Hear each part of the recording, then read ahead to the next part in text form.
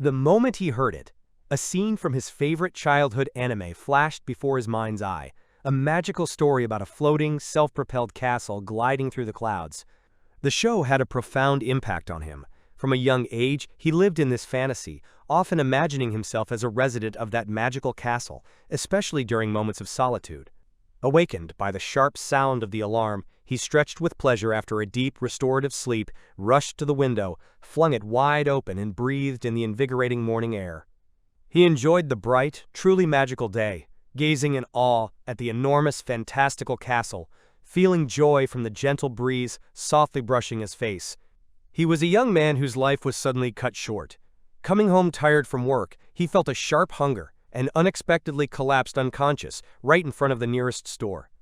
An angel appeared before him, bathed in a gentle light, and with an apologetic tone, explained that a mistake had been made.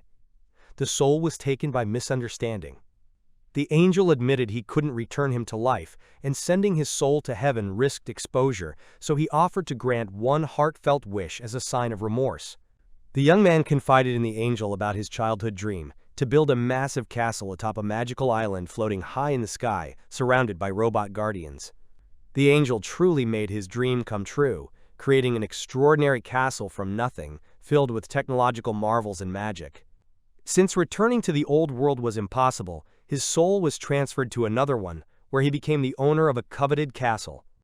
But from the moment he settled in this new realm, he was surrounded only by endless skies and an infinite ocean, carrying his thoughts far away.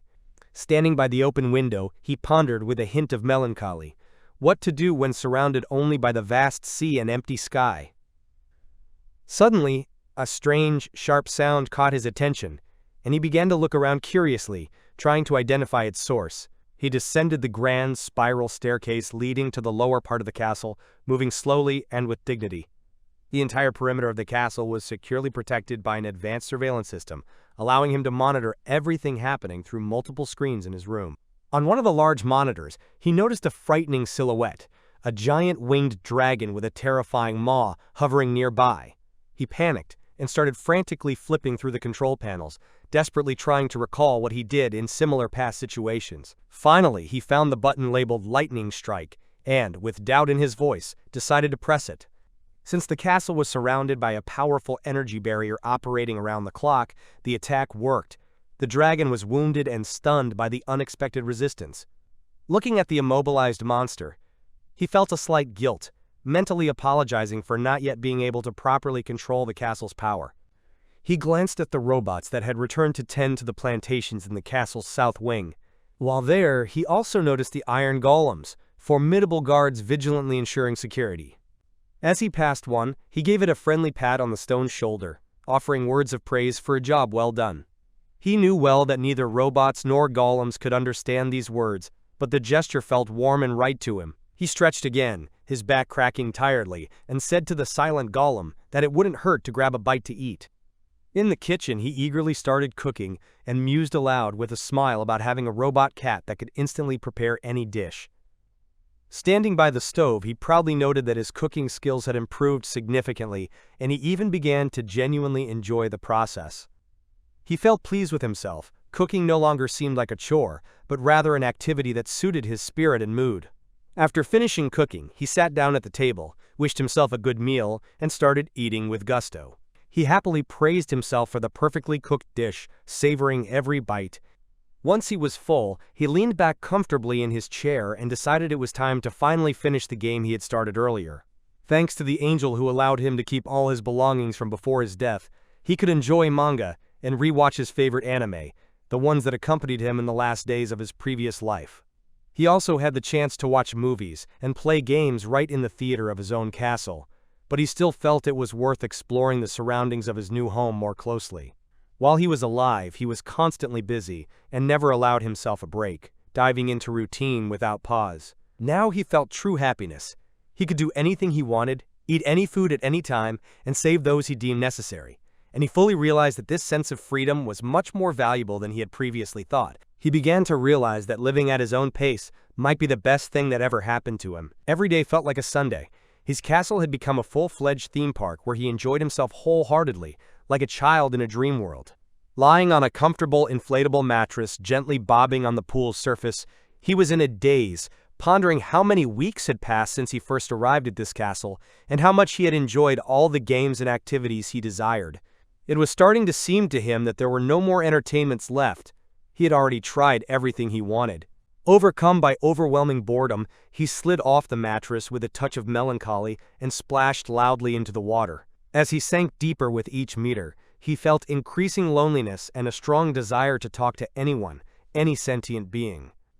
Emerging from the water with it streaming off his shoulders, he loudly declared his need to meet another person, even if just for a moment. Quickly changing clothes and gathering his thoughts, he set off with determination, hoping to make a change. He decided that even if the world around him was just one vast ocean, encountering a dragon meant there must be castles nearby inhabited by similar creatures. He intended to find a continent where dragons lived, or at least signs of life that he could understand. As he moved further away from the walls of his own castle, he pleaded with the sky to encounter at least one intelligent being on his journey. A few hours later, he spotted a strip of land in the middle of the ocean. Overjoyed, he started jumping and shouting that the continent really existed, and he was right. Suddenly freezing, he came to an abrupt stop. As he approached the shore, he saw a horse lying on the ground, as if in a deep sleep. But nearby, he noticed a neat carriage and immediately realized it could be a sign of an existing civilization. He was trembling with nerves. Ever since arriving in this new world, he had only encountered aggressive monsters. He feared that everything around him was filled with creatures, but he held on to the hope that the land he found might be inhabited by intelligent beings capable of building carriages and settling purposefully. Knights in heavy armor on horseback headed toward the carriage, and watching them on the screen, the young man exclaimed in awe that he was now seeing people in armor. He was deeply impressed. What he saw resembled scenes from a fantasy movie, where reality blends with legends. The next thing he saw was a young, beautiful girl hurriedly running along the shore, just like in a movie, with a knight in armor chasing after her. His gaze caught a young, beautiful girl sprinting along the shore, just like in a movie scene. Behind her, a knight in armor was noisily chasing, and the whole scene seemed like a live picture from his favorite Asian show he used to watch every Tuesday. He was completely confused, not understanding what was happening or what all these events meant. In his bewilderment, he turned to the robot, asking what they should do and whether they should intervene to try to save her. The knights firmly ordered the girl to surrender and stop resisting, but she pulled out a small knife from her clothing, raised it to her throat, and warned with a desperate tone that if they came any closer, she would take her own life. She wondered if stepping off the cliff would let her body merge directly with nature, bypassing all suffering. But the knights burst into loud laughter, and she shuddered at the vile sound. They smirked and declared that even if she died, they would still take her body, strip it, and hang it before the crowd to put on an amusing show. One of the knights again asked her to surrender, promising that if she complied, she would be treated with respect. But she didn't believe a word, and shouted that it was all lies, especially considering what he had told her before. Clutching the knife even tighter, she was overwhelmed with despair, convinced there was no way back. Seeing her dangerous movements, the knight warned her again, frightening her with the idea that wherever she went, they would follow, leaving her with no safe place or choice. After finishing his threat, he gave a clear, loud order to the others. Capture her. She barely had time to shout for them not to come closer when the knights suddenly froze, looking up in shock at what appeared above them. Turning her head, she saw a huge, sparkling flying castle in the sky. While the knights were in a state of confusion, one of them quickly rushed back to inform the others of the news. The rest, gathering themselves, decided not to waste time and immediately kill her to take the body. She closed her eyes, bracing for impact, when suddenly a robot appeared in front of her, standing between her and the knights. Both the girl and the knights were stunned. An iron golem appeared out of nowhere to protect her. The golem, ignoring the girl's desperate cries, gently lifted her into its arms. She demanded to be released, but the iron giant did not respond. One of the knights, angered by the interference, charged forward but didn't have time to strike. Golem and the girl swiftly soared into the sky. The young man controlling the golem from the castle sighed in relief. He had managed to activate it just in time, and was glad he chose this iron defender, as much depended on it. As he anxiously got up from his chair, he reminded himself to be friendly with the girl. After all, it was the first time in a long while he was going to meet someone. He hurried to meet her, awkwardly greeted her, and asked if she knew Japanese. But as soon as the golem set her down, she staggered and fell right onto the guy, exhausted and unconscious. He noticed she had fainted and thought she might have been terrified by what happened. Seeing a scar on her body, he wondered who she might be. He was reborn in another world and got the flying castle he had dreamed of since childhood. Now, feeling so lonely, he decided to take care of her, the one who was attacked by strange people. He carefully moved her to the medical room and placed her in a special capsule that looked like a tanning bed but was actually a high-tech treatment unit. Jokingly, he told the golem that maybe it liked tanned girls, which is why he put her there. But the golem's piercing, lifeless gaze made the guy fall silent. The joke clearly fell flat, and unable to bear the awkwardness, he quickly explained himself and suggested checking on the rescued girl. As they got closer, they saw that the completed diagnosis showed the girl was not sick. In a moment, full information appeared. 16 years old, weight, height, and even bust size. The guy, blushing, shouted that he'd be accused of harassment if he kept reading personal data. When everything had been displayed, the status read, nutrition and hypothermia. Seeing this, he quickly prepared a tasty and nutritious meal and asked the golem to inform him if she woke up before he left. She suddenly woke up, as if emerging from foggy memories or a dream. Frightened, she tried to catch her breath while taking in the unfamiliar surroundings. Books, unfamiliar objects, everything seemed foreign to her, as if she had entered the afterlife. But then she noticed the golem, the very one who saved her, and her eyes filled with tears. She realized she wasn't dead. She immediately started blaming herself for being a coward and, hugging her knees, cried bitterly. The golem's movement caught her attention, and she fearfully assumed it was controlled by a magician, pleading with it not to kill her. But the golem just reached out his hand to her. The girl, trembling, trusted him and took his hand. She followed him, still not understanding why he wasn't attacking. As she walked past the room filled with rows of other golems, she anxiously noted their numbers. Thoughts swirled in her mind. Perhaps they were preparing for war. In her world, golems were highly efficient combat machines created by mages to showcase intellectual superiority and magical skill. Controlling them required an extremely powerful energy flow, accessible only to a select group of top-tier wizards. Despite this, she was troubled by the number of golems in the castle. Even with the full participation of all the court wizards, creating more than a dozen golems seemed impossible. Even the Great Brow Empire, with its advanced knowledge and experience, couldn't assemble such an arsenal. She couldn't understand where the dozens of golems in the castle came from, or how many wizards it would take to keep them all functioning at once. With these thoughts, she squeezed the metal hand of the accompanying golem and asked about its nature and origin. Meanwhile, the young man was already engrossed in cooking in the kitchen. He recalled a phrase from an old magazine that said, "Men who can cook attract the attention of women." He thought about how in the past he always cooked just for himself. No company, no sharing, not even at work. It was his first time cooking a dish for someone else. He was considering which sauce to choose for the pasta to make the flavor rich. He wanted to add some fresh salad, and as he dashed out of the kitchen for spices, he bumped into the girl and her golem. He greeted her, but she shyly hid behind the golem, and he quickly explained that he didn't mean to offend her. He mentioned that he only asked her to change clothes because the old ones were dirty and needed cleaning. He asked her to repeat what she called him and was pleased to note that she spoke Japanese, which meant they could communicate and understand each other. But she asked why she was brought here in the first place. Without waiting for an explanation, she stated that she had nothing, that she was poor, and inquired about his intentions. He, a bit confused, apologized and assured her that he meant no harm and wasn't a thief, explaining that she seemed to be in trouble, which is why he decided to command the golem to save her. He sheepishly noted that he might have misspoken, but she told him there was no need to apologize. He went on to explain that she had woken up in an unfamiliar room right after the attack and losing consciousness, so her anxiety was completely understandable. In such a situation, caution was justified. At the end, he timidly asked for her name. He was the first to introduce himself, doing so with a touch of politeness. She also shared her name, noting that she was from a village and didn't have any special status. When the assistants suddenly interrupted their conversation, he smoothly shifted gears and suggested they go to the kitchen to eat together. They sat down at a table full of various dishes facing each other, He wished her a good meal, and they began to eat. The girl noted that the food was surprisingly tasty. He joked that she would eat everything in a second, but she shyly replied that it would be embarrassing. He assured her it wasn't a problem.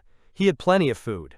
She thanked him with slight embarrassment, not only for saving her, but also for the thoughtfully prepared meal. Then she asked how many mages were in the castle, and he admitted with frustration that he was the only one there. He felt deeply lonely, living in isolation. Even the golem didn't engage in conversation with him. She asked if he controls the golems personally. He explained that they are managed through a single panel, making the process easy and convenient. She was amazed. One person could keep so many golems active, even though it usually requires a huge amount of magical resources. She looked at him with admiration, bowing her head to show respect for what she believed was his immense magical power, capable of commanding such a mighty army. He stood there, bewildered, stunned by her genuine reaction. These words reminded him of the magic in her world, and he realized that revealing the truth about his death and reincarnation from another world would be a huge shock for her. He asked her if they use electricity in this world. He showed her to the spare bedroom and offered her to stay there temporarily. She thanked him and apologized for the inconvenience. She bowed and promised that one day she would return the favor, though she doubted she could express proper gratitude. He was surprised to note that in her world, they also bow as a sign of appreciation. He explained that she also had access to a toilet and shower, but she was confused about what that meant. He clarified that it was a modern toilet. Pressing a button releases warm water for cleaning.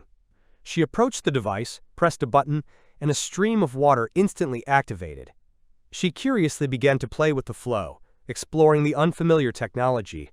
As she explored the other rooms, she repeatedly expressed genuine admiration for how beautifully everything was arranged. Standing by the window, she whispered in awe about the beauty of the night sky. He reminded her that they were in a flying castle, so they could always enjoy such a view. She looked at him in surprise, not understanding how flight was possible, and leaned against the glass, showing more and more interest. When she finally realized that the castle was truly floating in the air, she trembled all over and asked why they were flying. But he couldn't give her a clear answer. Now that he has a girlfriend, they started cooking meals and washing dishes together. He watched with interest as she did each task for the first time in her life. They watched movies together and strolled through the land surrounding the castle. She started to smile for the first time since they met. He noticed her mood had lightened and thought she was gradually getting used to life in the castle. Even though things were calming down, he avoided questions about who was chasing her and why they tried to capture her. He planned to take her back home to her family, who were surely worried. Looking at her with a hint of sadness, he thought that if she returned, he would be alone again. She played with the little helper robots and was about to cook with them using fresh vegetables. He suggested adding meat to the dish. She asked where he got the meat from, since there was no livestock visible in the castle. He replied that technically he sourced the meat from outside suppliers. With a slight shadow on his face, he added that there are things she is better off not knowing. She tried to find out what he meant, but he refused to explain, saying it was too shocking to reveal. In the observation room, he was surprised to report that they had discovered a village. On the monitor, a creature with triangular, animal-like ears was seen riding a horse to escape a pursuer. She anxiously suggested that it might be a hunter of Beastmen, adding that she had heard about selling these creatures as slaves, and at a high price. She left him truly stunned. He only knew about slavery from textbooks and couldn't believe it existed in their world. She clenched her hand, showing her anxiety. Dropping to her knees, she fervently begged him to save those she had seen. Aware that she had no right to ask, she persisted. She simply couldn't do otherwise. He started to feel nervous because he wasn't a magician, as she thought, and he wasn't sure if he could pull off a rescue like hers. But he pulled himself together, remembering that he couldn't waste time. He said he would instruct Golem A1 to act, and it would assist him. He turned to the tick Golem A1 and asked for its strength. In short, he realized he had found a friend and was no longer alone. Yet even in this happiness, he encountered the brutal system of slave hunting. Shocked by a culture where human life had no value, he declared that he would not allow this to continue, and with the help of A1, he would bring about salvation. The girl kept running from the hunters, who shouted loudly that she must not escape. Tripping over a discarded weapon, she fell to the ground. As the hunters approached, she tried to defend herself with a knife. One of them grabbed her arm, knocked her to the ground, and said it was time for her to stop causing trouble. As his companion descended the slope, he sharply remarked not to be so rude to her, warning that if her market value dropped because of him, his personal reward would decrease. The hunter clicked his tongue in annoyance, nodded, and said he understood, then demanded the enslavement seal be brought to him. The comrade, slightly hesitant, asked again if he really wanted to activate the seal right now. He replied that the girl was being excessively bold, and therefore they needed to clearly show her that she was merely a commodity. As he approached her, the hunter roughly threatened to carve a mark on her face so that anyone who saw her would immediately recognize her as a slave. The girl, gripped by terror, screamed sharply and loudly. Her voice echoed throughout the area. Suddenly, a powerful explosion echoed over the field, abruptly interrupting the scenes of violence. From a burst of flames emerged a massive iron golem, charging toward the hunters with incredible speed, leaving them bewildered. His strikes were precise and powerful. Each step echoed with a thud as he attacked the hunters with clear efficiency. The golem grabbed one of the pursuers with its massive steel hand, squeezing with increasing force. However, the young man controlling it from the castle ordered it to stop the attack, noticing that the person had already lost consciousness and was trembling all over. The golem tossed the limp hunter aside, leaving him unconscious. Then the young man gave the next command.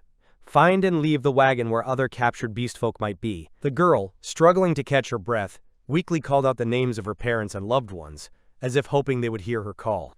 The young man, watching the golem's actions from the control room, sighed with relief, and noted that the threat had been too close. However, thanks to the golem's power, they managed to avoid tragedy. They almost killed one of the attackers. But the girl seemed oblivious to what was happening. She stood motionless, with a blank, glassy stare, gripped by an inner tremor and silence. The young man asked about her condition with concern and admitted he was sorry. After all, she had to endure a truly terrifying scene. She thanked him for saving her and expressed hope that neither of them was marked with the seal of enslavement.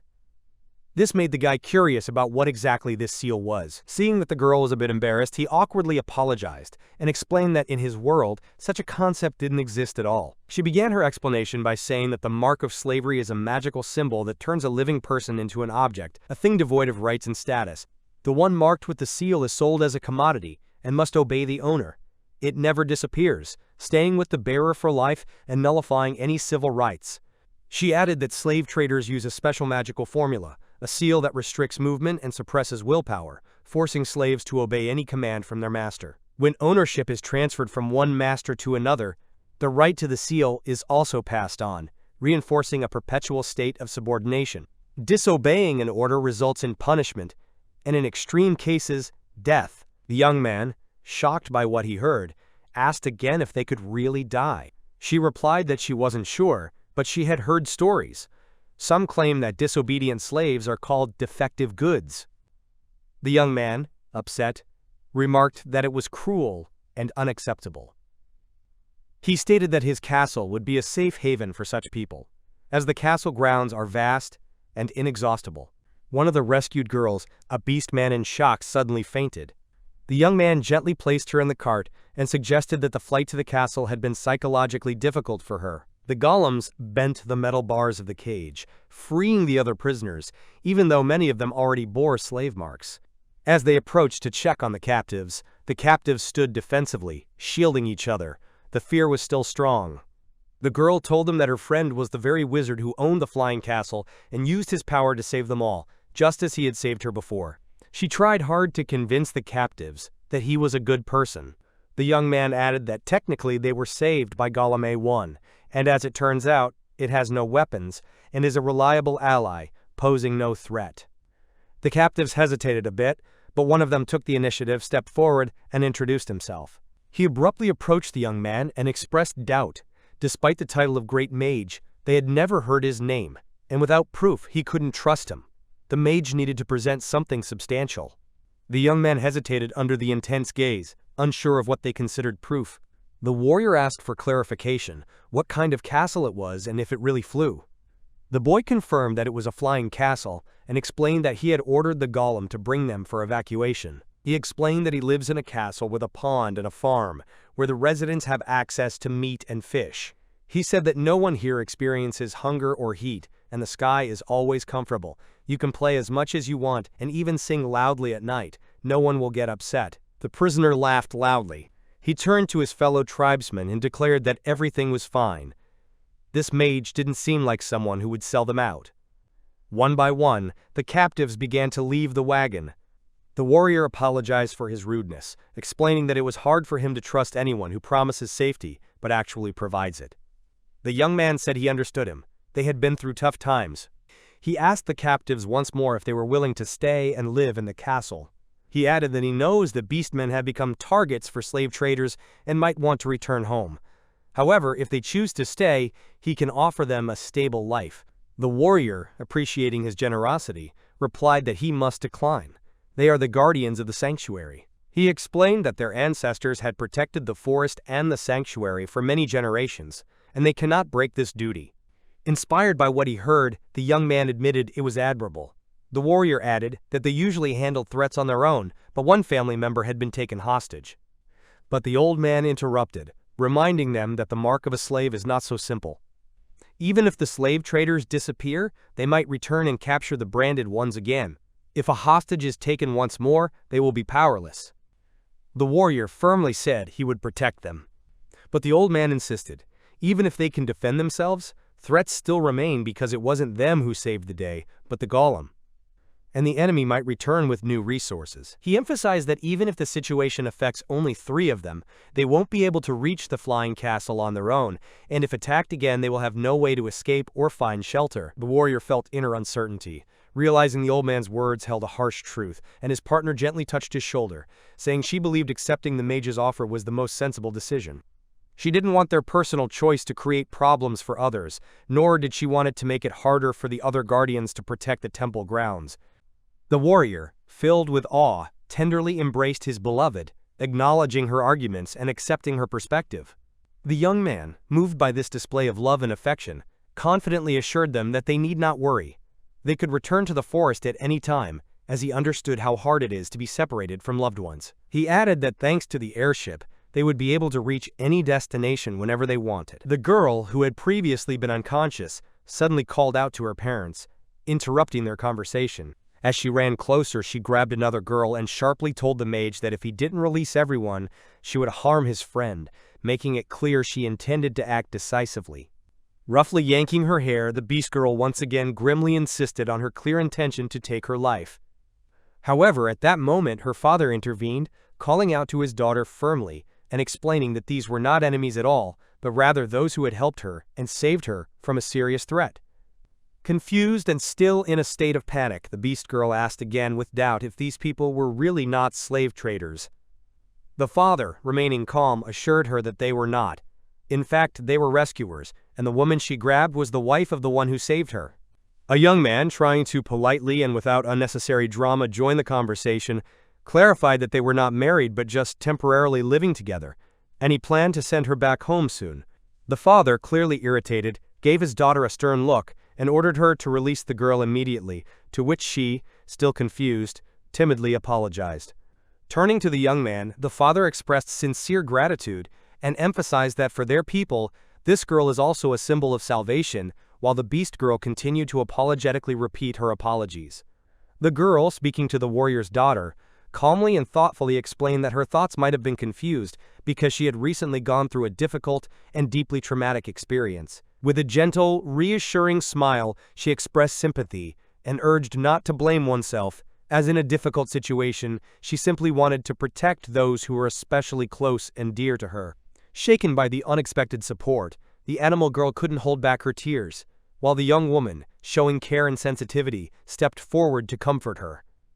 The young man, raising his voice slightly, addressed all the beast folk, explaining that those who wish to return home can board the wagon, which the golem will take along the necessary route. The animal girl asked if her mother would be among those going with the others. Her father calmly explained that, unfortunately, her mother had been branded as a slave by slave traders, and for the sake of protecting the sacred land, it was better for her not to go near the forest.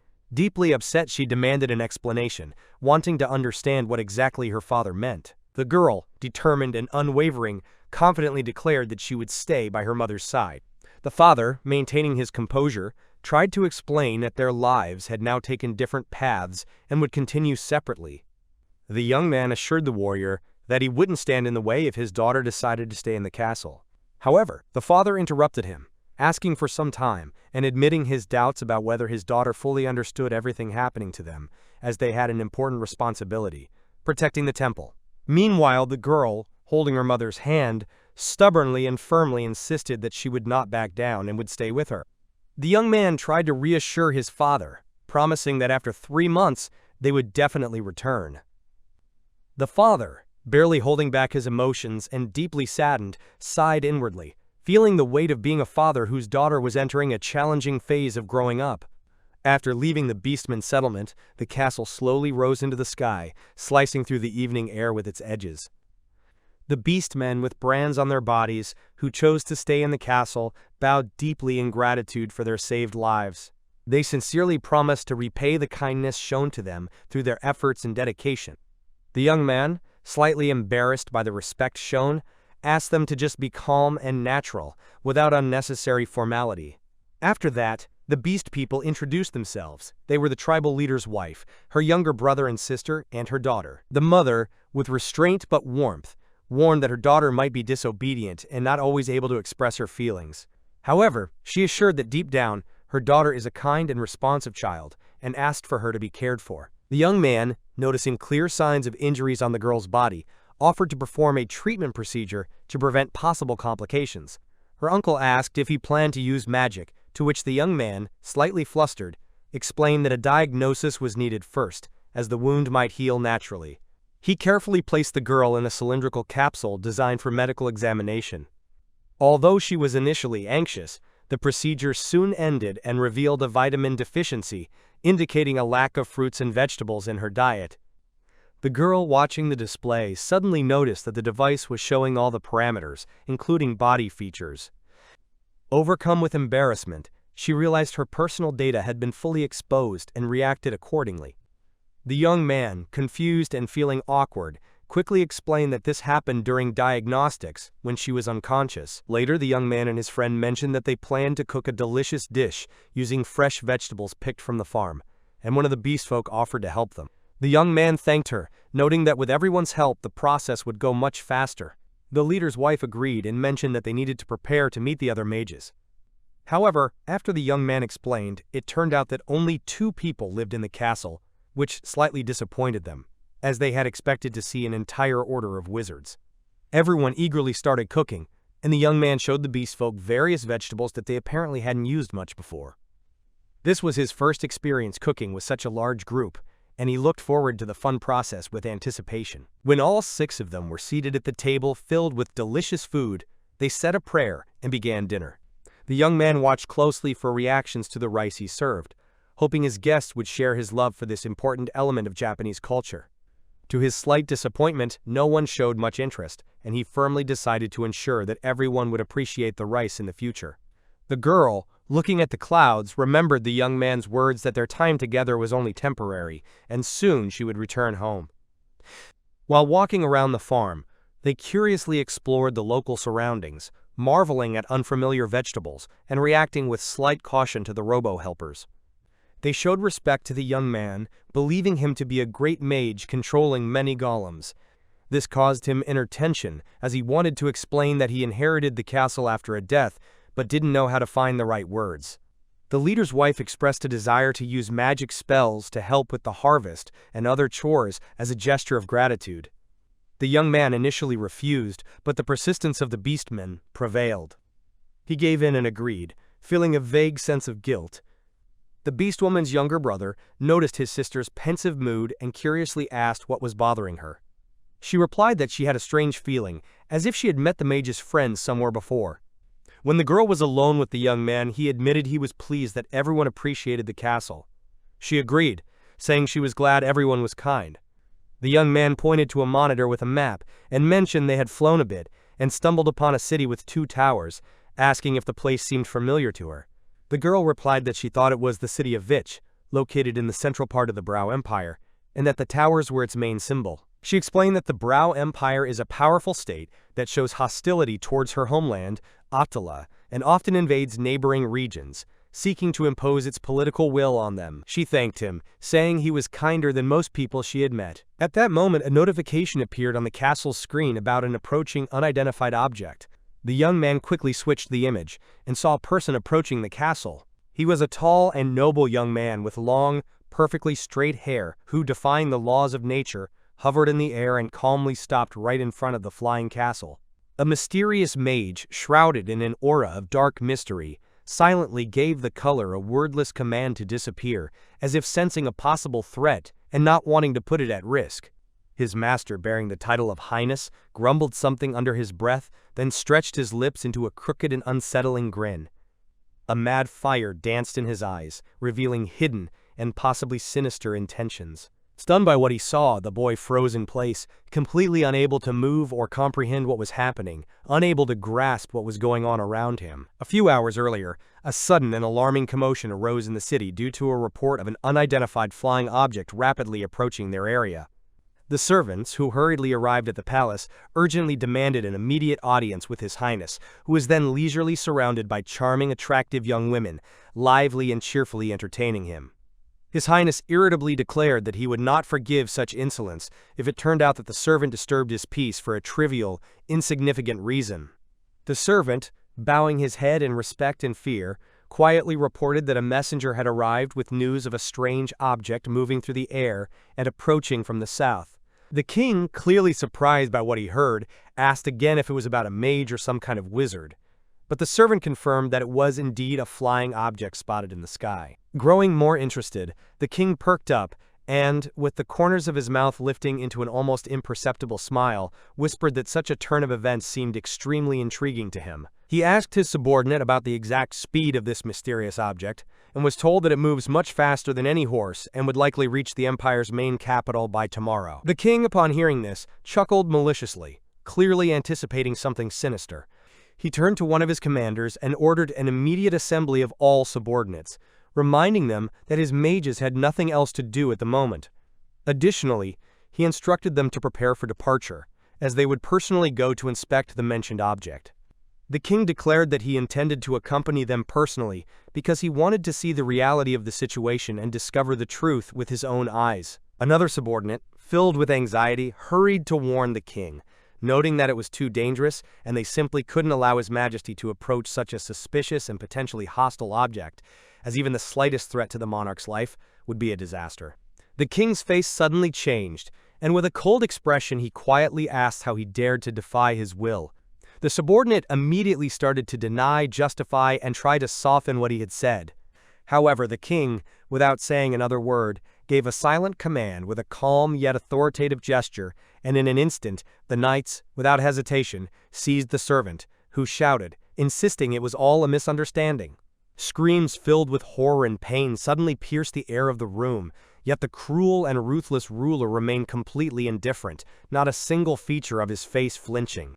Some time later, the mage commander, hovering high in the sky, was directly in front of the flying castle, with the king himself beside him. The king saw with his own eyes an island floating in the air, with a real stone castle on top. The spectacle was so astonishing that the king was not only impressed but even moved to tears by the overwhelming emotions. He then shouted at the top of his lungs that he wanted to own this place and that it must become his property, followed by loud and sinister laughter. Meanwhile, in the dark observation room, the young man still couldn't understand why that crazy, terrifying gaze kept laughing and wouldn't stop. He, feeling confused, said that everything happening was frightening him, and also noted that next to the old man stood a strange, long-eared figure, clearly not human. The young man shared his guess that besides the known beast folk, there might be other races in this world that he wasn't aware of before. Meanwhile, his friend, gripped by terror and covered in cold sweat, struggled to keep her voice steady and could only whisper that standing before them was the emperor himself. The young man, completely puzzled, asked her who this emperor was and what he was like. However, the girl was so overwhelmed by fear that dark and frightening memories surfaced, leaving her unable to speak coherently. The young man, looking at her with concern, asked if she was feeling okay and if everything was all right. But she, in a state of deep shock, could barely manage to say his name. With trembling hands from inner turmoil, she tried to touch him, hoping for a momentary connection, but hesitated at the last moment, painfully remembering that someone like her had no right to show weakness or rely on anyone, as her fate was to be independent and alone. Holding back tears, she whispered an apology and quickly left, unable to bear the emotional strain and overwhelming feelings. The iron golem managed to catch the girl as she suddenly lost consciousness and went limp, losing her balance. At that moment, the young man, worried about her condition, immediately ordered her to be taken to the medical chamber. Her appearance was deeply concerning. She seemed terrified and exhausted. He recalled with clear unease that the old man he had met earlier had a truly terrifying and oppressive aura. The man seemed like the type who enjoyed causing others pain, and his expression resembled a cartoonish yet no less dangerous villain. In his mind, gripped by panic, he wished it was just a dream and hoped someone would pinch him, as he couldn't believe this was happening right after they had just entered the territory of the Brow Empire. This undoubtedly meant they would now have to be extremely cautious and always on guard. He considered the possibility that if the Empire decided to attack, their castle had a strong barrier and battle-ready golems on their side. The thought that they had managed to defeat even a dragon gave them a certain sense of calm and self-assurance. Nevertheless, he remained confused, as he could never have imagined, even in his boldest thoughts, that they could be attacked, especially considering that now not only they, but also other creatures lived inside the castle. Seeing her friend unconscious in the arms of the golem, the beast girl anxiously and worriedly asked him what had happened. The golem calmly and steadily replied that, in his opinion, the girl had experienced severe stress and likely became overly anxious, and he was going to check on her condition. At that moment, the other beast folk immediately jumped in, ran closer, and started bombarding the girl with questions. Was she scared of the flying people they noticed? And could it have been a mage? After she shared her guess that it might have been a mage from the Brow Empire on a scouting mission, everyone froze in shock and a heavy silence filled the air. Trying to ease the tension, he quickly assured everyone that everything was under control and there was no danger. As long as they were inside the castle, they could consider themselves completely safe. After listening to his words and carefully observing his facial expression, the Beastmen agreed with him, gaining a sense of relative calm. Some of them even adopted a lighter tone, asking with interest if he really controlled all the golems in the castle by himself, and tried to encourage him, assuring that as long as they were there under his protection, everything would be fine. Watching his friend in the healing room, the young man reminded himself of his responsibility and kept repeating that he must do everything possible to protect all his new companions who had become dear to him. Looking at her peaceful face, he sadly realized that he would miss her if anything happened to her. The flying castle had immense power, and the golem army could easily repel a human attack, but the key to controlling them was solely in his hands. He began to doubt his own abilities, questioning whether he could handle such a large and important task, and whether he could control such vast power. Realizing that worries and doubts alone wouldn't help, he firmly decided that action was needed. Gathering his strength, he hurried to get to work, first instructing the golem to look after and care for his friend. He quickly set out to learn everything he could about his castle, eager to gain complete and absolute control over it. Carefully examining each feature of the taskbar, he was once again convinced that the angel had done a truly magnificent job, creating so many unique and useful elements within the castle. He was filled with genuine enthusiasm and inspiration. The castle of his dreams awaited its master and demanded understanding. Upon waking up, the girl realized she had fainted again. Tormented by guilt, she blamed herself for being weak and scolded herself for cowardice. Leaving her room, she started looking for the gentleman and his constant companion, the golem, but she couldn't find them anywhere. Opening one of the many rooms, she was surprised and relieved to see him. He was asleep right by the control panel, utterly exhausted and in a deep sleep. Even in his sleep, he unconsciously repeated the same thought. He must protect everyone around him. She hurried anxiously to cover him with something to keep the cold away. Noticing this, the golem handed her a warm blanket, and she thanked him for his kindness. Carefully, she draped it over her friend, trying not to disturb his rest. Gently patting him on the head with affection and gratitude, she softly whispered her thanks for everything he had done. Meanwhile, in his dark hall, the evil king sat on his throne, repeatedly declaring with manic delight that the day was truly wonderful and that the flying castle would surely be his, no matter the obstacles. He ordered his commander to gather all the warriors at his disposal and immediately move to capture the castle. As he approached the commander, he emphasized with particular seriousness that completing this mission was crucial not only for him personally, as a warrior and officer, but also for the well-being of his family, his lineage, and the entire elven people to whom he belongs and for whom he is responsible. Without saying much, he removed one of his adornments, a ring with special symbolism, not just a valuable item but a recognized national treasure, a symbol of power, and belonging to the supreme elite. With a solemn demeanor, he instructed the elf to take it, emphasizing that he must protect and care for the ring as a vital relic. If the mission to capture the flying castle succeeds, he would seriously consider elevating him to the rank of first-class citizen, granting him special rights and honor. Without hesitation, he knelt in deep respect, extended his hand with perfect military grace, and with restrained dignity, replied that he would do his utmost to meet the expectations placed upon him. The king, expressing approval, lightly tapped his elegant staff on the elf's forehead, as if marking him with a special sign, and said that he was watching him, saw everything happening, and completely relied on him, counting on his loyalty and results. When the elf left the secluded chamber where he had been speaking with the king and finally stepped outside, he was deep in thought. Dark thoughts swirled in his mind, suspecting that his majesty merely wanted another toy, another amusement. Deep down, he felt that this new gift he was about to present might not be well received, might not suit the king's taste, and could only lead to irritation. The commander, seizing the moment and approaching the elf, asked with keen interest about the specific toy he was referring to. She also mentioned that she had her own plan.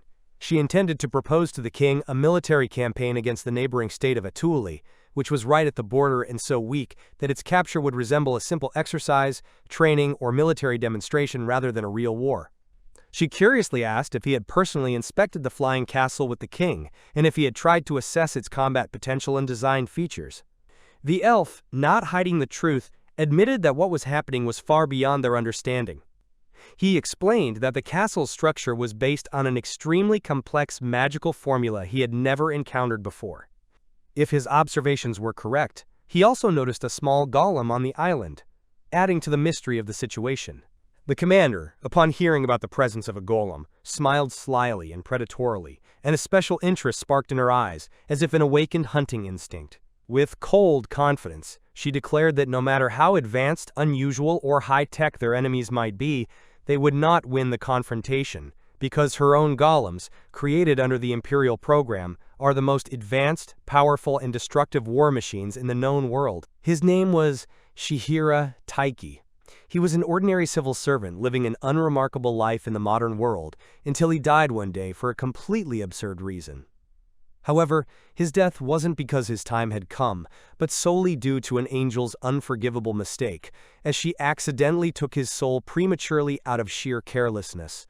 To cover up her mistake and avoid divine wrath or punishment from above, the angel decided to fix the situation by sending him to a completely different, unfamiliar world, fulfilling his deepest childhood wish in the process. Under extraordinary and unusual circumstances, he found himself in a new world and became the owner of a truly enormous and magnificent flying castle, hovering high in the sky.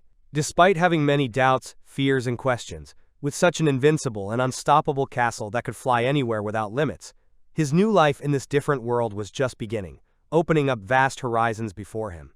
While logging another activated function of the flying castle in his journal and figuring out the control systems, he, completely exhausted and drained, collapsed on the floor, unable to withstand the accumulated fatigue. On the vast expanse of the floating island where the castle stood, there were many other functional buildings and structures. The beastfolk and the girl decided to go on a little exploration to see and study them up close. They carefully examined the mill, the water treatment facility, the huge tanks, and the grain storage, which turned out to be where the main products are made. The beast girl, curious, asked her companion what exactly the grain storage was. Her companion patiently explained that it is a special place where golems process grain into flour, the main ingredient for making bread, noodles, and other flour-based dishes. Another beast woman, observing how everything was organized, was genuinely amazed that all these numerous golems were controlled by just one mage.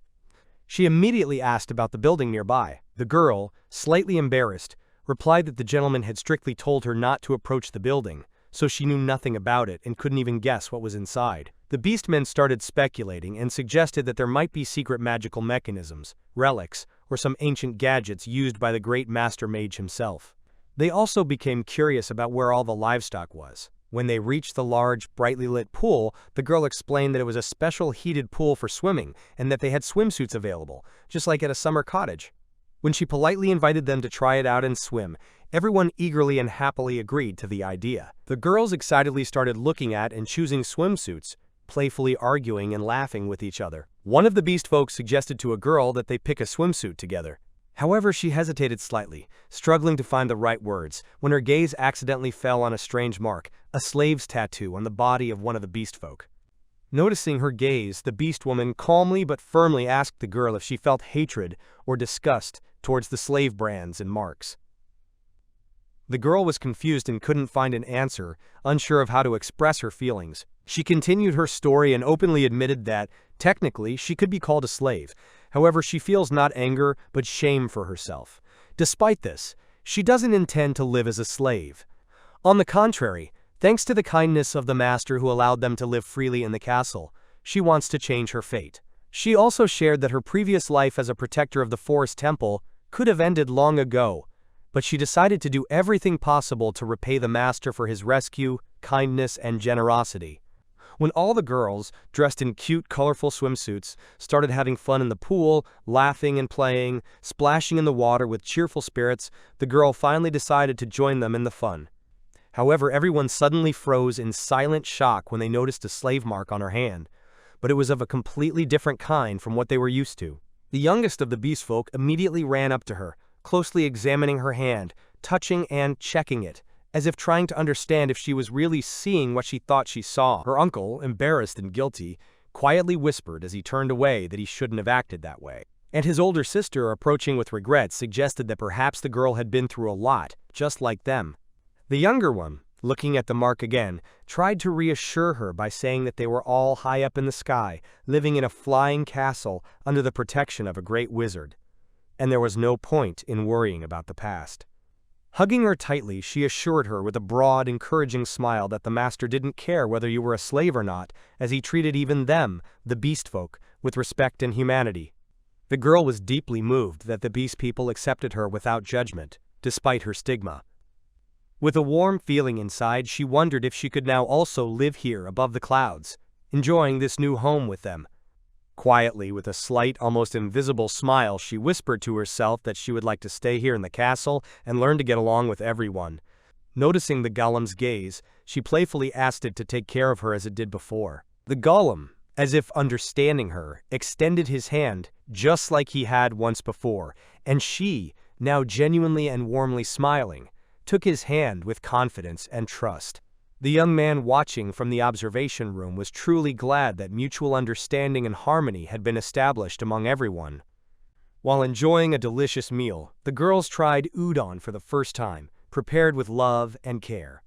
The table buzzed with lively conversations about recipes, various sauces, and cheerful, casual chats. One of the beastmen, curious about an interesting detail, asked the girl if she was somehow connected to the kingdom of Atule. She, clearly on guard, immediately asked why he was asking such a question. He, seeing nothing strange about it, replied that he had always heard that members of the royal family from Atule have distinctive red hair, as all red-haired residents in that kingdom come from noble blood. His sister, a beastkin, irritably scolded him for his tactlessness, saying such questions to a girl were inappropriate. However, he, completely missing the point, asked in genuine confusion if she wasn't curious herself. The girl, clearly upset, immediately apologized, quickly got up from the table, and ran off, unable to handle her emotions. The gentleman, noticing this, tried to call out to her, but she didn't turn around. So he addressed everyone, asking them to continue the meal without him, promising he would return soon. When he caught up to her and got closer, she stopped, apologized, and turned to him, expecting a reprimand. But he gently assured her that he wouldn't ask any questions, and that, regardless of her past, he didn't judge her. He suggested they return to the table before their noodles got cold. The golem, as if sensing the mood of the people, gently took the man's hand and extended it toward the girl, as if inviting reconciliation. The young man spread his hand, looked at it kindly, and gave a warm smile, bringing tears to her eyes. Unable to hold back, she took his hand and, sobbing through her tears, confessed that she had been lying to him all this time. She opened up, revealing that she was not just a simple village girl, but a princess from the kingdom of Atule, Eila Atule, a woman labeled as a wicked sinner who betrayed her country. Her name was Eila Atule, and she was a princess of the kingdom of Atule, born and raised in the luxury of the palace. She lived peacefully, surrounded by the softness of castle walls and the comfort of familiar routines, unaware of hardships and worries. All the ladies of the court admired her from a young age and never missed a chance to flatter her, hoping to win her favor. However, Letitia herself always remained modest and reserved, never allowing herself to become proud, and accepted compliments with slight embarrassment. But one day, her peaceful life came to a sudden and harsh end. One quiet day, her father, King Atule, informed her that a letter had arrived from the fourth prince of the Great Brow Empire. Attached to the letter was an official request in which the prince expressed his desire to marry her, conveying a proposal through a messenger. Concerned, Letitia carefully asked if it was true that this prince already had many wives, rumored to be more than 15. The king reluctantly replied, briefly, and with a hint of uncertainty in his voice, that as far as he knew, their numbers might have decreased. He hurried to end the conversation, stating that there was no need to discuss it further, and quickly left to avoid more questions. When she tried to call out to her father, he turned and gave her a cold, distant look. He stated that all of this is for the good of their country, and that the decision has been made and is not open for discussion. He made it clear that she must marry the fourth prince, as he raised her for this purpose from childhood, and he will not accept a refusal. Seeing no other choice, the princess, feeling defeated, whispered softly that she understood. When news of her engagement spread through the palace, the ladies-in-waiting immediately began congratulating her and showering her with enthusiastic remarks. She, trying not to reveal her confusion, thanked them, although deep down she couldn't believe what was happening. She didn't want to tie her fate to a man she had never seen before. The entire courtyard buzzed with excitement, and many were already preparing to accompany her to her new life in the groom's palace. One of the guards reported that a valuable gift had been sent from Prince Brow in honor of the engagement. A servant handed her a letter stating that the ring inside the package was a symbol of their future bond and was meant to celebrate their union. Everyone gathered around, watching with curiosity and envy as she opened the box with the mysterious gift. Carefully lifting the lid, Letitia opened the box and immediately screams of horror erupted. Inside was a human finger with a ring on it. Everyone recoiled, and her hands trembled with shock as she read the second letter. The prince wrote that he was happy to have the chance to connect his fate with such a beautiful and refined woman as her, and as a sign of his respect, he was giving her one of his treasures. He explained that the previous recipient of the ring turned out to be useless, and so he eagerly awaited meeting her in person, where they could play. He also added that his servants would soon arrive to, quote, confirm the engagement. She was confused, trying to understand what the prince meant, as he had already sent a ring. Later, it became clear that his servants were actually mages, tasked with placing a slave mark on her to claim her as the prince's property. The courtiers were alarmed, outraged that the princess, a member of the royal family, faced such humiliation.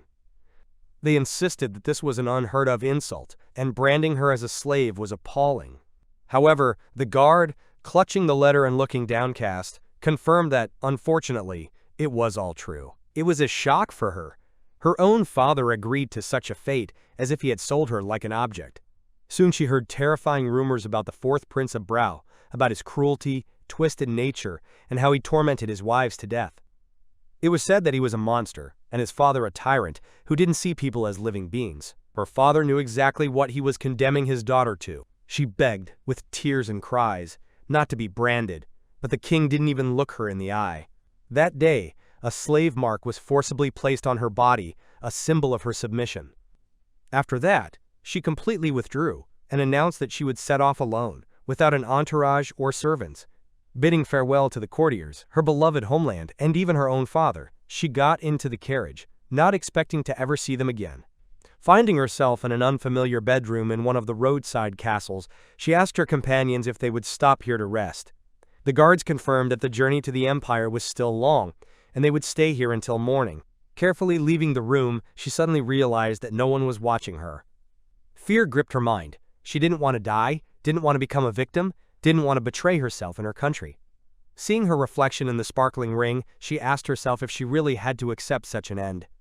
Clenching her teeth, she threw the ring on the floor and rushed into the night without looking back, determined to fight for her life. Under the starry sky and the light of the full moon, she recalled her former quiet life with regret and longing. For several days, she wandered aimlessly on the run until she found herself at the edge of a cliff where she was rescued. The gentleman who took her in listened to her entire story with compassion. He thanked her for her trust and said it must have been painful for her. Through tears, she kept saying she was a traitor and a sinner for choosing to flee instead of dying for her country. He gently hugged her and whispered that everything was now okay and she was safe, promising to do everything he could to help her. The princess, trembling, clung to him even tighter and burst into tears. After a while, they returned to the table where the others were waiting for them. The Beastman immediately began apologizing for his tactless curiosity. She also apologized for running off so suddenly and assured him that everything was fine. The youngest beast girl, lifting the tray, happily announced that she had warmed up her food. The princess gave a faint smile and thanked her, feeling the warmth she thought she had lost forever. When calm returned to the table, the gentleman noticed the golem suspiciously scanning the surroundings. Meanwhile, the commander of the empire, inspired by her speech, led the army to the border with a battle cry. Her words were filled with fury and determination. She vowed to bring back the head of the one who dared to look down on the Brow Empire. When the other kids learned the truth about the princess's past, the youngest suddenly realized that her friend was actually a real princess. She began to feel awkward and noticeably nervous, as if her friend belonged to a world she could never reach. When the princess, with genuine warmth and without a hint of superiority, praised her for her quick and skillful work, she lowered her eyes and blushed with embarrassment, replying that she had been accustomed to doing household chores and helping her mother with everything she was tasked with since early childhood. The princess, with a gentle smile, continued to praise her hard work, saying she was almost certain that with the same dedication and zeal, she helped her aunt and mother, undoubtedly bringing them much benefit and joy. To this, the animal girl, after a moment's thought, asked the princess if she had ever helped her own parents in anything important or simple related to everyday life. The princess, lost in thought for a moment, replied that she always tried her best to study hard, because she genuinely believed that the knowledge she gained could one day be useful to her father and perhaps even benefit her kingdom. She added that she always hoped to be a worthy daughter and serve her country, which her father ruled. However, she sincerely admitted that she had no idea how ordinary people lived, what their concerns were, and what difficulties they faced every day. She also admitted that she didn't know how to cook, clean, or even wash dishes before, and she had to learn all of this after arriving at the castle. Initially, the master had to patiently teach her the simplest tasks, step by step. She said she felt completely useless because she couldn't handle basic tasks that any ordinary girl raised outside the palace and royal etiquette could easily manage. The beast girl, hearing this, leaned forward with an indignant expression, disagreeing with how lowly the princess viewed herself. She felt a genuine desire to prove that this wasn't true, that there is much more value in a person than they think of themselves. She leaned closer to the princess, showing her support, and with firm confidence in her voice, suggested they take this journey together, do everything possible to learn what they haven't mastered yet, and believe that their strength lies in this. The beast girl's mother approached them, smiling warmly and kindly. Without hesitation, she expressed her willingness to do everything she could to support both girls, help them overcome any difficulties, and ensure they didn't lose faith in themselves. She then mentioned that their snack was ready, and, with the ease of a seasoned hostess, invited them to eat together to relax and regain strength after their heavy conversation. The princess thanked her and, after a moment's thought, said she first wanted to visit the gentleman to invite him to join them, then quietly left for the next room.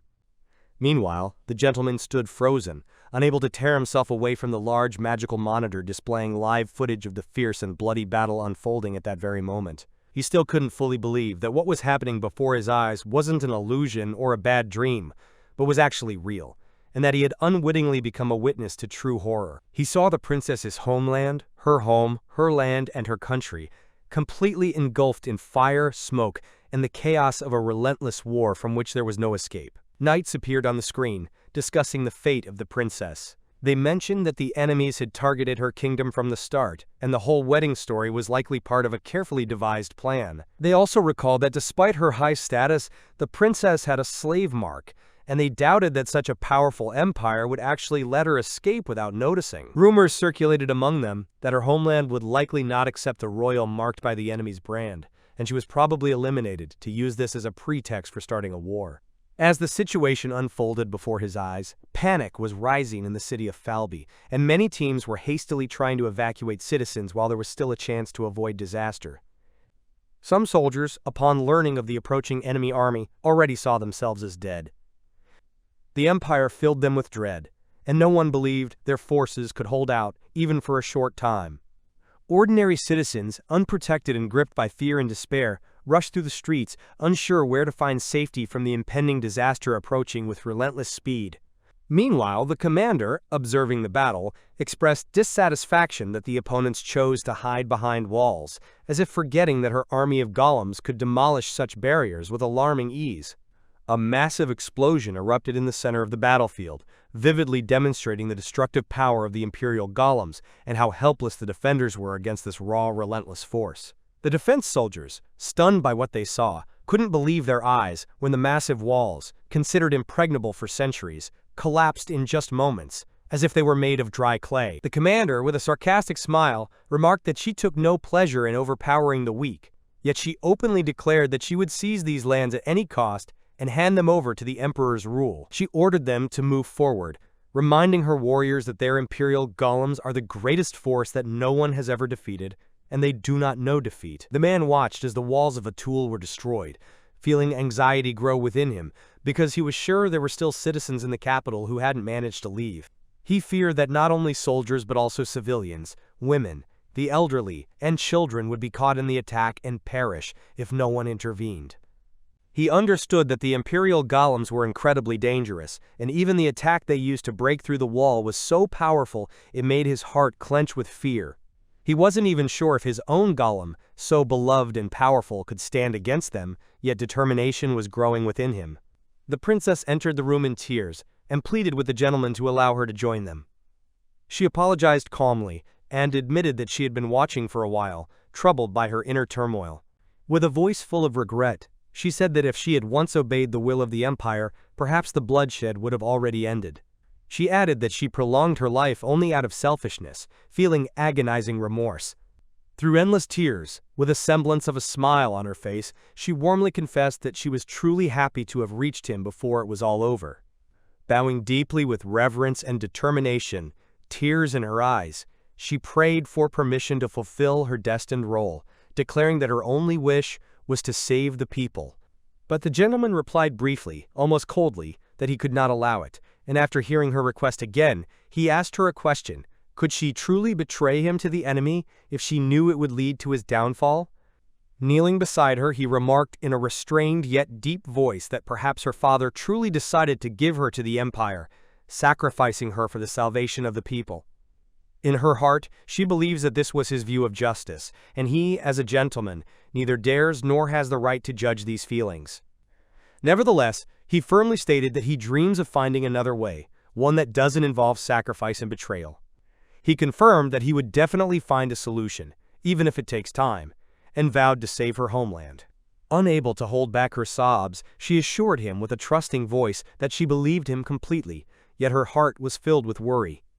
She reminded them that the empire had already set its sights on the floating castle, and even the slightest mistake could give the enemy a reason to attack. The Lord might not even realize the empire's overwhelming power.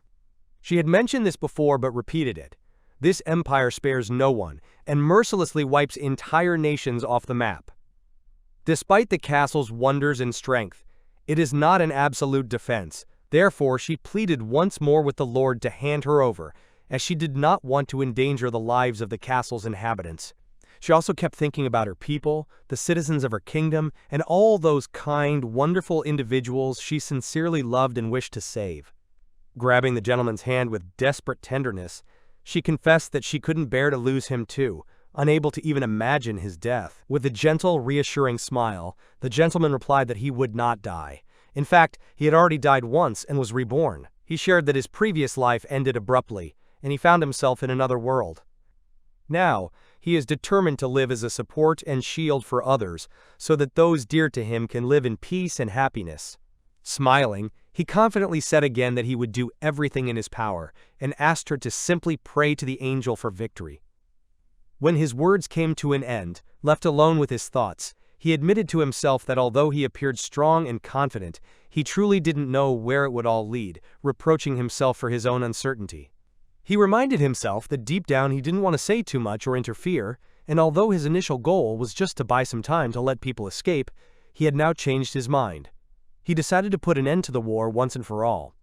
He turned to his golem, ready to share the new plan he had been contemplating. Then, firmly shaking the golem's hand in a symbolic gesture, he expressed genuine joy, saying he counted on him as a loyal partner. Moments later, the mighty golem charged forward with resounding determination, bringing hope with him. He easily pushed the enemy away to protect the child, then picked him up and hurried to safety.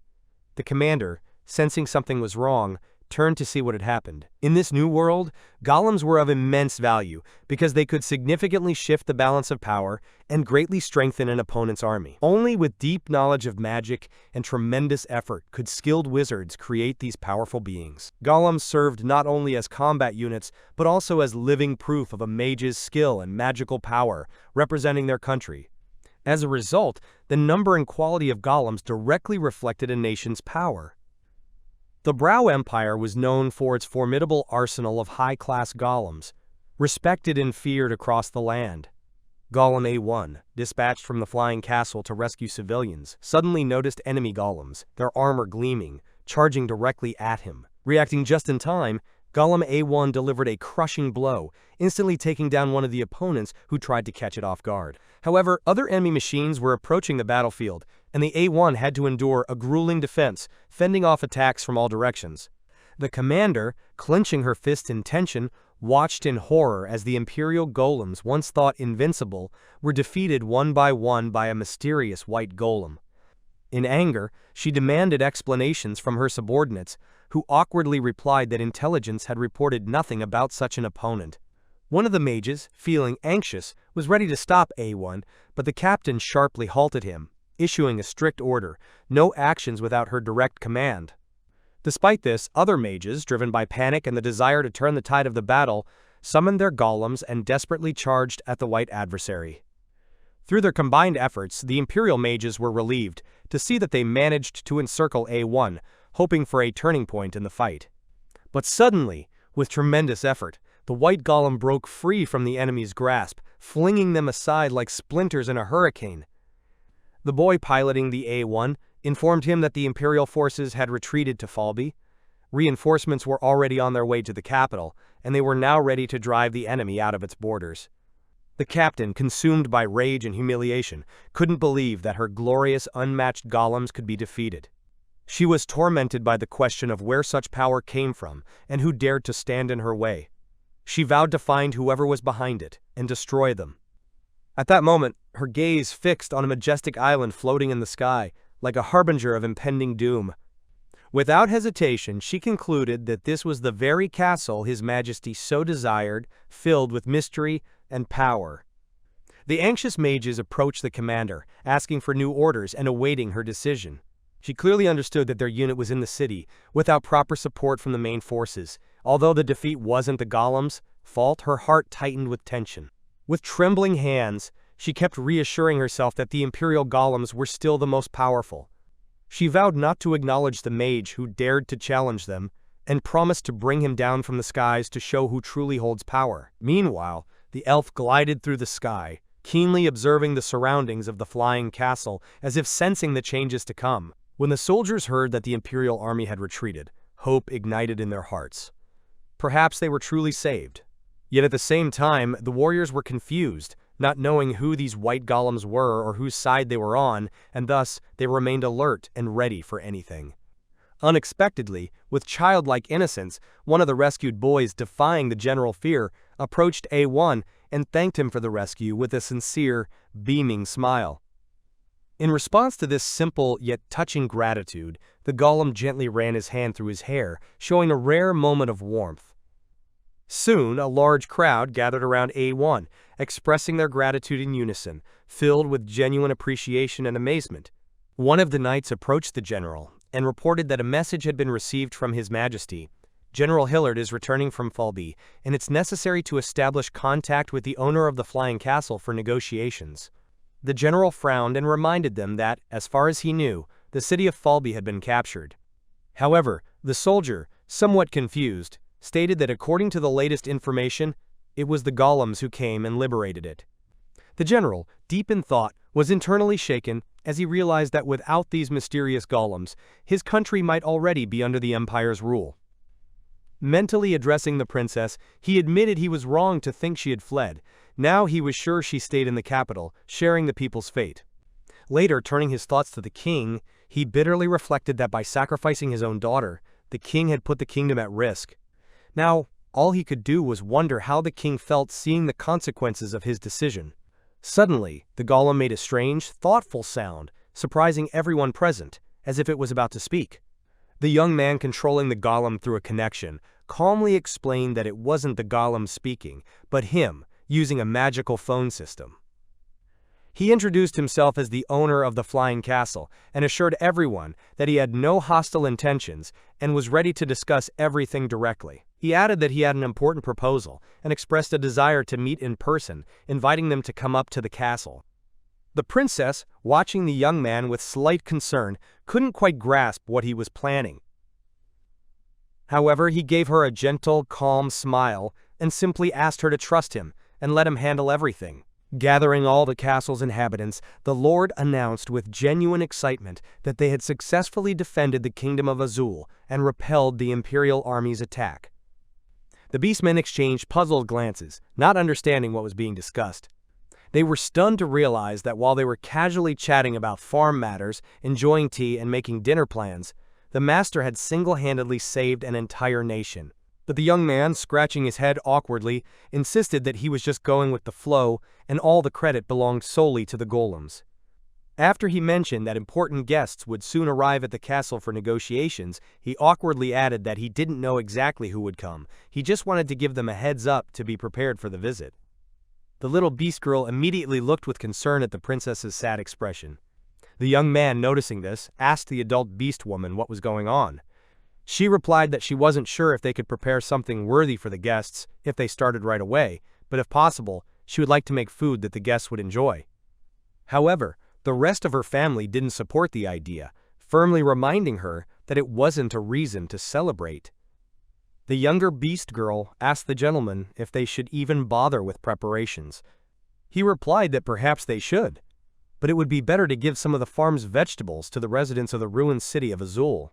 He reminded them that many homes are in ruins and many people are left homeless, and he is sure that food would be a great help to them. He suggested providing as much food as possible to the victims to support them during this difficult time. He also reminded them that they still had reserves of wheat and rice, so they could share some of these supplies with those in need without any loss. The team, encouraged, happily got to work, deciding to handle the vegetables with diligence and care. The princess, though a bit confused, was deeply moved by the gentleman's proposals and the attention he showed to her people.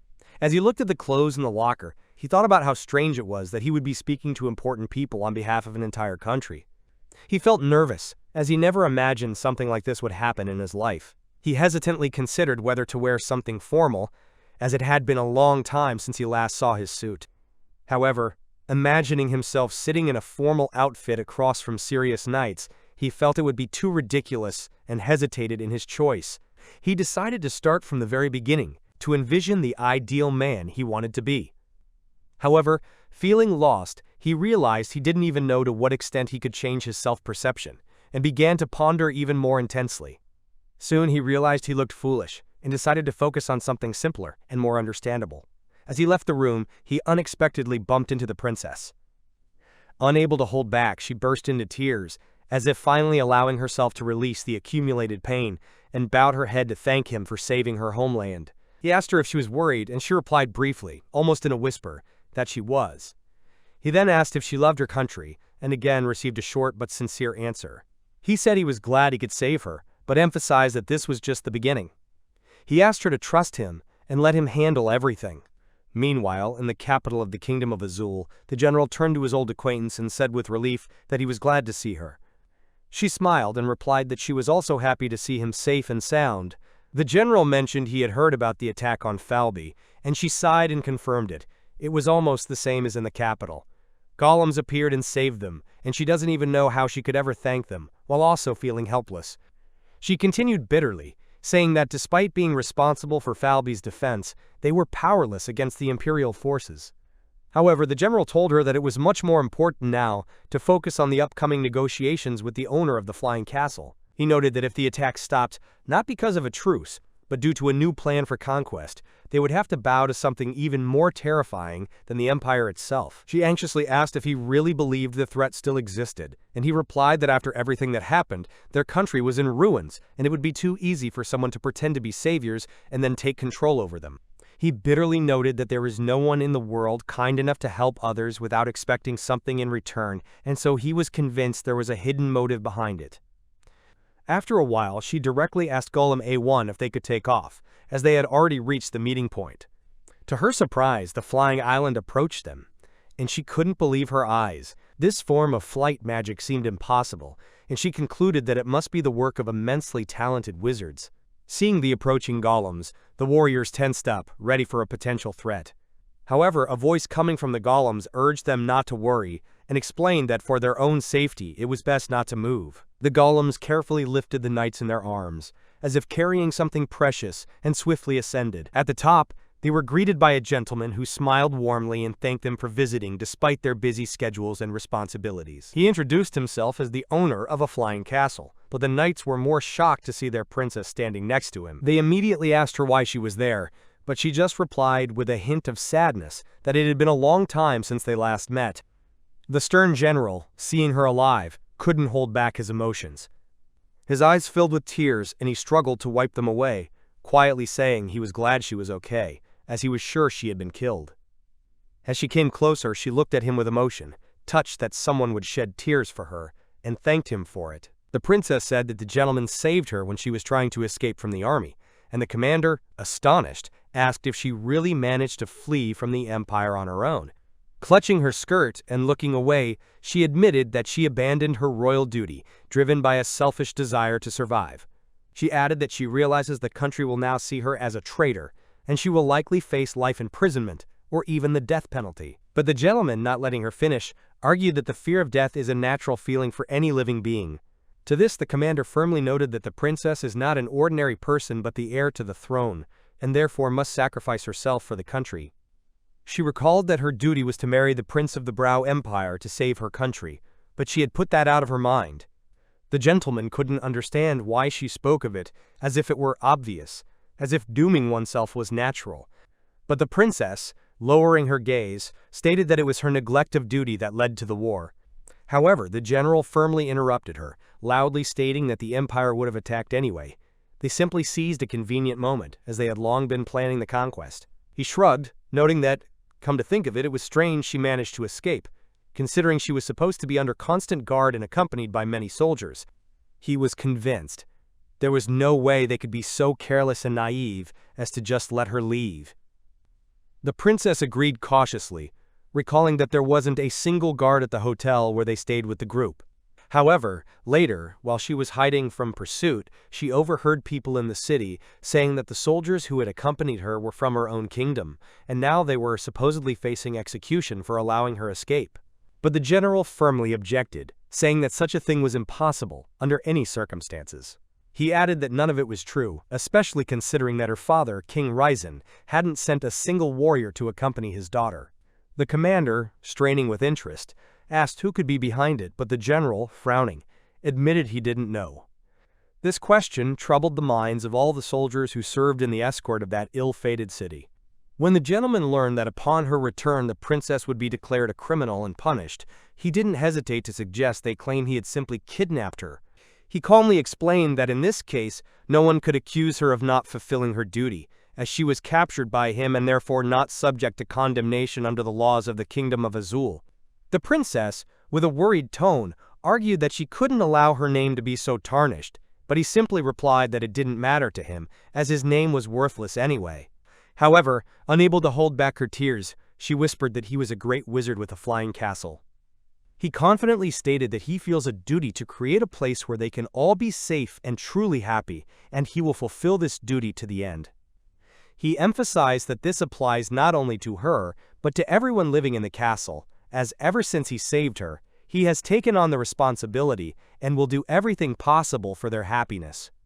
Gently taking the princess by the hand, he asked for her permission to fulfill his duty. The commander skeptically inquired if he truly intended to stage her kidnapping, and he confidently confirmed that was indeed his condition for the agreement. He admitted that he used to think it was right to send her back to her homeland, but now he clearly realized that she was safer staying in the castle and that he could no longer bring himself to let her go back. He went on to say that he wants her to live here, in this castle, where she'll be safe. He doesn't want to make unnecessary enemies, so they need to play their parts, and he asked them to become his allies in this. Later, in the royal palace, the general respectfully bowed his head as he reported to the monarch that the lord of the flying castle had expressed a desire to form an alliance between Azul and his aerial domain. The general was convinced that if they allowed him to keep the princess with him, he would not take any hostile actions, as this would enable them to view each other as allies. The king's advisors were furious at the idea, stating that alliances are only formed after official negotiations between rulers. However, the king interrupted them and ordered them to be silent. The general added that, moreover, the flying castle had already sent them valuable gifts. He reported that the lord, realizing Azul might face a food shortage, ordered generous supplies to be sent immediately to the capital and the city of Falby. The king, nodding reservedly, praised the general for his diligence and foresight. Later, the princess approached the gentleman with caution and respect, thanked him for everything he had done, and, bowing her head, admitted that she had no words to adequately express her gratitude. She timidly asked him for permission to dedicate the rest of her life to repaying his kindness, but he, slightly embarrassed, said she didn't need to be so serious, and that he was glad to see her energy returning.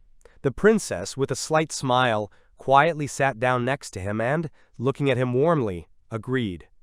With frustration in his voice, the upset Beastman complained that he really wished he could have seen with his own eyes how the master's golem saved Azul. His older sister replied that, in any case, she was glad there was an alliance between Azul and the Flying Castle, because it meant other nations would now know that Azul had a strong protector. The second sister added that she had heard the people of Azul had struggled under the Empire's oppression, and she hoped that now, after the victory, their lives would improve. A little girl from their family suddenly declared proudly that even if enemies tried to seek revenge, the master would still handle them, because his golems are incredibly strong. The princess joined them, praised the kids for the excellent cleaning job, and asked if they had finished everything. The kids nodded and asked her if they could take some vegetables. Smiling, she replied that of course they could, but first, they must set aside some for the master. The animal girl suddenly asked the princess what she planned to do with the vegetables in her basket. The princess quickly grabbed her hand and said she wanted to ask a favor. The princess admitted that she's not a great cook, but she really wants to repay the gentleman in some way. She remembered a recipe he once taught her and wants the beast girl to watch her. She added that she would be very grateful if the beast girl could stop her before she makes any mistakes, because if she follows the recipe, everything should turn out fine.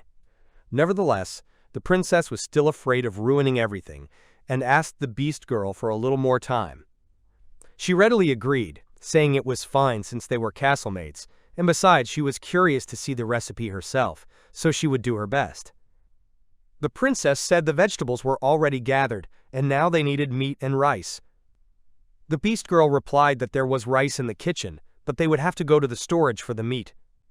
She was surprised to remember that she had never been in the room where the meat was stored. The master always brought it himself. When they entered the warehouse, both girls became alert. Inside, there was an eerie, almost unsettling atmosphere. Turning left, they noticed a chicken sign, assuming that chicken meat was probably stored there. However, inside they saw strange, eerily unfamiliar containers, from which something seemed to grow and then roll out as raw meat. Stunned by what they saw, they felt doubt. Should they eat meat after this? But the beast girl reassured the princess, saying that they had eaten this meat before and were fine, and the master certainly wouldn't feed them anything harmful.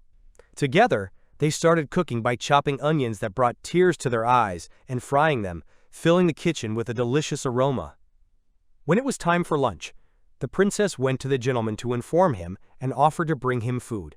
He asked in surprise if she had made it, and she, slightly embarrassed, confirmed it, though she admitted she wasn't as good a cook as he was. He thanked her, wished her a good meal, and curiously tried the first spoonful. He smiled and praised her. The food was truly delicious, and she cooks well.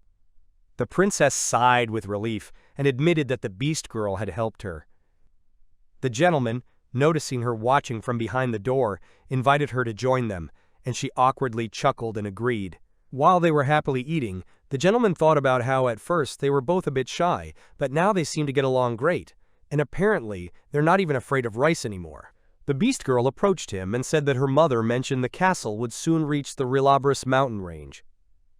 The gentleman nodded, recalling that he had indeed seen majestic mountains in the distance.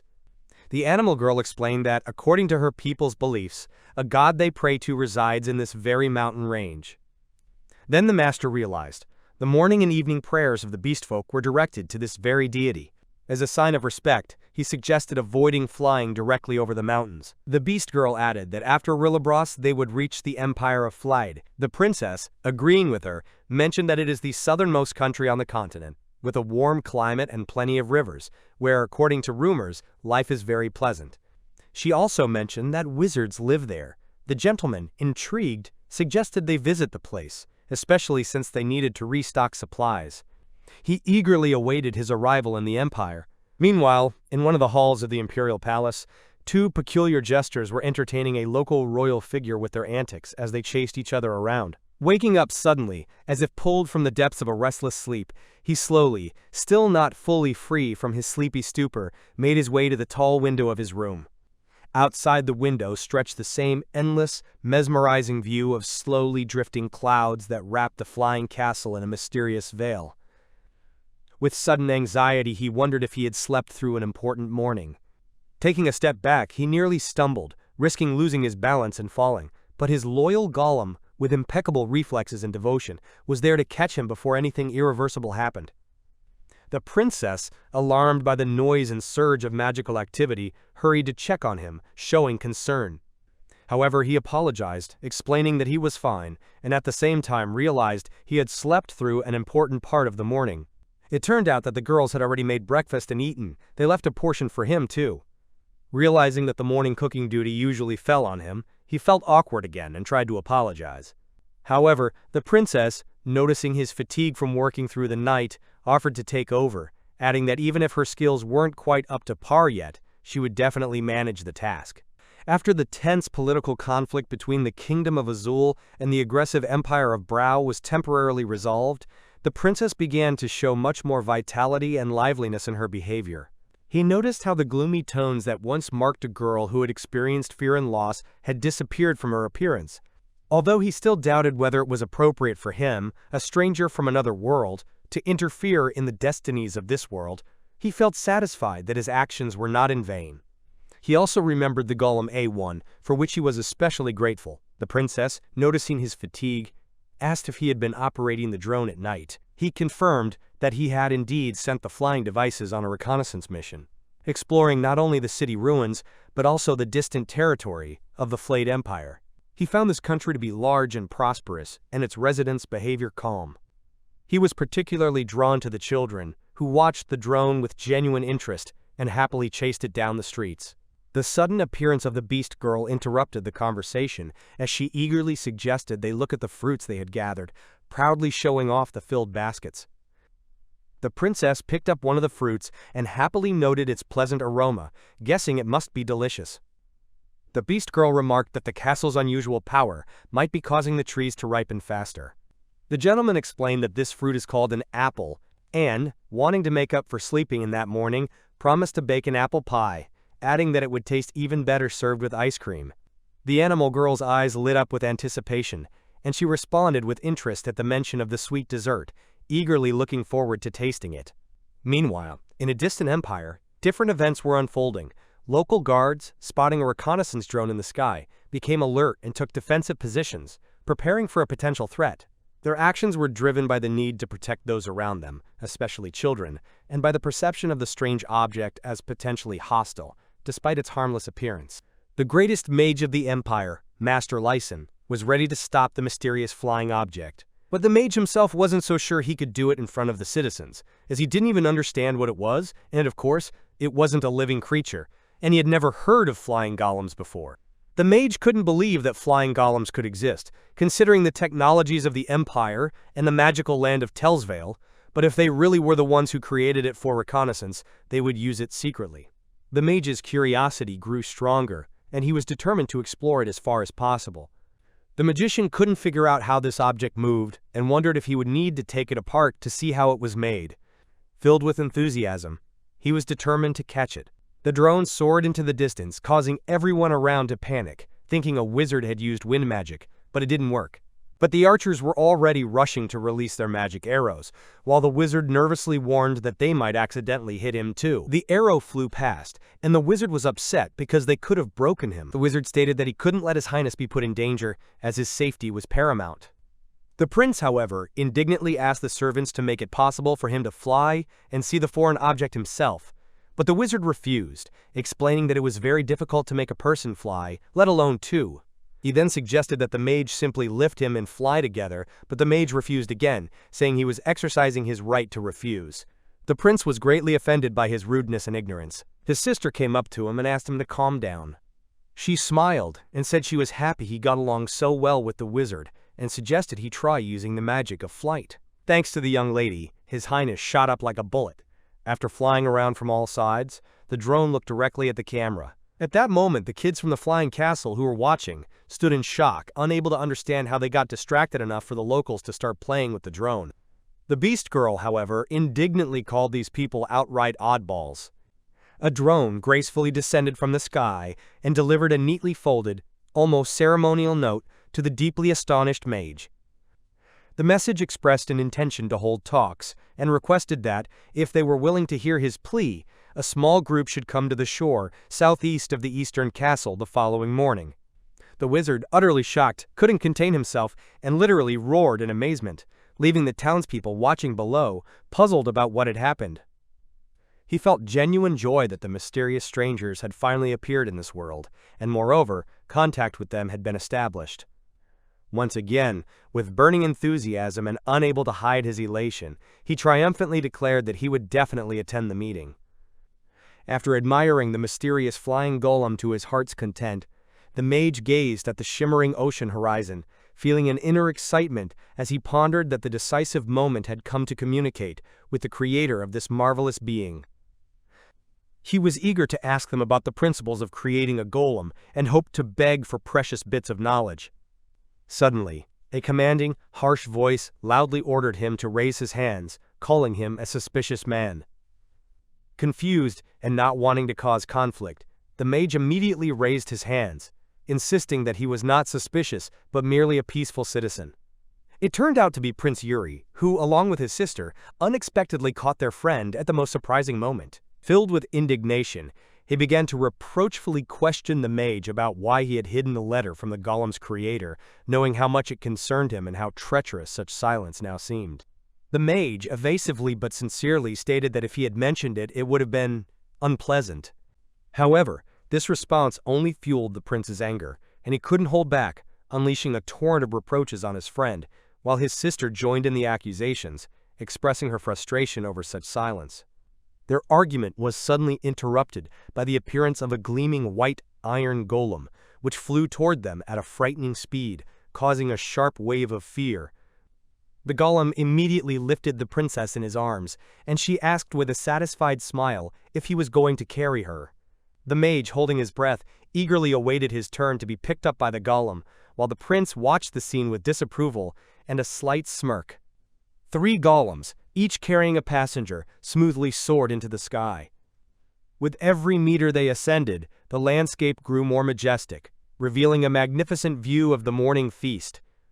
The prince, filled with admiration, pointed out the picturesque castle to his friend, but the wizard was already peacefully asleep.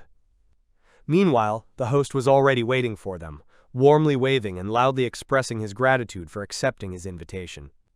When they landed softly, the gentleman anxiously asked what had happened to the person who was unconscious. The prince, with mild annoyance, apologized for his friend, dismissing him as just a fool not worth paying attention to. He and his sister proudly announced that they had carefully read the letter, then introduced themselves. He was the younger brother of the emperor of the country of Flada and the ruler of the eastern castle Yahello, and his companion was a princess. The gentleman, with a warm smile and a firm handshake, introduced himself as the owner of a flying castle and expressed genuine pleasure at making the acquaintance.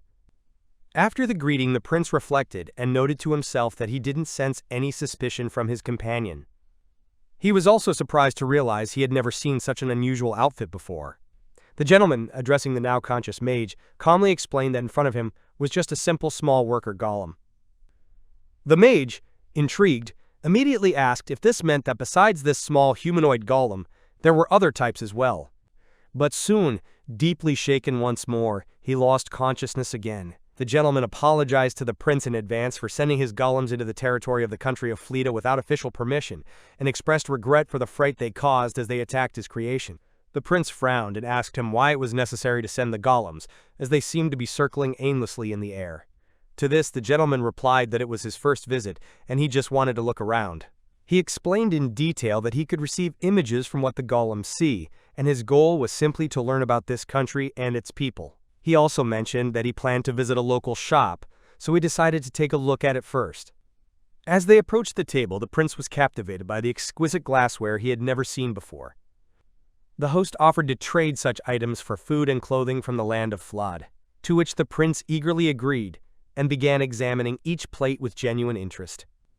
Soon, the prince's sister began to lovingly serve everyone the dishes prepared by the residents of the flying castle. The girls excitedly shared that the gentleman personally cooked just for them, which greatly impressed the prince's sister, who was amazed by how talented the host was in both magic and cooking.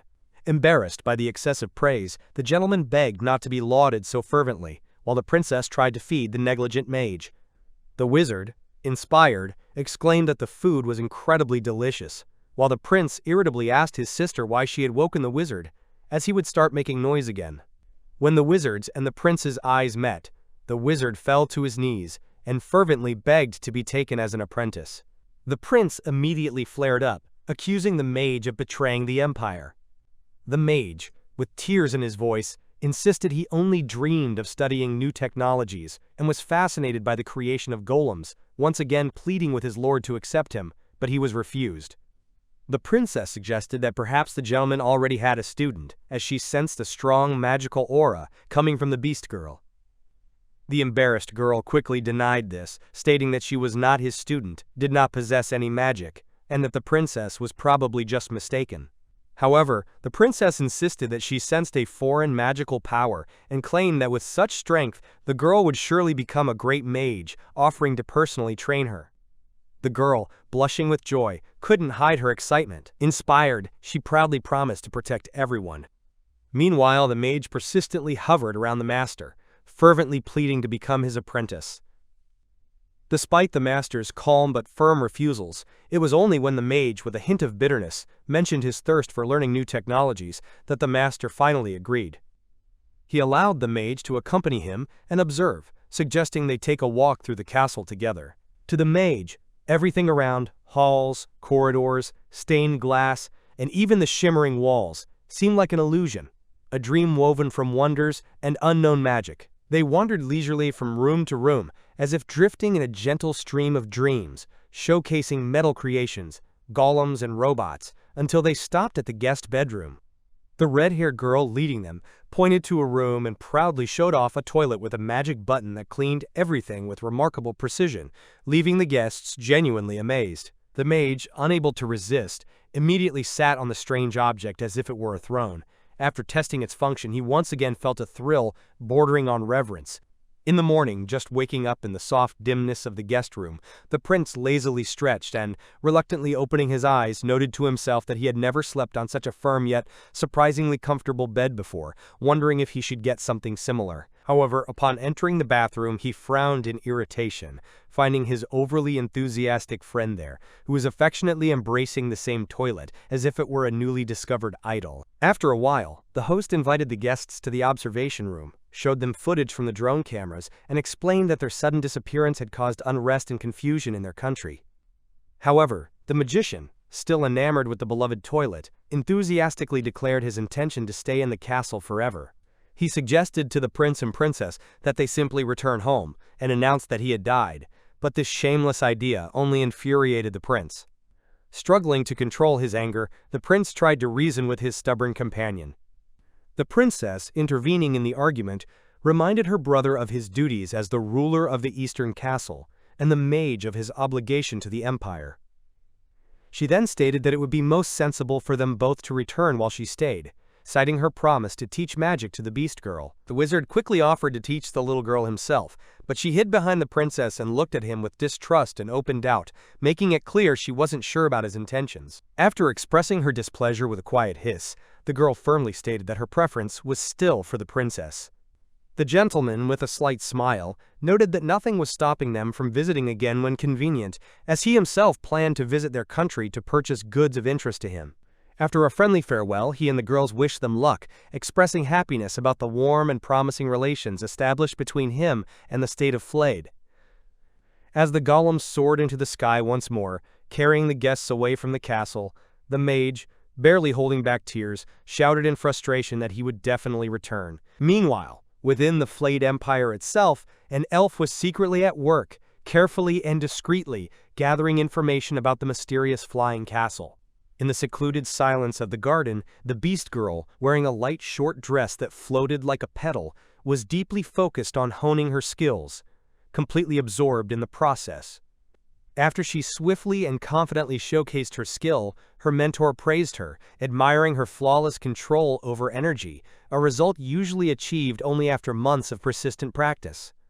The beast girl's aunt, watching from the sidelines, approvingly added that the ease with which her niece managed it indicates an innate sensitivity to magical power. A mother, tenderly hugging her daughter, warmly expressed her pride, filled with joy at her progress. Soon, as if caught up in the shared excitement, the aunt and uncle also praised the little girl's achievements in the art of magic. Since Princess Flayed of the Empire arrived at the floating castle, a few days have passed, yet her time here still felt like a delightful touch of another, almost fairy tale world. She never imagined she would encounter a child with such a rare gift and an unknown form of magic hidden within these floating halls. Noticing her fatigue, the gentleman kindly suggested taking a short break, and offered her some of his homemade pudding with a friendly smile. The young animals, glowing with anticipation, immediately sat at the table, eagerly waiting for the treats, as if ready to pounce on them at any moment. Tasting the dessert for the first time, the princess felt a surge of inner delight, marveling at how wonderfully delicious and mysterious the offerings of this magical abode were. When another princess asked if she liked the pudding, she thought with a slight smile that she could enjoy it all day without getting tired.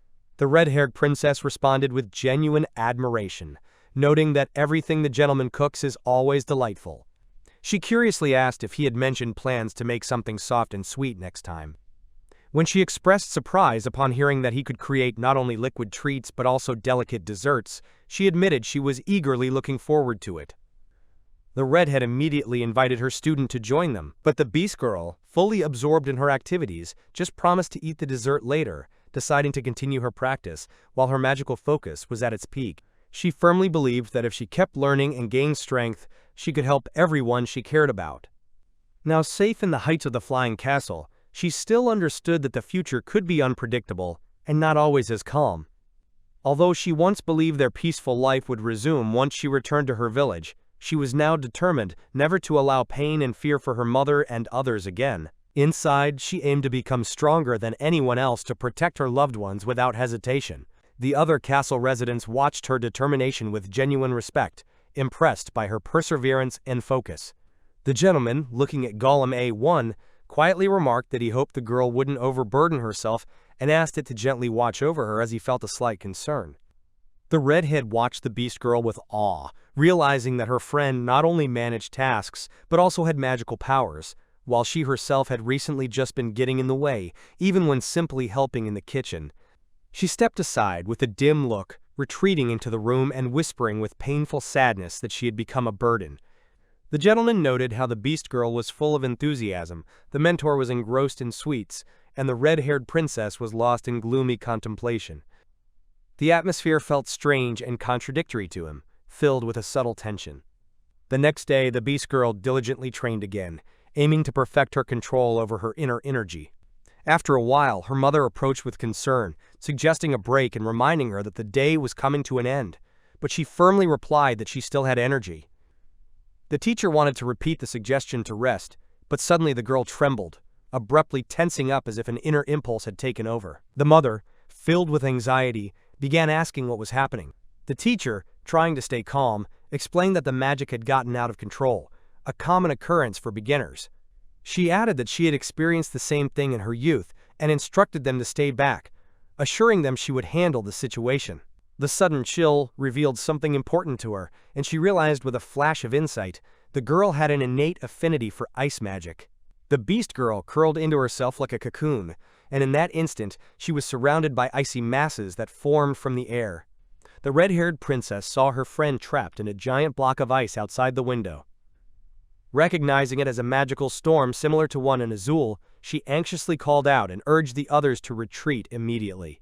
However, the teacher confidently stated that everything was under control, and she planned to suppress the magical surge. Focusing the energy flow, she directed it toward the ice mass, and at that moment, in the observation room, the gentleman noticed alarming signals on the monitors.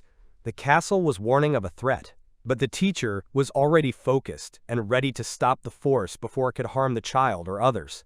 However, when her barrier started to crack, she was surprised to realize that the student had managed to break through the wind magic, a sign of strength that might surpass her own. Golem A1 arrived just in time to catch the girl as she fell from the crumbling ice cocoon.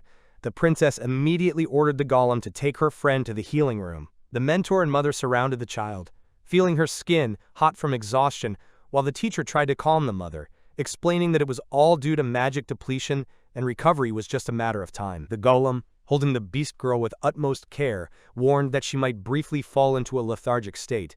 However, her friend confidently countered that everything would be fine if they made the right decision, and suggested using the magic box for healing. The teacher, entering the room for the first time, asked the princess with some confusion if it was permissible to use the device. The princess, recalling the details, replied that the gentleman had once adjusted it for ordinary people. When the golem helped her open the control panel, she thanked him with relief. Then a man rushed in, anxiously asking what had happened and how the girl was doing. The princess asked him to verify her actions, and upon hearing that everything was correct, she sighed with relief, but he repeated the question about what had happened. The mentor, noticing the restoration of the magical flow on the monitor, calmed down and asked if the device belonged to the gentleman. He confirmed that it was one of the lock's built-in features. She was amazed at the student's quick recovery. She had never seen anything like it before. The mother hugged her child tightly and whispered with relief that she was glad her little girl was okay. After a while, the Beast Girl regained consciousness and, seeing her loved ones, learned that she had fainted from exhausting her magic when she created a massive iceberg. The worried mother sternly asked why she was exhausting herself, saying no dream is worth ruining her health, and the girl apologized with regret. She explained that she wanted to become stronger, hoping to gain protective power through magic, and her uncle and aunt gently asked why it was so important. She timidly replied that her only wish was to protect everyone. She remembered a time when a slave trader came, and she felt helpless, unable to save anyone. Now, having discovered her magic, she decided to become stronger. The mother hugged her again and warmly thanked her for her care, but asked her to be mindful of her body, promising to support her if the workouts were moderate. She suggested taking gradual steps toward their goal, reminding them that while they are in the flying castle, peaceful days await them.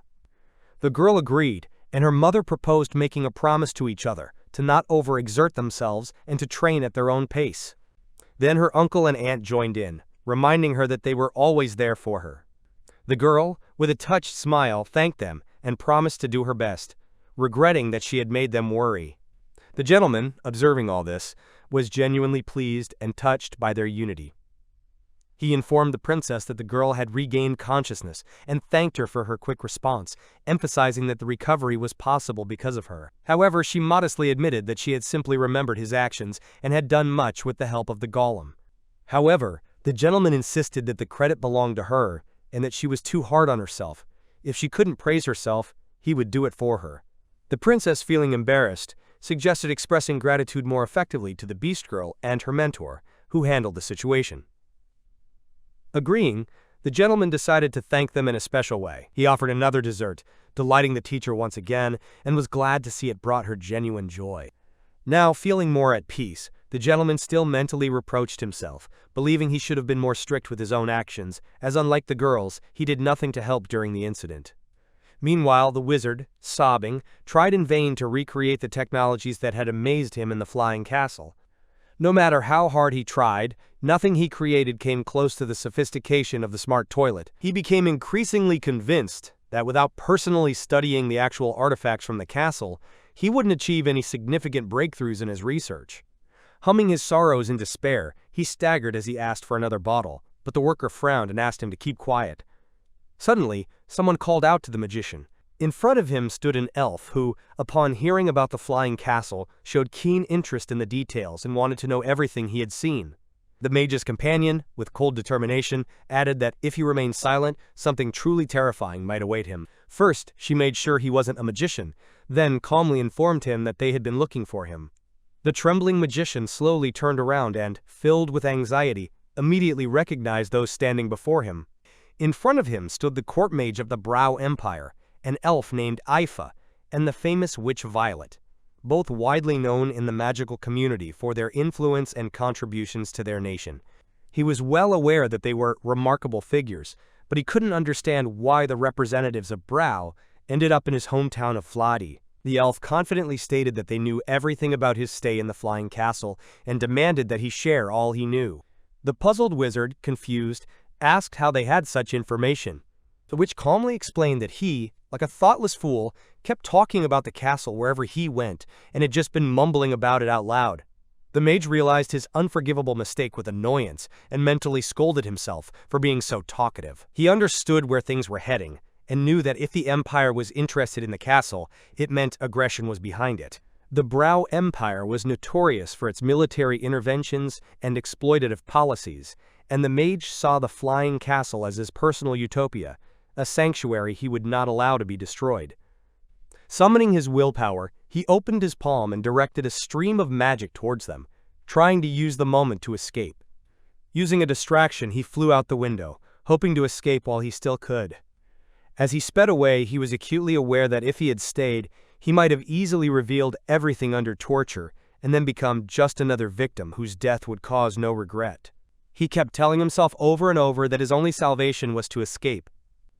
However, they pursued him, determined not to let him escape. The elf, watching the mage in flight, grudgingly admitted that his magical style was decent, while the witch sarcastically remarked that it wasn't enough to get away from them. Her fingers swiftly wove spells, sending deadly strikes his way one after another, making them increasingly difficult to deflect. Terrified and driven to despair, the mage shouted for help from anyone. But his voice only disgusted the witch, fueling her irritation. Suddenly, a guard responded to the mage's shout, demanding an explanation. The mage quickly reported that intruders were chasing him and ordered them to shoot without delay. The guards quickly formed a defensive line and opened fire, launching magical arrows into the sky in hopes of repelling the threat. The elf, without hesitation, summoned a whirlpool that deflected the dangerous charges, and the sky shook from a powerful explosion that nearly hit the fleeing mage. The irritated witch, grimacing, defiantly suggested destroying the guards, but the elf stood in her way. She angrily demanded an explanation, but he reminded her of their true goal and pointed out that her spell would lead to disaster. The witch argued that their ruler was already planning an expansion against Flida and that war was inevitable sooner or later. She then asked if she could proceed with her actions. He replied grimly that it wasn't their decision to make and that they had to follow orders strictly.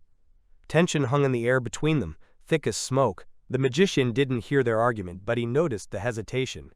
Seizing the moment, he quickened his escape, hoping for good luck. When he finally reached the prince, he was met with a displeased expression, surprised that the wizard had returned empty-handed once again.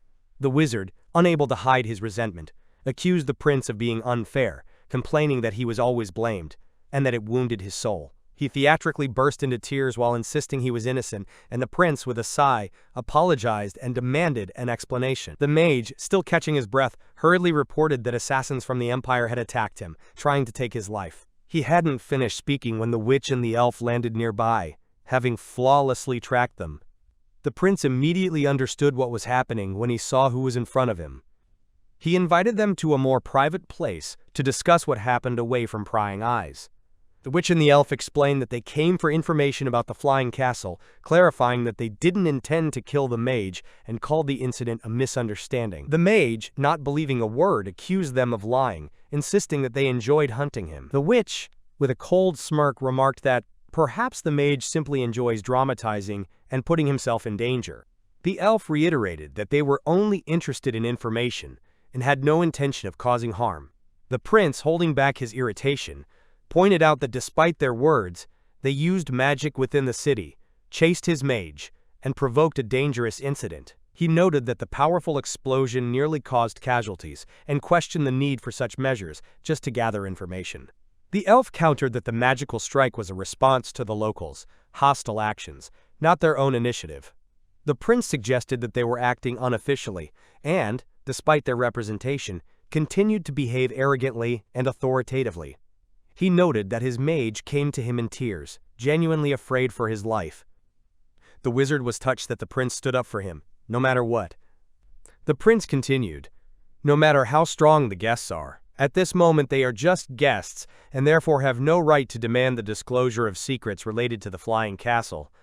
The witch, clearly irritated, sharply stated that in that case, they would have to resort to torture to get what they wanted. The mage firmly refused, adding that he would not allow violence in the empire, though he admitted he wasn't sure they could stop them, as their enemies wield power comparable to a dragon's might. To this, the witch, feigning indifference as she brought a glass to her lips, remarked that they know their limits. The prince, without blinking, stated that he had just poisoned them. The witch froze in astonishment, and the prince calmly explained that since ancient times, their family had kept a rare neurotoxin that quietly destroys the nervous system, leaving a person unable to move or think, leading to a quiet, painless death. The elf glanced at the witch and noted that he had sensed from the start that the prince was capable of such things. She, not hiding her irritation, asked why he hadn't shared this earlier and if he was in his right mind.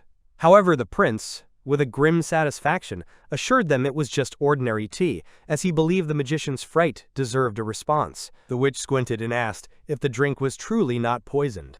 The prince calmly assured her that the tea was brewed perfectly, and he would never allow anything to spoil its taste.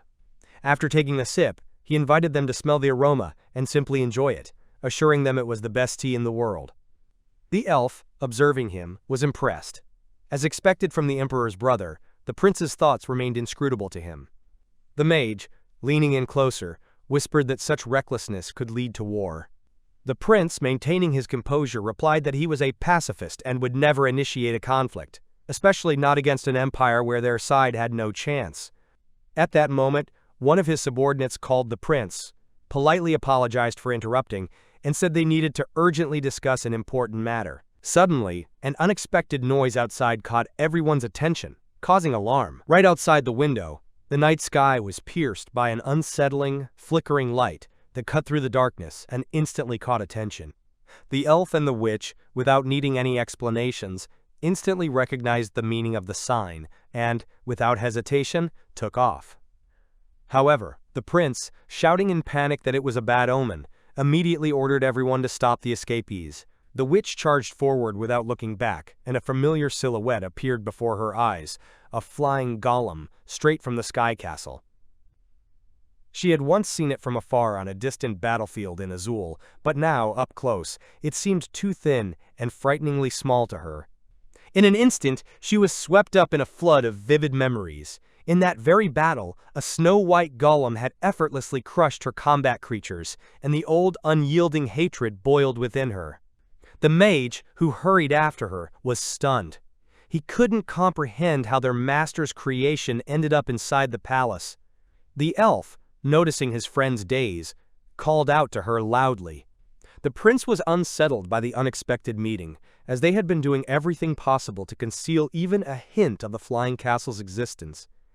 Without wasting a second, the mage asked the golem if it had arrived with an important message. The mage, grabbing the prince by his clothes, insisted that he open the letter as soon as possible, but the prince, snatching the envelope away, reminded him that reading someone else's mail is not allowed. The golem explained that his goal was to deliver one of them to the airborne citadel, The prince and the mage were instantly drawn into a heated argument, each refusing to give up the right to this strange and important journey.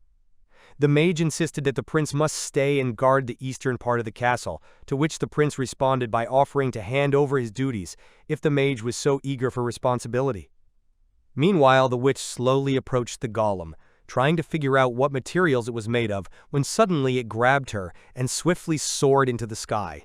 Stunned and disoriented, she began demanding to be released immediately. The elf, without hesitation, soared after her, calling out for her not to attack, as she knew very well how deadly this golem was. The mage was in shock. He couldn't understand why the golem chose the witch. Without wasting time, he grabbed onto the machine's legs, while the prince, indignantly exclaiming about the unfairness, demanded to be taken too. The mage smirked and just glanced back at his friend, whose indignant shouts were gradually fading below. Meanwhile, in the quiet of the castle, the prince's younger sister was peacefully dining, lost in thought about whether her brother had opened her letter.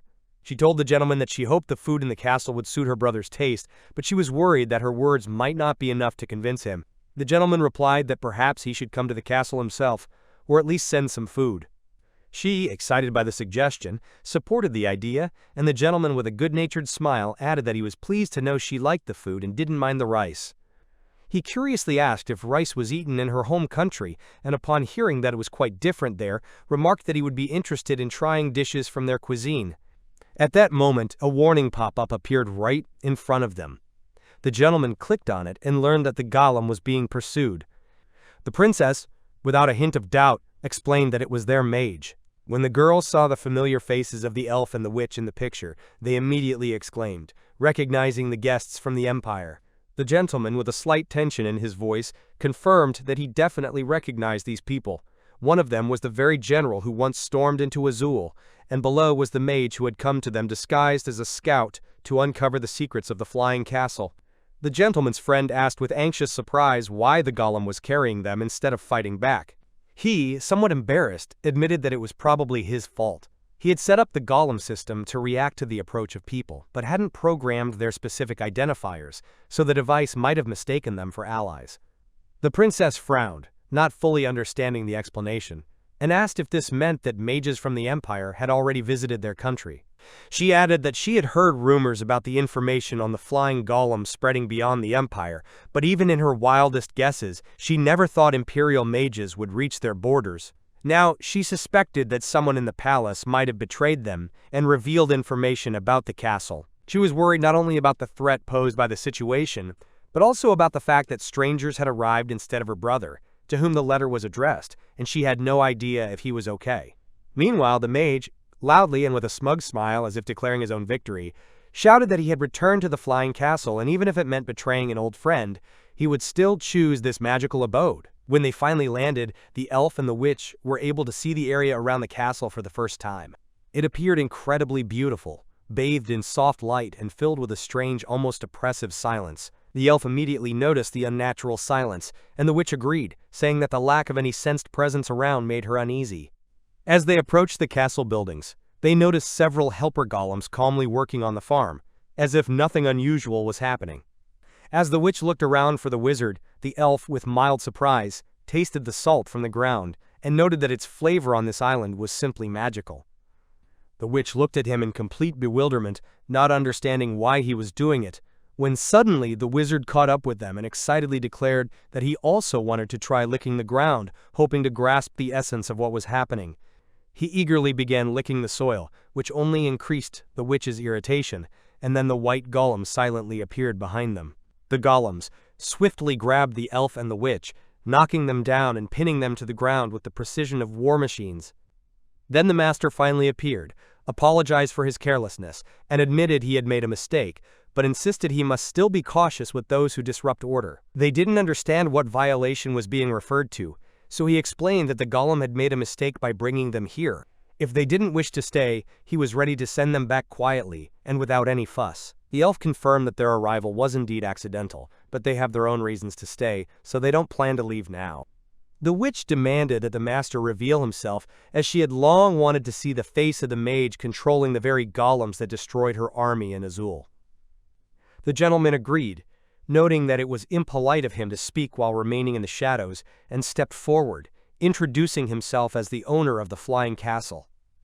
She couldn't believe that this seemingly frail and modest man was the one who had defeated her forces, and she disappointedly noted to herself how insignificant he appeared. The gentleman ironically apologized for his unkempt appearance, but the witch, boiling with rage, demanded that he bring out the other wizards, convinced they were just hiding and that one person couldn't control such a system. To this, he calmly replied that all the golems indeed obeyed only him, and that he was the sole user of the system. The elf exclaimed that it was impossible, as to his knowledge, a person could control only one golem at a time. They were interrupted by the court magician, who called them ignorant fools and explained that the master was a great mage, and comparing him to ordinary people was simply ridiculous. However, the witch and the elf kept insisting that other wizards must be hidden somewhere, and then girls started emerging from the castle, heading towards the lord. Upon spotting Princess Azula, the witch and the elf immediately shouted her name and concluded that the rumors of her abduction were true. The witch, recalling the attack on her homeland, accused the princess of betrayal to her face and ironically added that it would now be easier to take revenge by simply killing them. The princess, confused, replied that she wasn't even thinking about revenge, and that it all seemed monstrous to her. One of the beast girls, glaring at the guests, demanded they immediately explain the purpose of their visit. The court magician, eagerly calling himself the master's apprentice, offered to explain everything he knew and what had happened. At that moment, the elf turned to the master again, openly admitting that the castle had sparked not just interest, but almost reverence in him. He emphasized that he is impressed not only by the architecture and the castle's ability to fly, but also by its unique magical system. He reminded that their empire is one of the last magical powers, and added that their interest in such technologies is completely natural. He also admitted that due to the interference of the flying castle in their bloody war in Azul, the empire was forced to retreat hastily. However, His Majesty Koenigs decreed that their actions be judged with particular severity, and declared that the empire would not consider this event a disaster. The red-haired princess interrupted him indignantly, expressing doubt about the truth of his words, considering such a statement too convenient and beneficial for the opposing side. The elf said he had a personal reason for it, yet he wanted the castle's master to reveal the true power hidden behind his calm exterior. The witch, puzzled by his eagerness, wondered what her companion was thinking, and a suspicion grew in her heart that this proposal was merely an attempt to lull them into a false sense of security. The witch clearly remembered that His Majesty's words about Azul and the mysterious castle were not spoken only because he was bedridden, meaning he hadn't made a statement about it yet due to his temporary weakness. Moreover, as she knew, the king himself initially intended to seize the flying castle, and unlike the clumsy Azul, this floating fortress could genuinely excite him, like a new toy. What happened on the battlefields in Azul could indeed serve as the perfect pretext for starting a new war, and the red-haired princess simply had to recognize this obvious fact. The prince's sister, speaking calmly to the mage, reminded him of his earlier desire to learn the true power of the Lord, and confidently reaffirmed that he alone controls not only the castle, but also the entire array of mechanical guards. The elf and the witch still doubted that this young man truly possessed such power.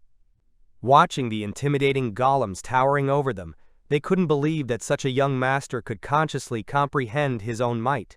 The elf, with firm determination, declared that he would like to challenge the gentleman to a duel to personally test his abilities. Everyone present was stunned by the sudden announcement. The gentleman himself frowned, wondering what exactly was meant by the fight, and immediately dismissed the idea, considering it impossible. The witch, alarmed, turned sharply to the elf and mentally questioned what he thought he was doing. He calmly reminded her that she had already experienced the power of the white golem in Azul, noting that he himself had yet to see what it could do. However, her response didn't satisfy him, and expressing his displeasure with her caution, he tried to persuade her, even though such behavior was not typical for him. The court magician, suddenly eager, also expressed a desire to fight the Lord, while the Lord himself, feeling a bit lost, realized that even as a child he had never fought with others. The elf confidently suggested that the master release the golem currently holding him and allow it to be used as a weapon during the fight to ensure fairness. But then another, even more powerful golem stepped up to defend its master, and the elf concluded that this was likely the opponent he would have to face. The gentleman, trying to determine if the elf would recognize his strength after the encounter, mentally asked the question, and the mage, with a reserved nod, confirmed that this was indeed his goal. But first, he insisted on discussing an important detail with him before everything began. The gentleman, turning to Golem A1, mentally reminded it that, although he had dreamed of using the castle only for protection or peaceful amusement, given the current circumstances, he was ready to go further. The princess, watching the events with keen interest, was filled with excitement at the thought that the master's personal golem was preparing for battle, and she thought her friend, the mage, would surely appreciate it. The gentleman reluctantly agreed and allowed the elf to go free, giving him the chance to enter the duel. Rising into the air, they began a fierce battle where magic and steel clashed in a relentless confrontation.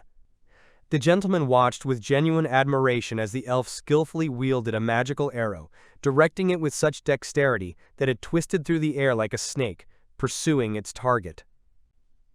Unlike him, the witch was not at all surprised that her companion immediately resorted to high-level magic, as he had always been capable of such feats. The elf, focused and silently determined, kept the golem in sight, not allowing himself to be distracted for even a moment. Hundreds, if not thousands, of magical arrows flashed fiercely as they shot toward the master's beloved golem, turning the air into a fiery web. The golem reacted instantly, skillfully dodging the barrage of arrows and, showing inhuman speed, delivered a crushing punch directly to the elf's face. The elf, caught off guard by the sudden attack, instantly fell into the lake unconscious, becoming a victim of a force he couldn't foresee. Elpha was suddenly overwhelmed by memories of the time he returned to his mist-shrouded fairy village. Under the ancient canopies, he told his fellow villagers that the hunt the previous night had been successful and suggested offering a bone to the tree spirit, a creature that would surely appreciate such a gift. Waking from his daze, he struggled to focus his gaze and saw the castle's owner sitting in the shadow of the tower arches. With clear concern on his face, the owner asked if he was injured, noting that he never imagined the blow would throw him straight into the mirror-like surface of the pool. The thought struck the elf like a sudden revelation. The castle, perched on a floating island, subtly reminded him of his home village, the one that vanished into the silence of bygone times. Grabbing his head, he suddenly burst into loud, strained laughter and, staggering, stood up with difficulty, admitting that the power of the castle's master was truly unimaginable and that he felt it in his entire body, in every joint, in every fiber. The elf spoke differently, not as a mage and envoy of the Brow Empire, but as Ifa, the person he once was, and asked for his words to be heard as a confession born from the heart. He slowly removed his outer robe, revealing a body scarred and marked by a slave brand on his shoulder, a symbol of submission and violence. Both the lord of the castle and the red-haired princess were deeply shaken by the sight of the brand symbolizing absolute enslavement. The elf then revealed that he was not a free mage, but one of the Empire's slaves, and that his entire village, every single inhabitant, was also in chains. He shared that his relatives, his blood brothers and sisters, are languishing in captivity, and every day of their lives is a struggle for survival. The castle owner was stunned by this blatant cruelty, prompting the elf to ask if he was familiar with the Tree of Spirits, a mysterious elven tree shrouded in myths and legends. Then, breaking the silence, the court mage joined the conversation, recalling that he had heard of the tree, an ancient living being that is the source of immortal life force and the secret to the elves, longevity. The elf confirmed this, and explained that since ancient times, their lineage had received blessings and magic from the spirit tree, which is why the greedy empire wanted to seize it. He explained that the bodies of elves, infused with the living power of the tree, are much stronger and more resilient than those of ordinary humans. The rulers exploited this by forcing elves who refused to reveal the tree's location to work day and night without rest or food until many of them were exhausted to death. He bowed deeply, touching his forehead to the cold floor, and submitting to his master's authority, pleaded for his family's salvation, desperately clinging to hope. However, the witch, exclaiming with clear indignation, accused him of betrayal, claiming that he had planned treachery from the start and was ready to go against the empire. Her voice was filled with anger as she scornfully reminded him that this village elf had the honor of handling the finest technology, and that his life in the empire was only possible thanks to the goodwill of their king. But the mage, staring straight ahead, coldly stated that he never sought this, that the empire's blessing was a shackle for him. He added that elves, whose lives are tied to the tree, lose the ability to continue their lineage if they are far from its roots, the living force that flows through the earth. The beast girl, who had been closely watching the conversation, asked why the Empire was so determined to pursue the spirit tree. The elf, with a heavy heart, explained that Braukönigs, the emperor, despite his powerful appearance, was essentially just a man. Like any mortal, he was aging, losing strength and power, and spending more and more time bedridden. He confessed in horror that the emperor is a madman who doesn't care about others' lives, but is insanely afraid of losing his own. To achieve this illusory goal, he dreams of attaining immortality. The court magician, astonished by this revelation, asked if it was possible, but the elf replied that he knew nothing of the sort, and had never heard of anyone from their people trying to grant their power to humans. He added that even the elves themselves don't fully understand how the tree works, and no one can predict what will happen if it suddenly responds to a human's call, but they will never allow the Empire to take that step. Through gritted teeth and with a trembling voice, the elf added that they could be tortured, humiliated, and thrown into prisons, but as long as the memory of duty and loyalty to the tree lived in their hearts, their souls would remain free. It was for this feeling, for the protection of the sacred, that they sought a chance to stand against the Empire, even at the cost of their own lives. He apologized to the gentleman for testing his strength, but admitted that with a witch present, he couldn't take any chances. If he made a mistake, his loved ones would be doomed. That's why he needed to see the power of the castle's master with his own eyes. Kneeling once more, he bowed his head to the ground, pleading for strength to save those who were still alive. The castle's master looked at him, told him to lift his head, and staring directly into his eyes, said he accepted the request and would do everything possible to help. The red-haired princess and the beast girl joined in, without hesitation, expressing their desire to fight for the elves' freedom as well. They sat next to him, surrounding him with their warm presence, and said that first and foremost, they needed details to understand how to proceed. Deep down, the gentleman had long known that he would eventually face his enemy, but he never imagined that the path to this encounter would be paved with such revelations. The witch, who had been silently watching the events unfold, just smiled quietly, almost imperceptibly, as if sensing how quickly the old order was collapsing. Maya stood among the narrow streets, looking in surprise at the brick houses, sharp, bulky, unfamiliar afterlife in the forest. Her gaze rose higher, to the shining castle hovering in the sky. The view fascinated her much more than everything that surrounded her on the ground. She heard footsteps behind her. Someone in the crowd already recognized her. The Blau Empire had plunged the lands into chaos with its cruel policies, and the forests of the elves were in danger. Together with a small band, she set out on a journey, driven by the desire to protect those who lived in harmony with her. Thus began her journey, through danger, in the hope of saving the elves from destruction. A few days before the start of the expedition, Ifa went out into the garden to get some fresh air. He walked slowly, enjoying the silence, when suddenly a voice called out to him. A girl appeared among the greenery, slightly tilting her head to the side. With a slight smile, she asked if he would like to join them for a cup of tea. Ifa stopped, hesitating to answer. It was the Princess of Azula. Ifa was surprised. She was busy in the fields, like an ordinary peasant. He did not understand why the heir to the throne was doing such work. Wasn't she Lord Tiki's fiancée? Why did she need all this?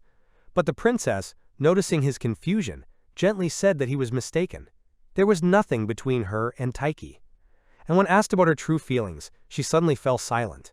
Lord Tiki had once said that everyone who lived here was family. Terrain agreed. They truly were one home. Maya, Shni, Rant, and himself were bound not only by blood but by trust. However, there was something hesitant in his gaze, as if he wanted to say another name but held back. Taurine finally admitted that she considered Eila her daughter too. The others nodded silently, for with her presence the feeling of family only grew stronger. Maya, touched, reached out to embrace her, and someone jokingly noted that she was a spoiled child. Then she added with a smile that everyone in the castle was one precious family. Neither race nor position mattered here, as long as they were together. They can live side by side and help each other without dividing up responsibilities. Even Mr. Tiki doesn't distance himself. He works in the fields, cooks, and takes care of the house with the others. Sometimes everyone gets together to watch anime. Although they don't understand the language, Tiki calmly explains everything. Then Ife was invited to join. They especially liked the story about the sorceress and riding a golem. Everything seemed so bright and real. Someone quietly added that he could rest assured that Lord Tiki would certainly save the elves languishing in captivity. The former court magician, who had been reserved until then, nevertheless uttered a short agreement.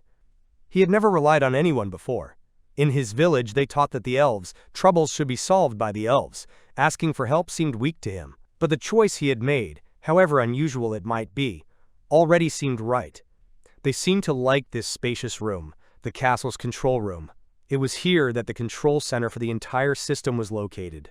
Last night, Tiki had sent drones to scout the territory of the Blau Empire, but had not yet received the necessary information about the elves. According to Ifa, the prisoners were being held in the capital itself. Tiki was sitting in a chair near the panel. Soon, a girl with an escort approached him. They had come on business. The location of the captured relatives was unknown, because they were scattered in different parts. Even the former courtier did not know everything. He said that no more than 20 of them were left alive. The number was horrifying, because most died immediately and the rest were enslaved. They were treated so badly that many did not survive even a month. The traders considered them just things. Therefore, it was impossible to drag it out any longer. They noticed a map spread out on the table and asked what it was. It was a map of the capital Blau, compiled using drone images. It showed possible locations of prisoner detention, patrol routes, shifts, and guards. Everyone was amazed at its accuracy. One of them even admired him and called him a great leader, but he replied that he did not deserve such big words and should not be praised. The first time he had taken on a spy mission, he was shaking with excitement. His assistant noticed that his master was clearly worried. He pointed to the buildings, explaining that the slaves would be heavily guarded, because the magic of the elves was still dangerous. If the master was far away, the seal would weaken, and escape would be possible. These words gave him strength. Tiki suddenly realized something important. The thought was valuable, and he thanked him, although he still looked very anxious. Aifa quietly entered the control room. He apologized for showing up without permission, but immediately added that he would like to join in the search as well. Tiki reminded him that he had recently been hit by A1 and suggested that they rest a bit, but instead of resting, the mage asked permission to express his gratitude. He said that when Emperor Kongus first mentioned the flying castle, he thought that only such a force could resist the Blau Empire. And now, having personally inspected the castle, he was convinced that this was indeed the case. Dosin just chuckled, answering that admiration was understandable. After all, the castle's technology was truly impressive. He even added ironically that the toilet was capable of supplying water at the right temperature, and he would be able to check it personally. Then Aifa told an important detail.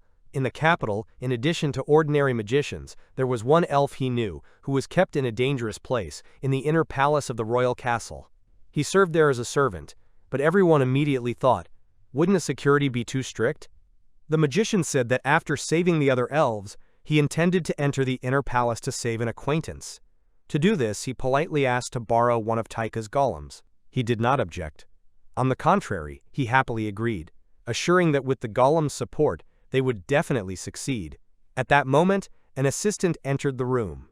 She brought aromatic fruit tea, as ordered, and carefully served it to everyone present. The aroma of the fruit tea was truly delicious, and everyone went out onto the terrace to enjoy it together at the table. Aifa noticed that similar fruits grew in their village, and the elves often used them to brew tea.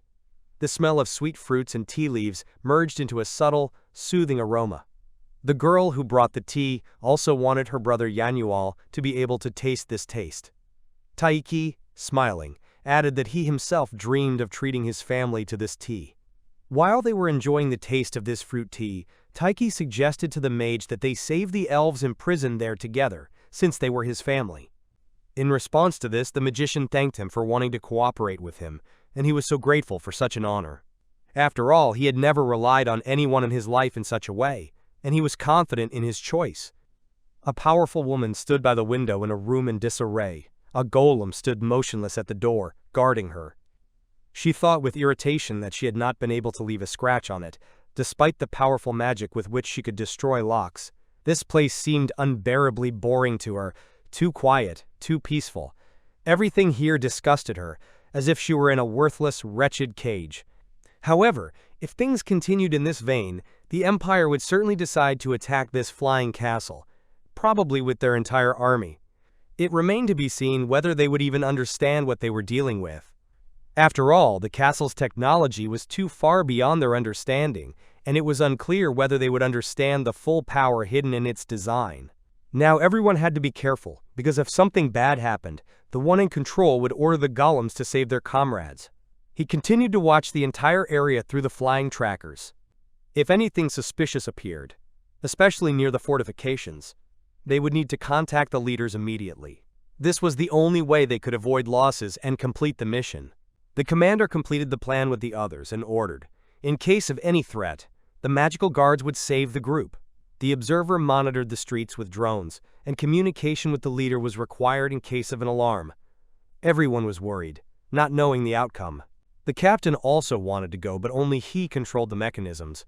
The girl with blue eyes quietly admitted that she felt useless. It really gnawed at her.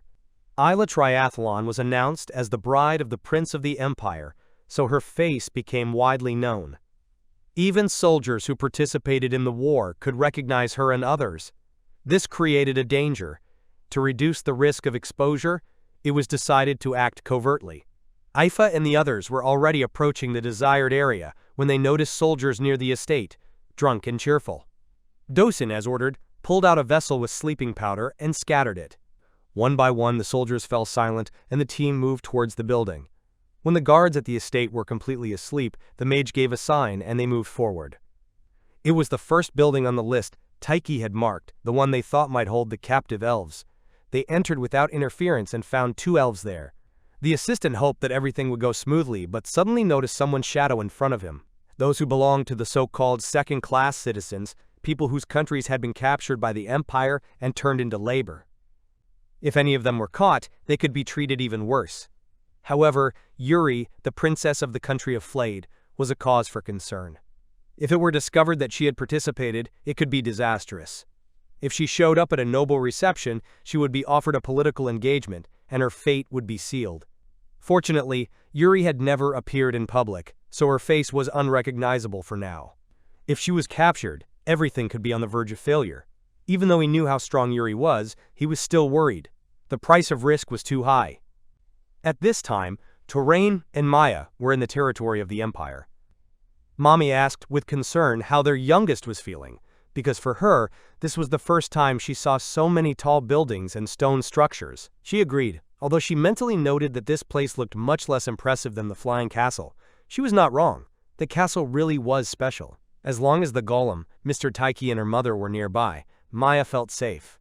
She believed in the best and promised herself to do her best to learn magic from Yuria, because she knew that Yuria would be fine. They approached the building and immediately became wary, looking around for anything suspicious.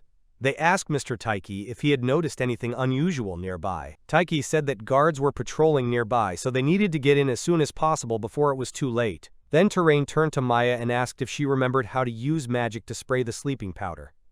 She had trained with Dosin and knew how to do it correctly. Standing in the shadows, watching the guards at the entrance, the soldiers were chatting quietly, discussing tools, work matters, and someone was nervously joking about what would happen if they were caught by their superiors. But it didn't matter. The main thing was to pass by unnoticed. Suddenly the door of the building opened slightly, and someone started to come out. It was strange, because it was the middle of the night. While they were waiting, a sharp shout was heard from behind, and someone's foot roughly pushed them. "Move!" This stunned them to the depths of their souls. 3 hidden observers became unwitting witnesses of a cruel scene. One of the soldiers kicked the elf furiously, ordering him not to stare at how the elders treat the goods. Elves, he said, were strong, so they could withstand this. An elf girl stood nearby who, seeing her brother suffering, screamed in despair. For this, she also received a blow, a resounding slap. The soldier grinned mockingly, like, this is what he is, a hero, the protector of his little sister, and hit him again. Suddenly there was a sharp burst of magic, and the soldiers, not understanding anything, were thrown back by the shock wave. It was Maya, jumping out of hiding, unable to watch the bullying any longer. Her eyes were blazing with determination, and her voice was shaking with anger. She was not going to stand aside. She stood in front of the soldiers on purpose, so that they would understand that these elves were no longer defenseless. When she stepped forward, the soldiers froze for a moment. They did not immediately understand who was standing in front of them. A girl? Alone? Did she really dare to interfere? It was impossible that someone like her would dare to free a slave, they thought mockingly. Their faces were distorted with disdain, but behind this condescending grin, they did not see the main thing. In front of them stood someone who had already decided to act. If they were going to take them, then yes, it could be called kidnapping, if it was kidnapping. But the thing is, the Empire's enslavement of elves was already wrong. And Maya started talking like she didn't understand it herself. But it was true. They were just thieves. But the soldiers didn't understand her and started talking among themselves. One of them noticed that, if you looked closely, wasn't she a Breskin? And he hated Breskins. She couldn't stand this vile talk any longer and decided to take action, saying that she knew where her place was. In her own soul, Maya raised her hand and furiously launched a magical attack straight at the soldier, unleashing the power she wielded on him. The soldier continued without stopping. Despite her ardor, the blows were too light, too shallow. Did this village girl seriously underestimate the Empire's army? But when the mother stepped forward, shielding her daughter with her body, he only smirked. Brought her mommy with her? Parents and child are real thieves, that's their upbringing. The soldiers chuckled, looking closely, but the woman stopped them with a sharp tone. Shut up. They are the ones who allow themselves to treat elves like trash? Don't they have any sense of the horror they're doing? These creatures are people too. The soldier flushed at this. What was she talking about? They're not people, they're slaves. Elves are pitiful creatures, who have lost all value.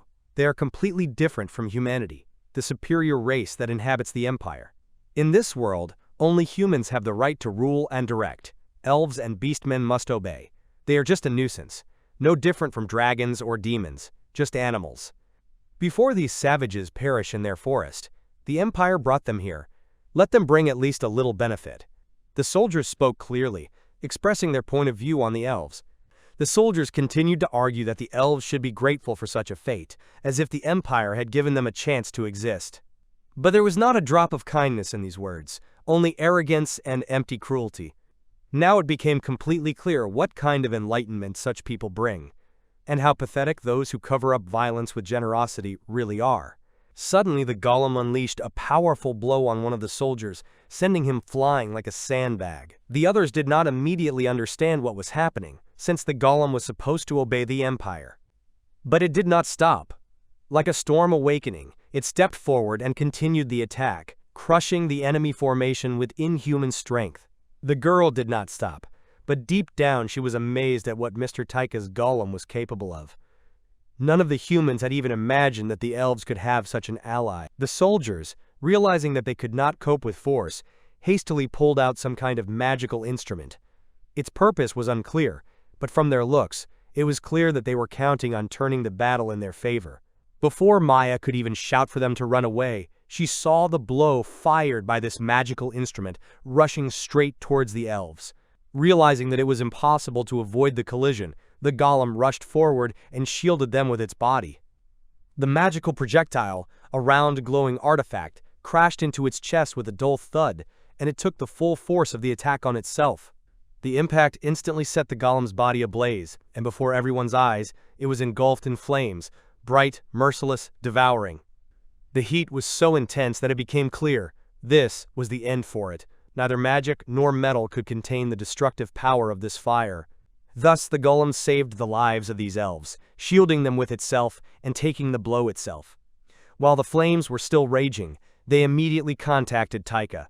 He, realizing what had happened, immediately began emergency restoration. He tried to intercept control, activate the repair system, and managed to save his golem before the fire destroyed everything completely. She stood there, as if frozen in machine terror, unable to believe that any of Lord Taiki's allies could lose. Her body wouldn't obey, and her mind refused to accept reality. Then her mother sharply ordered her to run, to leave this place immediately. She would delay the enemy herself, buy them at least a little time, and Maya must take the elves and fly away as quickly as possible, before it was too late. They had to immediately use Mr. Taika's drones to convey to the others that, upon hearing this explosion, reinforcements from the nearby garrison would soon arrive here, and they had to hurry before they showed up. Meanwhile, Maya, who was in the city for the first time, was still confused. She didn't fully understand what was happening yet, but she knew one thing. Now she had to pull herself together and act as quickly as possible, without wasting a second. The soldiers were already preparing to strike, intending to send her and her family straight to hell, leaving them no chance. but she was not going to retreat. At the last moment, with determination in her voice, she struck back, throwing back the attackers. And she firmly declared, she will not just stand aside and watch, she will not allow anyone to touch her family. The little elf still stood there, confused, not knowing what to do. She couldn't just leave her mother behind, she didn't want to run away while she was still there. And at that very moment, she had to watch as the soldiers attacked her mother, as she fought and took blows, not retreating a single step. And she finally decided to use magic, because only she could protect her mother. The magical power awakened inside, and a cold light shone in her palms. It seemed like some kind of freezing magic, but the spell burst out in the form of sparkling snowballs, light in appearance, but permeated with her determination. It turned out to be ice magic. Not to attack, but to immobilize the enemies for at least a moment. Frost clots settled on the ground and fettered the soldiers' legs, causing them to stumble. Without wasting time, the girl ran to her mother, grabbed her hand tightly, and led her away, intending to leave this dangerous place as quickly as possible. The soldiers weren't going to let them get away with it. One of them suddenly lunged forward and grabbed the mother by the hair, yanking her back with such force that she barely managed to stay on her feet. A sword flashed in his hand, and it was obvious that he was going to cut off her head. Maya stared at the scene in shock, and a piercing scream of horror escaped from her chest. At that very moment, as if in response to her scream, the golem appeared and landed next to her with a dull thud. It darted forward, grabbed the soldier by the shoulders and slammed him into the ground with such fury that it shook under his feet. The attack was stopped, and the threat to her mother disappeared in an instant. The golem's appearance caused panic among the remaining soldiers. They, without waiting for the next blow, ran away in all directions. For May, this was a huge relief. The golem had returned after all. Without wasting time, they grabbed their mother, called out to the elves, and hurried to leave this cursed place before the silence gave way to a new attack. They managed to escape in time, while confusion reigned around them. As it turned out, the magical tool that the soldiers used caused a failure in the golem's defense systems. Because of this, it temporarily went out of order, and only after rebooting did it return to its original state. But now they had a new problem. One of the soldiers managed to escape. He would certainly report everything to his commanders, and this would lead to increased security. They needed to pass this on to the others as quickly as possible. They had to hurry, because the main operation to rescue all the elves was planned for this evening. After the task was completed, the group apparently found time to rest a little and have a snack in a secluded place before starting the next stage of the plan. The elves who had been rescued earlier were already there. They were brought to a safe place to be fed and given a chance to recover a little. The atmosphere was filled with care. Everyone tried to surround them with warmth and support, to relieve the tension at least a little. They were told that the flying castle would reliably shelter them, that it was a fortress where no one would dare to offend them, and that they would be completely safe there. With the help of the golem, they began to transfer the rescued elves aboard the flying castle. Tiki, watching this, apologized. He was ashamed that the golem had failed at the most inopportune moment, and he considered it his mistake. But no one began to reproach him, because the most important thing was that everyone remained alive.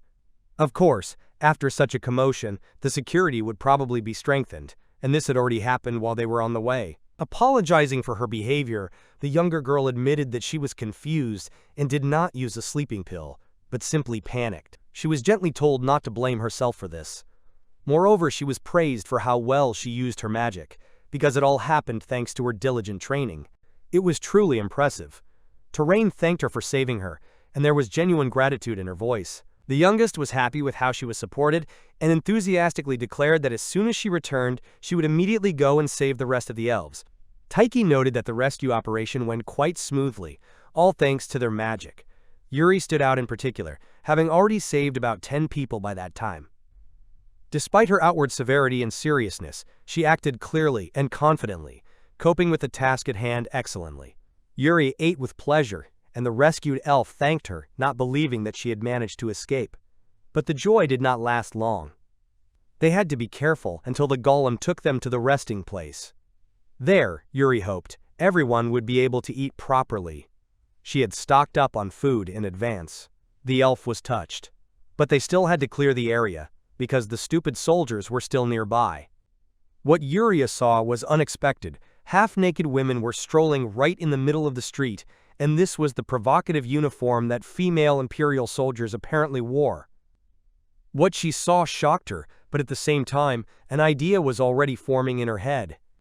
Guards were on duty at the entrance to one of the buildings, vigilantly guarding the passage. At that moment, a stranger approached them and asked with a slight smile if they were tired from such a long service. Eila and Maya, dressed in the uniform of female Imperial soldiers, confidently approached the guards on duty at the entrance. They, not recognizing the girls, immediately asked what squad they were from and whether they were new recruits. One of the soldiers looked at Maya suspiciously and said that he seemed to have seen a girl with such bright red hair somewhere before. Without losing her composure, she nodded and confirmed. Yes, it was her, the commander of the chick squad. The girls were joined by Yuri, also dressed in a female soldier's uniform. She confidently declared that she had come today to show the two new recruits the magical arts of the elves. The soldiers looked at each other, slightly puzzled. After all, it was the middle of the night. Yuri, without batting an eyelid, explained. She was a busy woman and could not afford the luxury of choosing a convenient time. Night was her only chance. As an apology, she handed them a bottle of alcoholic drink, explaining that the guards certainly could use a little relaxation. What they saw left Tiki's team confused. They hadn't expected the girls to go so far and appear in such a form. Their appearance and behavior had confused the observers, and perhaps Yuri's illusion had come across as too believable or even a little awkward. Tiki, though shocked, already knew what to expect. Yuri often teased him with her illusions. He had heard from Dozen that this was one of her strongest magical abilities. Princess Azula, sitting next to Tiki in the control room, flushed with shame, covering her face with her hands, and begged him not to look at what was happening anymore. But it was too late. He had already seen everything. Tiki had no doubt. This was the work of Yuria and her illusions. At that moment, a flask with a drink slipped from the hands of one of the soldiers and hit the ground with a dull thud. It turned out that it contained sweet fruit, and soon the guards fell into a sweet sleep. The illusion was too good. Yuri called it a trap, but a sweet one. The soldiers fell asleep. The elves were not harmed. One commander was embarrassed and asked not to do it again, but Yuri said that the image even suited her. This time she chose violet and did not add anything extra, only what she remembered. Therefore, it turned out so truthful that the Imperial soldiers took her for the real thing. Everyone was amazed at her art. When it was quiet outside and the soldiers were neutralized, the team entered the building. Yuri stepped forward first and immediately noticed someone talking quietly in the back of the room. It turned out to be a small family, 2 adults and a child. They were wary, not understanding who this woman in military uniform was.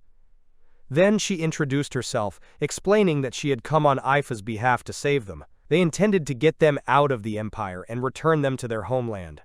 Caution, hidden mistrust and fear had not yet left them. They recoiled in fear, thinking this was another trick, and begged Yuri to stop if she was going to play with their trust. They said they didn't want to feel any more miserable than they already were. But at that moment, the door behind Yuri opened, and a man with a confident but calm gait entered the room. He gently asked them to calm down and assured them that the woman in front of them was an ally. It was the Mage.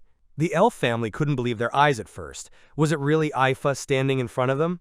But from his eyes, his voice, the way he spoke, it was clear, it was him. The magician apologized for taking so long to come to the rescue. Yuri was surprised by his appearance. After all, his section was already finished.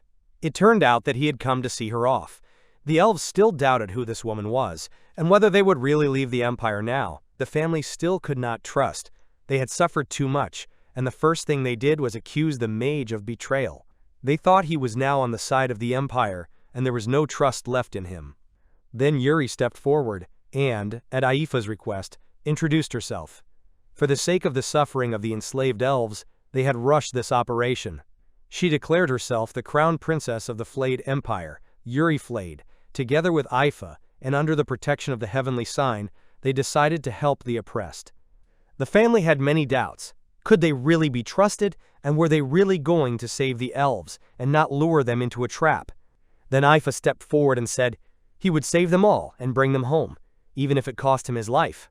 If they doubted his loyalty even for a moment, he would allow himself to be killed.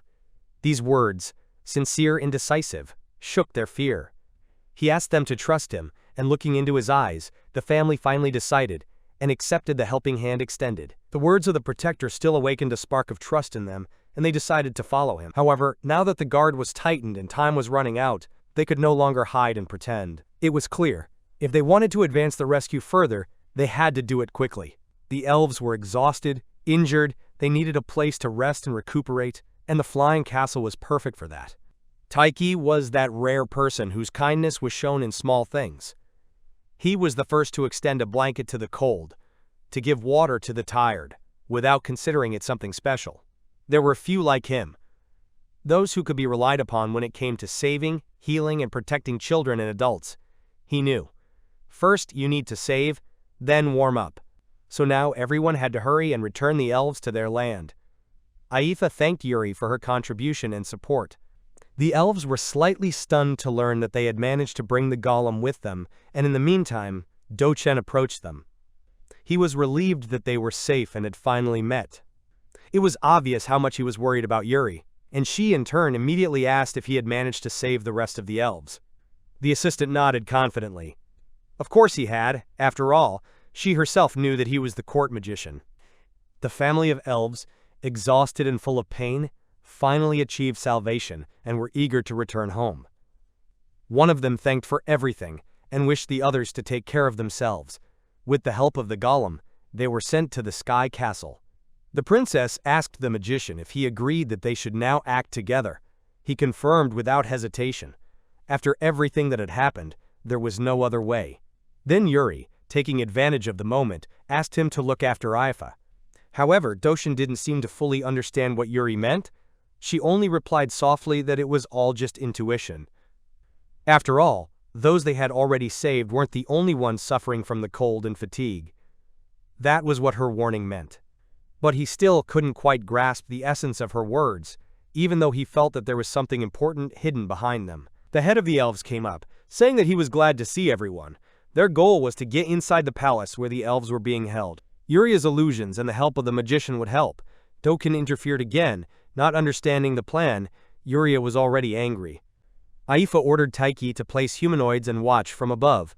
It was time to act. He did not want to argue and drag it out. After all, every moment of delay was dangerous. The operator added that if something happened to him, they should contact him immediately. Then he would remotely recall all the golems at once. Eila agreed with this, noting that such a method could be useful. As he spoke, he had a small ring in his hand.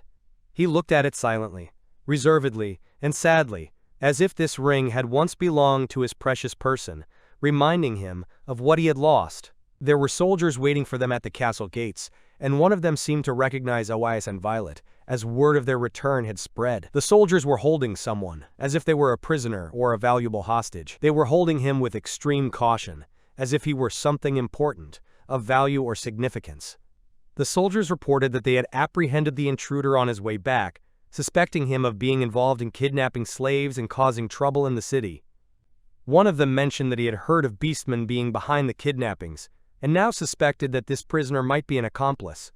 The guards opened the gates upon receiving the order, and trusting Eoif and Violet, allowed them inside.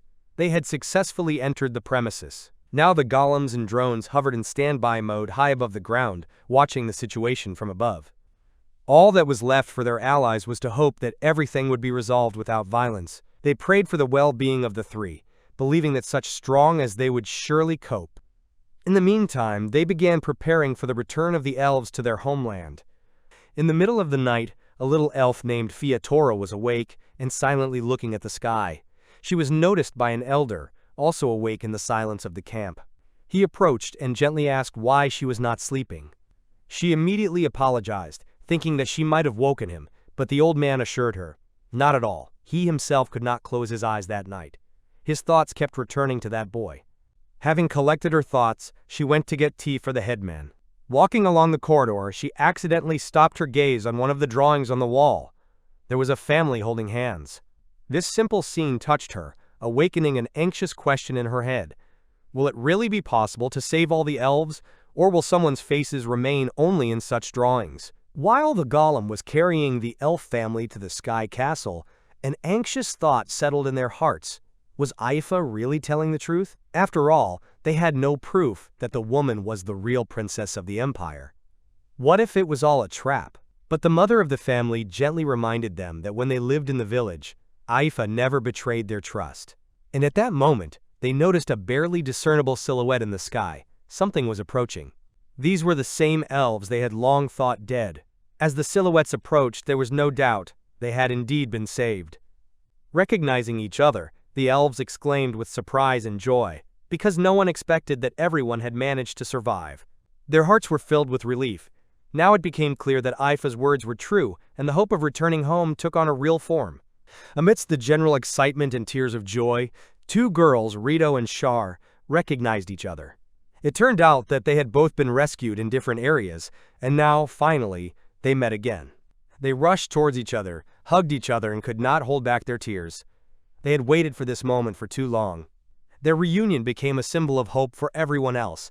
Even in separation, they managed to survive and find each other. Maya watched the girls with a warm smile, brought them something to eat, and insisted that they warm up well after everything they had been through. The hot soup was incredibly delicious, and the girls thanked her with sincere gratitude. Meanwhile, the others gathered to discuss the situation. It seemed that they had already rescued all the imprisoned elves in the city. They compared the information received from each squad, but one detail remained. There was no news of Fiator. As they pondered the situation, the elf in charge of counting the rescued admitted that he himself had not known that Fiatora could be in the inner palace. Then their mother turned to Eila and asked if she could find out what had become of their village. According to her, the village now looked like an imperial military outpost, but was completely abandoned. Apparently, the spirit tree had rejected this place. It only accepts those it acknowledges. Those who are rejected are subject to attacks by demonic beasts, disasters, or a series of misfortunes. It is hard to believe that the spirit tree has such overwhelming power. Even if they have no obvious enemies at the moment, they cannot relax. The disappearance of the elves held outside the palace has caused quite a stir, and although their hiding place has not yet been exposed, the Empire remains a formidable and merciless force. Any mistake could cost them dearly. They must now proceed with extreme caution. When the youngest came with the news that everything was ready for transport, the elves thanked her sincerely for her help. For Mother, it was an unexpected memory. Everything seemed like a repeat of that distant day when they too were saved.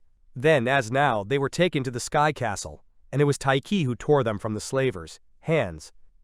She remembered how their bodies too bore the mark of slavery, a sign of pain, but also the beginning of new hope. The elven village had once been attacked by hunters and slavers, and since then they had taken refuge in the Sky Castle.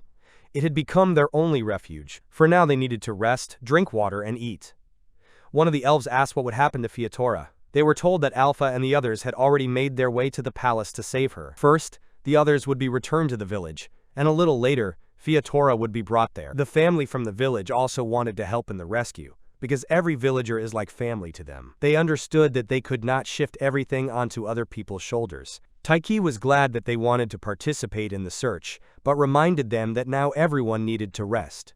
He instructed Maya and Shima to support Ifu and the others. Maya, although she was not confident in herself, firmly said that she could be relied on. This time the strategy included golems, and Taika and Shima already had experience in controlling them. Taika stationed 3 golem tribes and 5 drones outside the palace so that they could come to Ifa and the others, aid if needed. He also gave Ifa another communication device to the Sky Castle for constant contact.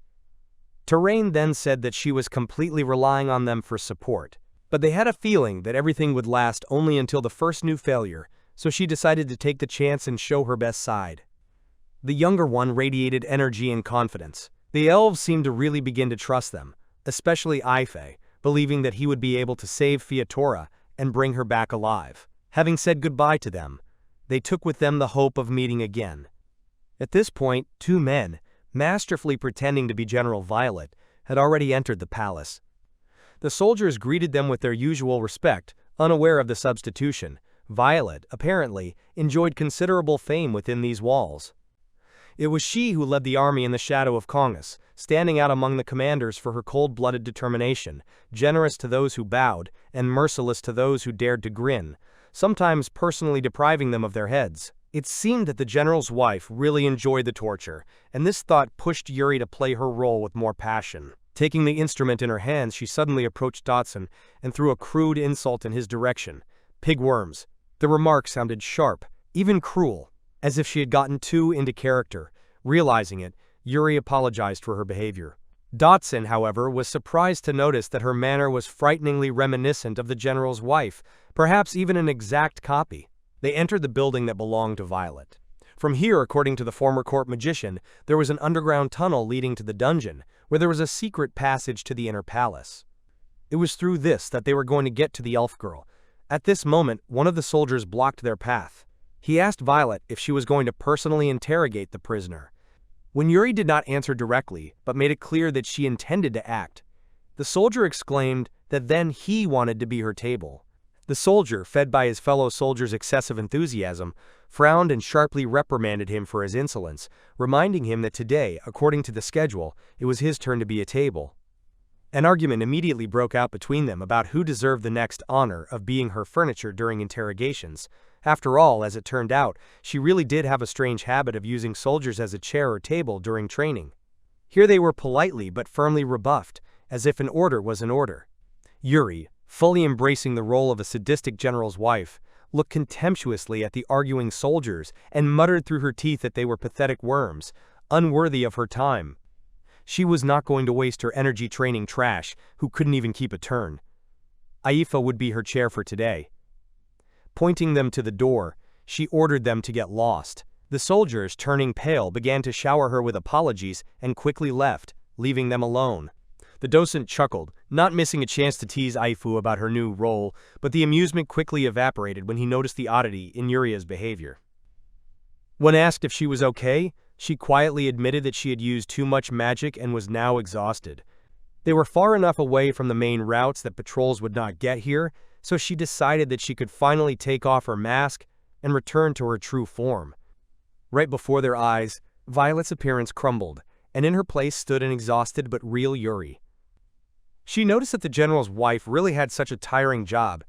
Even just pretending to be her had already exhausted her to the limit. Those who were nearby noticed how deeply she had entered the role. It seemed that the princess really had almost become Violet herself. But then they were interrupted by the appearance of a soldier.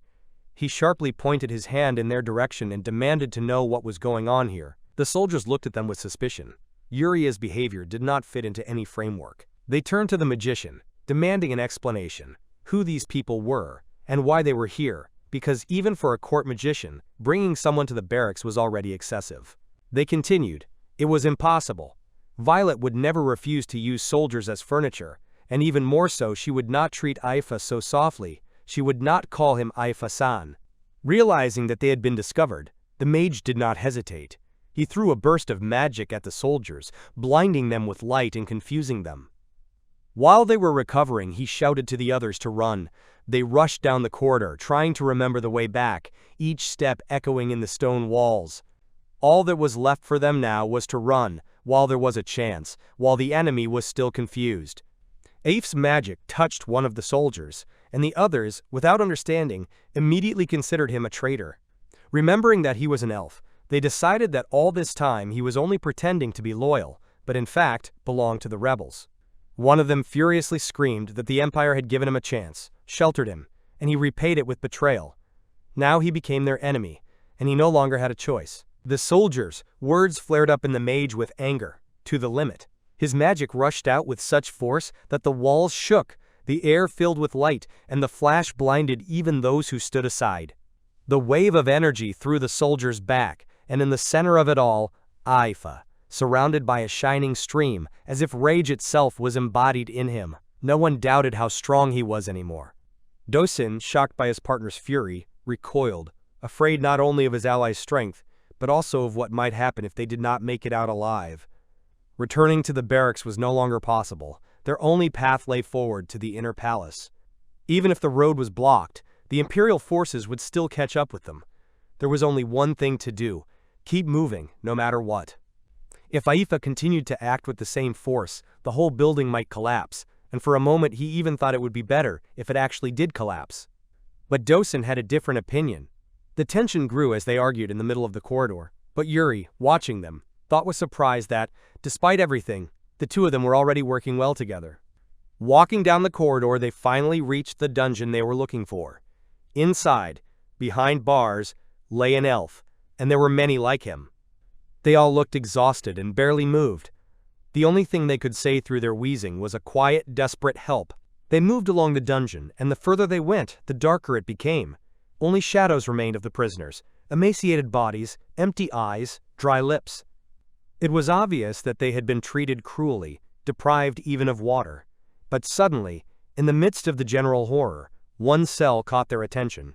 Unlike the others, it was especially fortified. Massive chains, reinforced seals, security signs.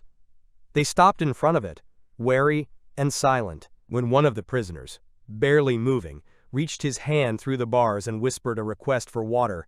Ifa and Yuri came closer. His voice sounded hoarse, but something in it seemed familiar. Looking closer, they suddenly recognized in the exhausted elf the very man whose identity they were supposed to find. He was the real man, who had been replaced and locked in the dungeon. There was no doubt. Seeing the emaciated man, Yuri immediately leaned over to treat his wounds and give him water, but Dosen stopped her, warning that they did not know who he was or why he was among the other prisoners. Perhaps he was a criminal, and helping him was dangerous. However, the man's eyes were full of suffering, and she understood that whoever he was, he needed help. Dosen insisted that Yuri should think about herself first, especially after her magic had drained her strength. But Yuri, not one to stand idle while someone was suffering, replied that as her friend, he should understand. She resolutely prepared to use magic. Because this man was unfamiliar and dangerous, she was even more worried about him. Ifa informed her that he was possibly a criminal, planning a rebellion against the royal empire. The man, barely hearing the voice, raised his head and squinted through the dirt and shadows of the cell. The former court magician's gaze froze on the man, the first prince of the empire, Blau Schwartz, imprisoned for the attempted murder of his own father. People, he said, do not change even after decades. But you, he said, have changed. Weren't you once just an obedient puppet, serving the army's orders? Ifa's brow furrowed, his expression darkening as he sternly ordered the man to be silent. He had no intention of discussing the past, especially not here among broken elves in chains. Dochen reminded him that they had no time. If they did not hurry, the guards would appear any moment. Everyone around them was a prisoner, and the guards could be anywhere. They had to get to the inner palace quickly, or their escape would be in jeopardy. Dochen tried to understand what was happening and threw an accusation in his face. Hadn't he blocked their way through the secret passage? He demanded an explanation, not wanting panic to take over the situation. He added irritably that Ifa was always hiding something, and now they were comrades. Secrecy was unacceptable. Ifa thought for a moment. It would be too intimate, but still he showed them the smartphone he had borrowed from Taika. He could not read the inscriptions, but he remembered well how to use it. The magician said that there was a passage in this dungeon that led inside, but it was opened by a special spell forbidden to the elves. In order for the plan to work, he ordered to interrogate the one who served in the palace. If he promised her a return, she would help. He borrowed the artifact from the sky without explaining the reason.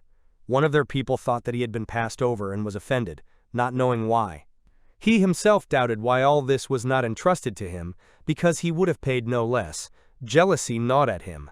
Why was it Ifa who received this from Taika, and not him? Ifa seemed too unreliable to him, too complicated for such a role, especially as a witness. But Yuri, unlike him, did not show a shadow of displeasure. She behaved calmly, and even showed how well she got along with him, as if everything was going according to plan.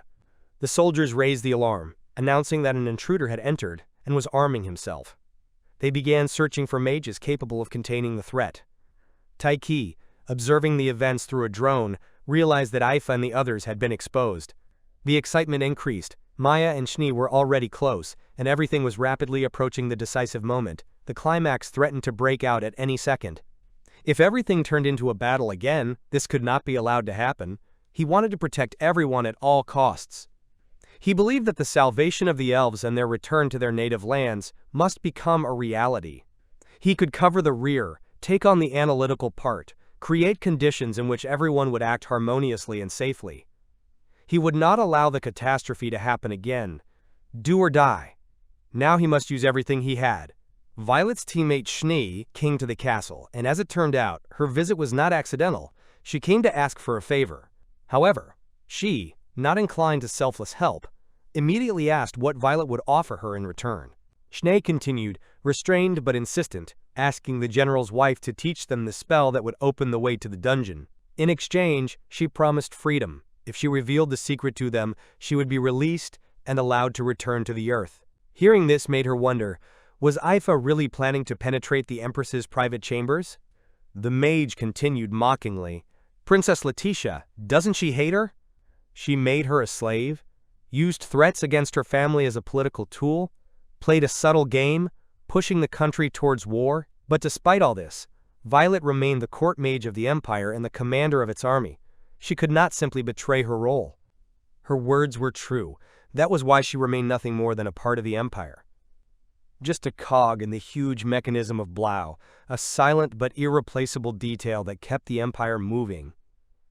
The same with the elves. Enslaved, deprived of everything, they became things in the hands of the state. And Eila, as a citizen of Azul, even having lost all rights, still loved her homeland. But that was why she felt such burning hatred and disgust for the empire. Now, speaking to the general's wife, Eila was a resident of the Sky Castle, and her personal feelings for the empire did not matter here. Everything that concerned the spell and the salvation of the elves was her direct duty. It seemed that the mage understood. She wanted to become a new mechanism, but for the good of the castle. And with a grin, she asked if she had really decided to tie herself to this dismal place. If it weren't for her, not Eila's desire, everything could have been different, Ifa added, but Violet interrupted and laughed in her face. They told her that she was bowing to power again, as if she had forgotten how she had been betrayed once before. But she answered confidently, as long as he remains king, she believes. Even if she is called a slave, she does not do it for the sake of profit. She stayed of her own free will, because the castle is her home. Those she values live here, especially the one she wants to be with forever. Here it was. And now, weren't they beautiful? But she knew, people are the very creatures that can easily betray each other. All that remains is to hope that when betrayal does happen, she will not cry. Violet said so impressively and bitterly, as if she already saw how all this would one day turn into pain. The court magician came up to the team representative almost point blank and, leaning down, whispered a spell in her ear. This place is on the Hrivnia of the Lion. She promised, with some pleasure, to teach her if it really helps to get rid of this gray boredom that surrounded her. It seemed that she would not find the desired sensations here. And yet she admitted that she was glad of this conversation. Before she considered Eila cowardly and pathetic. But it seemed she was wrong. However, Eila was wrong about one thing, and Violet sternly corrected her. She was not a cog in the empire, and this should be remembered. Eila thanked her for her willingness to help, for giving her the spell and later helping her return to Earth. She only asked for a little bit of a wait, saying this with a slight trepidation, as if she still did not believe that it was possible. When she realized what she had said, reality crashed down on her. She wanted to break through the lands, just to make everyone forget what she had said. Ashamed of her behavior, she asked those who heard her through the link to remain silent. Now all that was left was to hurry. There was almost no time, and they urgently needed to teach If the necessary spell. Without losing a minute, they left the court magician's chambers and hurried further, delving into the labyrinth of corridors leading to their goal. While Eila and the golem walked together to the main figure, the prisoner, recognizing her, could not calm down. She was standing in front of him personally. She had already received the spell, and now she knew. The passage was hidden on the lion's Hrivnia. Tiki, having learned about this, was glad that he entrusted this request to her. After all, the spell was in a language he did not understand. The slightest mistake in pronunciation could lead to a catastrophe.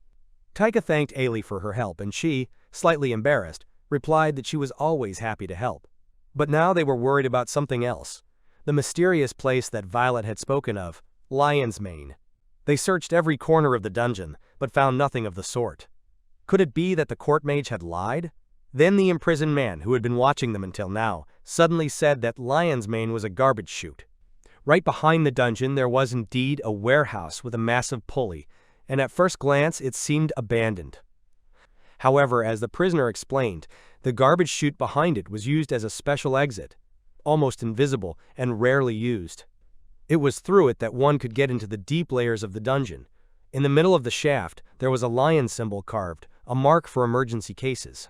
He did not know the spell, but he heard about this path from others. While Aifa was communicating with Tiki, he suddenly heard a new voice next to him, and immediately asked if there was anyone nearby. It turned out to be just one of the prisoners, who posed no danger. Another problem: the garbage chute they were going to use to get out was overflowing with waste. The garbage itself was not so bad, but there was a lady nearby who seemed to have exhausted all her mana.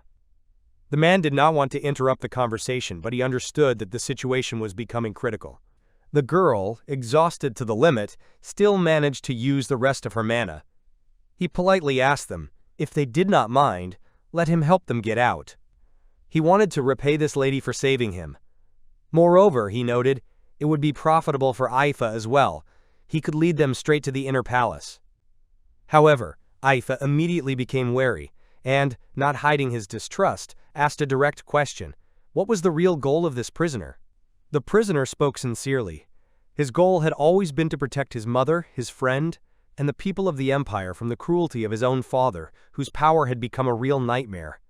He did not try to hide the fact that he still dreamed of overthrowing the royal family.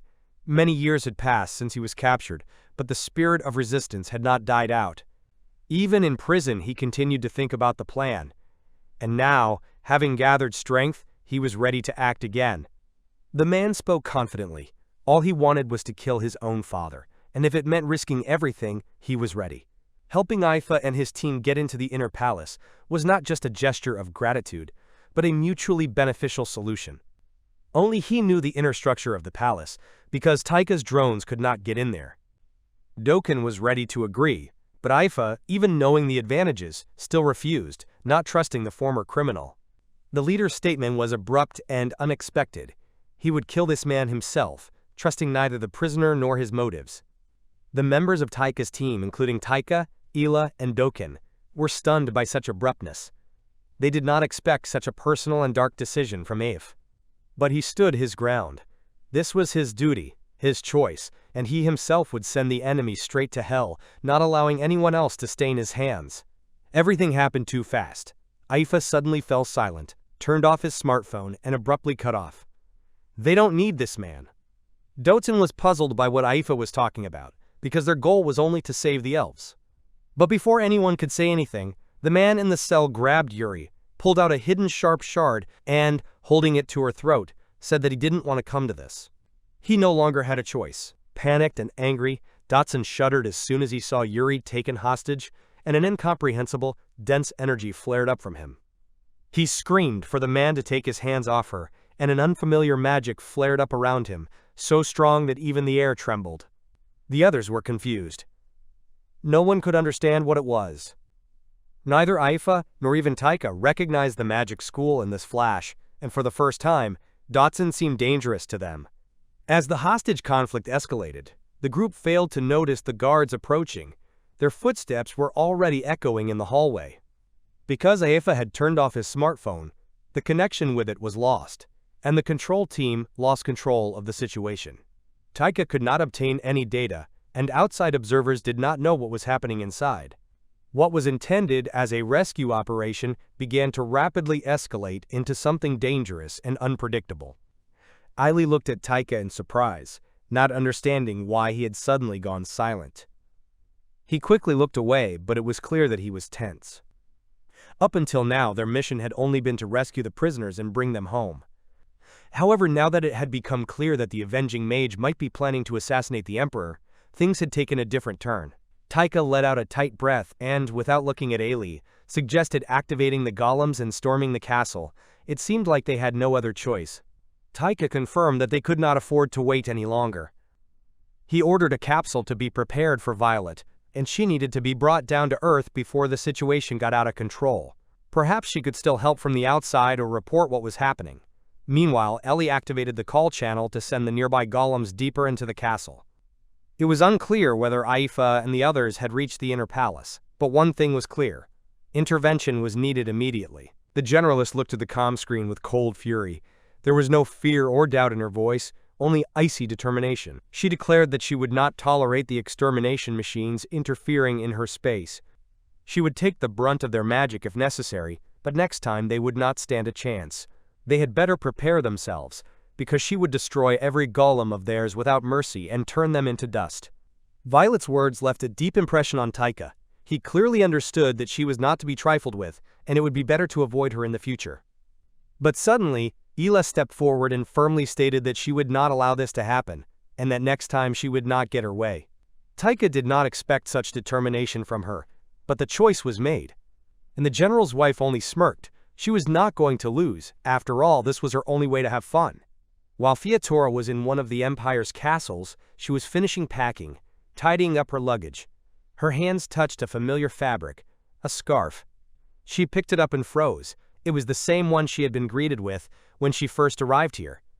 Schwartz had given it to her then, and the memory of that moment, like a ghost, returned with unexpected clarity. The servants whispered, how could they allow creatures with brands to serve in the palace? What if they attack? But the captive from the south knew. The bronze mark on the body does not allow disobedience. Any resistance is death, not only for her, but also for those who remained in the village. She remembered the day when she first saw her kinsmen shivering in the snow. Had their forests also known such cold? Schwartz slowly took the scarf off his neck, deciding to give it to the elf who was looking after him. The warm fabric could save him from a cold, and he could not allow any of them to get sick. But at the very moment when he extended his hand, a snowball hit his face. He froze, throwing his head up in surprise. Children were laughing happily nearby. They were playing in the snow, momentarily forgetting about brands and subordination. Fiatora smiled too. Her wariness weakened, and suddenly her soul felt warm. She remembered other times when she could still laugh without fear under the falling snowflakes, and she felt something painfully pinched in her chest from these scraps of elusive warmth. When the boy, laughing, molded a snow globe in his palms, he felt like an ordinary boy for a moment. He threw it with all his might towards the players, but it hit the eldest among them, a stern and taciturn old man. Schwartz froze. He didn't want it, of course, not on purpose. Already about to apologize, he didn't have time to utter a word, when the old man gave him a slap. The blow was so powerful that he flew to the side, losing his balance. Schwartz stood calmly, as if he hadn't moved, but his face was stern. Seeing Schwartz fly back from the Emperor's blow, the boy's mother immediately rushed to him, covering him with her body, as if protecting him from something greater. But the Emperor, not softening, turned to the woman and sharply ordered her to teach her son respect and order. A reproach began, as if the fault lay not with the child, but with the mother. Then the boy, frightened for her, grabbed her clothes and begged the old man to stop this scene. He shouted that it was only his fault, and that his mother had nothing to do with it. The old man, not hiding his contempt, called the boy a weakling and said that he owed his life to him.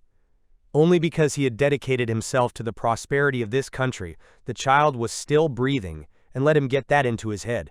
The mother could not bear these words, and despite her fear, tried to stand up for her son. But instead of sympathy, she received a blow from the old man. He, not calming down, ordered the slaves to be brought to him, and promised to tear them to pieces. The boy whispered apologies to his mother, and she, holding her face, and through the pain. In this you can see how Fiatora approached them and, without thinking, said that she would heal them both. The boy and his mother's eyes filled with gratitude. For the first time in a long time, someone treated them with kindness. It was then that it dawned on Fiator. It was not only elves who were imprisoned in this place. The Empire held many people and nations in chains. And if Schwartz was the one who first rose up against it, then he was not alone. The boy Schwartz looked particularly weak when the prince approached them, and asked the Empress if she had completed her preparations. He said that he was preparing a carriage and a boat for her. They needed to hurry. However, the Empress was surprised by the mention of a boat. Weren't they planning to take refuge in a mansion outside the capital? This country, which had defeated the Empire with the support of Princess Letizia and her allies, could accept the Empress in exchange for the valuable information she possessed. The Empress resolutely refused the offer. She reminded them that she was now the leader of the rebels and could not simply run away, abandoning the country for which she was responsible. She would stay and be ready to die, if only to bury the very man who was guilty of their suffering. Besides, the slave mark was still on Fiator's body, and any betrayal would mean not only her death, but also the death of the other elves, as well as Schwartz. The prince replied that he would use the rebellion to take Schwartz away by a roundabout route, and then the Empress firmly declared that she would go with them. She added that they would have to use the secret passage on the Lion's Crest to go down to the dungeon and see her son, They had to hurry. They couldn't let the concubines or the guards suspect anything. After all, she had finally found Schwartz, a young boy who had become a man and was now languishing in the dungeon. Aifa and Taika's team knew they were running out of time, with guards already rushing toward them. Tensions mounted when the same prisoner, driven by obsession, grabbed Yuri and demanded to be taken to the inner palace again. He held her hostage, hoping it would force them to give in, but the team couldn't afford to risk it, either her life or the failure of the entire operation. Dosen, who had remained calm until the very end, suddenly released a stream of magic that had been hidden within him all this time. It was not an ordinary force, something strange, calling, inhumanly dense. The man holding Yuri felt someone else's pressure on himself. He realized that this magic was a threat, and there was no longer a request in the voice, only a sentence, to let the princess go. But at that moment, Yuri herself went limp in his arms, exhausted, almost unconscious after so many spells. At that moment, the docent made a decisive move. A surge of energy shook the air, scattered sparks around, and the space seemed to distort. Everything was plunged into blinding light and thick fog. No one could really see what was happening. Silhouettes blurred, sound was muffled, the sense of time was lost. He was using more than just magic. It was a barrier mixed with illusion to buy precious seconds. What happened in this haze remained hidden even from allies. Dosen's magic was unstable, alien and oppressive, as if it was about to spiral out of control. The man holding Yuria instinctively shielded her from the blow, saving her. The princess thanked him and worriedly asked if he was okay, then assured Dosen that she was fine. But he broke down again, fury and anxiety raging, the wild light still blazing in his eyes. Although he seemed level-headed on the outside, the court sorcerer had survived dozens of battles with monsters and criminals to earn money to learn how to build a golem. He considered himself a pacifist, but now he was shaking with rage. In a panic, he demanded that the girl be released. If she was harmed, he would punish the guilty. The one who previously knew only spells was now screaming. The amber-eyed wizard realized that if they did not intervene now, everything would end in disaster. Aifa suddenly activated his magic, not to attack, but to balance, as if his power was an anchor. He approached Dosen and held him with his hands, reminding him, "Cool down." There was no place for emotions here. Even Dosen did not resist. He knew that only Aifa could enter his field without harm. He repeated, "Yuria is safe. The spell is no longer needed." In the end, it was decided that Schwartz would be taken with them to the inner palace, and the man seemed quite happy with it. He apologized for everything, albeit belatedly, but the main thing was that Yuri remained safe. Her condition brought relief to everyone. The tension eased. Taika only exhaled, noticing how she was trying to hold on, and the assistant thought, if Yahello found out what had happened to her, there would be unavoidable anxiety. Yuri, the princess of the empire and Yahello's only younger sister, was the one he always protected. To Dochen, Yahello was not just an ally, but his most precious friend. When she spoke, her voice was soft. After thanking him for his concern, Yuri added that there was no need to worry about her and apologized for her carelessness. The leader, without wasting time, also briefly apologized and told everyone to get ready. It was time to open the passage to the Lion's Crests because the Guardians were already approaching. When the closed room opened thanks to the spell, the group moved towards the inner palace. Aifa announced that he would be late. He would stay to deal with the guard and later he would catch up with them. The main thing now was to find Fiatora. If she was in danger, he wanted them to save her, at any cost. What exactly Aifa intended to do was still unclear, but he clearly decided to deal with the guards alone. As he was about to leave, he suddenly stopped because Dosen handed him a smartphone. Now he would be able to contact Taika again. Aifa thanked and apologized for dragging everyone into this, asked to give the smartphone to Taika but did not take it himself. It seemed that he really was going to fulfill what he had said earlier, to be the one who would kill that man. Having already turned around, he moved towards where the Guardians were, and finally said he was taking his family on himself. In the far corner of the abandoned corridor filled with dense mana, Aifa. It pulsed like a heart. The others, already without it, headed further along the tunnels, bypassing the inner passages. Making their way forward, they finally reached the exit from the dark passage behind which an unknown outcome awaited them. They continued on their way, worried about Aif, but the man reminded them he was a gifted mage and he would not die so easily. However, he also bore the mark of a slave, which meant that he could not act against the will of his master. Although he had declared that he would kill the emperor, he was not even capable of wounding him. His goal was just a dream. However, time was short. The man clarified. They were looking for Fiatora, weren't they? The man added that Fiatora was his mother's servant, and he had known her since childhood. In such chaos, it would be a real miracle if she managed to get out. While Schwartz was telling this, they continued to walk forward along the dark tunnel, but suddenly something interrupted their steps. Echoes of voices were heard ahead. Were there really more people hiding in these underground passages? When they managed to hide in the shadow of the passage, they noticed people approaching from the other side of the tunnel. Among them, the man noticed Fiatora. She was walking among them, and it seemed that the sounds of their movement were also heard. Without wasting time, Dosen was the first to step forward to meet the arrivals. The prince accompanying the group immediately asked who he was, to which the docent calmly explained that they were not suspicious persons, and they could be trusted. The empress, seeing Schwartz in the crowd, froze in place. The next moment she rushed to him, and after a long time full of fear and uncertainty, mother and son finally embraced. Their long-awaited reunion happened in the dark dungeons of the empire, in silence, pierced only by their trembling breath and the weight of feelings accumulated over the years of separation. Fiatora, though an elf, was perceived as part of the family. The prince asked discreetly whether Schwartz had escaped, and hearing confirmation, asked about the passage. The empress immediately admitted that they had followed him. Schwartz looked alive, which was a relief to her. She bitterly admitted that she did not understand him and did not dare ask for forgiveness.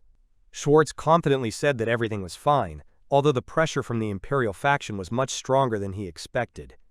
However, this was precisely what gave them a chance.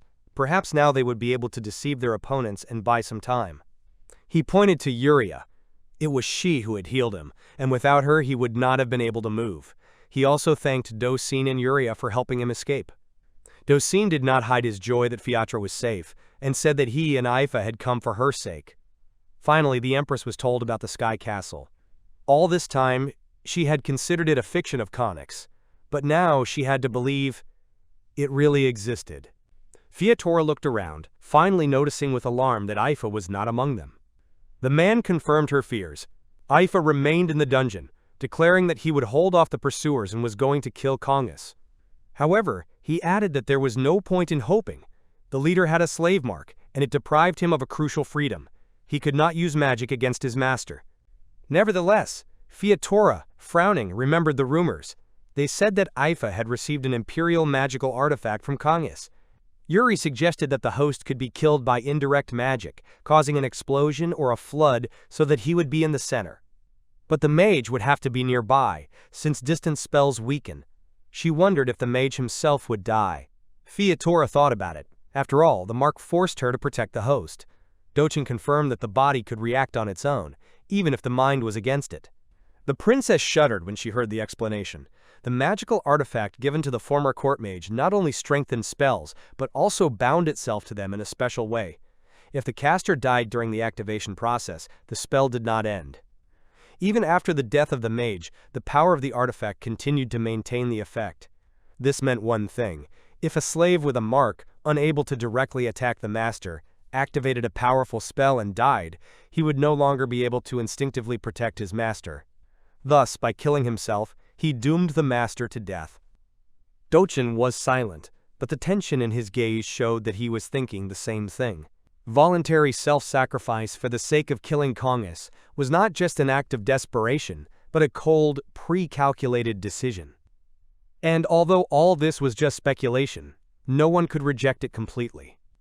The story of the elf who sacrificed himself to protect the spiritual tree confirmed that such a path was possible. Yuria felt with all her soul. Aifa had chosen it. Dochin listened silently, his gaze lowered. Yuria's words had cut him deeply. The leader was not just an ally for them, but part of the chosen family. Tiki would not retreat, and neither could he.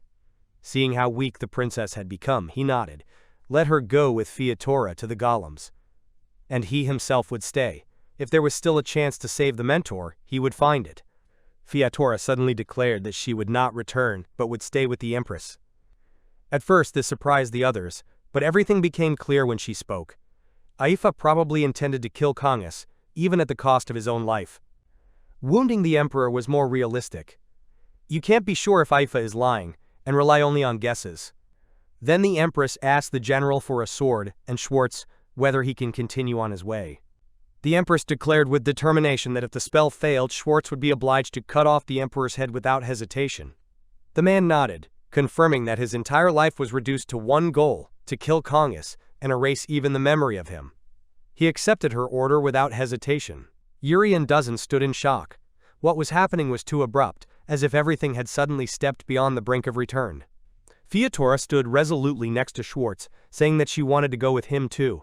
Her father couldn't believe how things had turned out. After all, he couldn't even imagine such a thing just recently. But the man reminded him that he had said it long ago. Killing Kongus at any cost was his goal. Mother and the elf were now part of the rebels. Even Yuri, hearing all this, declared that she would join. After all, the more mages, the higher their chances. The princess apologized to Dosen, asking him to tolerate her selfishness for a little while longer. Fiatora said warmly that she was glad for their increased strength and was ready to share her mana with her. It was an ancient art of the elves. Thanks to this, Yuria really did feel better, and she felt that she could fulfill her duty. All this was not as she expected, but for Flade and the entire empire, she was ready to go to the end. When Aifa appeared before the soldiers, they began to prepare spells. One of them shouted a question. Why was he doing this at all? He was only an elf. They contemptuously reminded him that slaves were always inferior to humans, and in their eyes, elves were not humans, but just animals. Soaked in arrogance and hatred, their words sounded like a sentence. Hearing the soldiers' humiliating words, Aifa did not object. He only raised his hand, and the sky seemed to respond. Magic, like a thunderstorm, flared up around him. If they called him a beast, then he would show his claws. One of the surviving soldiers shouted that if he continued, he would destroy not only himself, but all the elves. To this, the magician answered calmly, but decisively. They had already saved all the elves who were there. The soldiers seemed to realize the limits of their power for the first time that day, but even then, one of them continued boldly. Humans have one indisputable quality: confidence. Only it has turned into arrogance, deceit, and blind overestimation of themselves. They do not even notice when they are wrong, do not admit defeat, only flatter themselves. The empire, they said, brought civilization to the elves. But how can you talk about civilization when you have taken everything from them? If they are men, then he is a beast. Then he hissed. How does it feel to be trampled into the dirt by the very beast whose pride you have trampled for centuries? And he released a spell, even more powerful. The roar was deafening. The air vibrated with power. He had become truly dangerous. There was no restraint in him anymore, no fear, only madness and rage. The soldiers recoiled, cursing their weakness, and hoping that at least Violet was here now. They began to run, escaping from the rebels, but he did not retreat. He had nothing to lose. Aifa had found his purpose, to show the pride of the elves. He remembered the serene times when their people lived in peace and warmth, and the image of his mother emerged in his memory, with a gentle smile indicating his efforts. He baked something in the oven, and the heat was so strong that it seemed that everything would melt. But Aifa calmly assured, there was nothing to worry about. He used pyrophore, a material capable of withstanding high temperatures. Aifa's mother explained, pyrophyllite is needed for fire bricks, to bake bread and strengthen the family spirit. The others happily ate her aromatic pastries. She offered Aifa fruit tea, reminding him how they used to drink it together. Back then, she taught him magic, not just as a mentor, but as a family member. Those days were full of tenderness and quiet happiness. But then they suddenly disappeared, as if dissolved in time, leaving only the memory and warmth of days gone by. Even with the marks of slavery, without rejecting their essence, they did not throw away hope.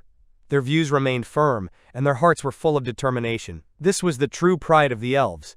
Despite everything, one day to return to the spiritual tree. They promised each other to keep this pride in their chests and to stand for the honor of their people.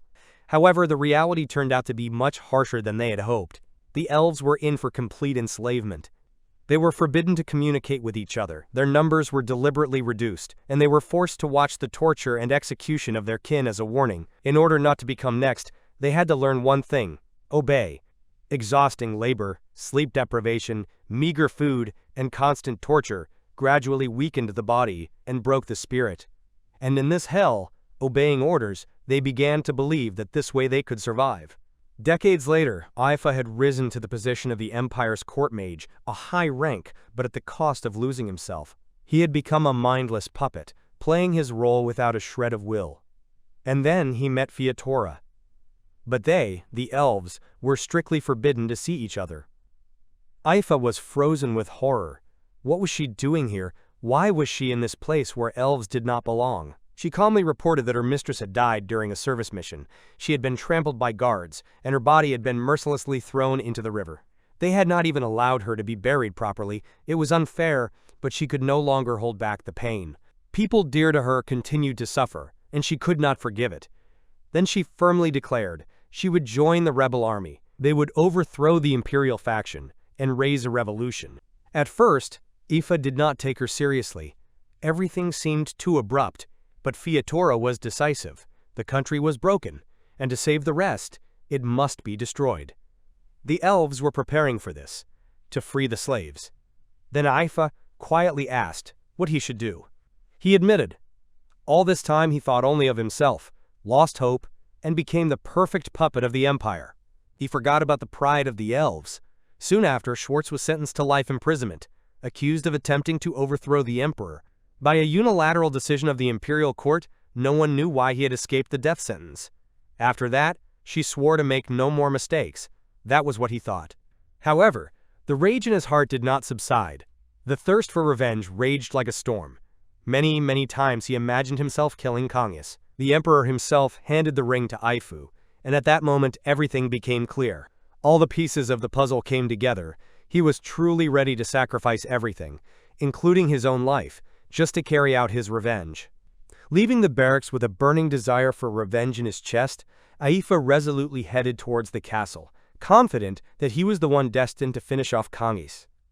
At that moment, as he was moving along the street, a drone controlled by Tiki spotted his silhouette from above, and it immediately tracked his location. At the same time, in the castle, the emperor complained irritably about the noise that was disturbing his peace, but was informed that the imperial carriage had already arrived, and it was time to leave the palace. In a rush, he demanded to know who had dared to rebel, and confirmed that anyone who resisted should be destroyed. But his anxiety increased. After all, Schwartz, the leader of the rebels, was still in prison. This was not the force he had expected.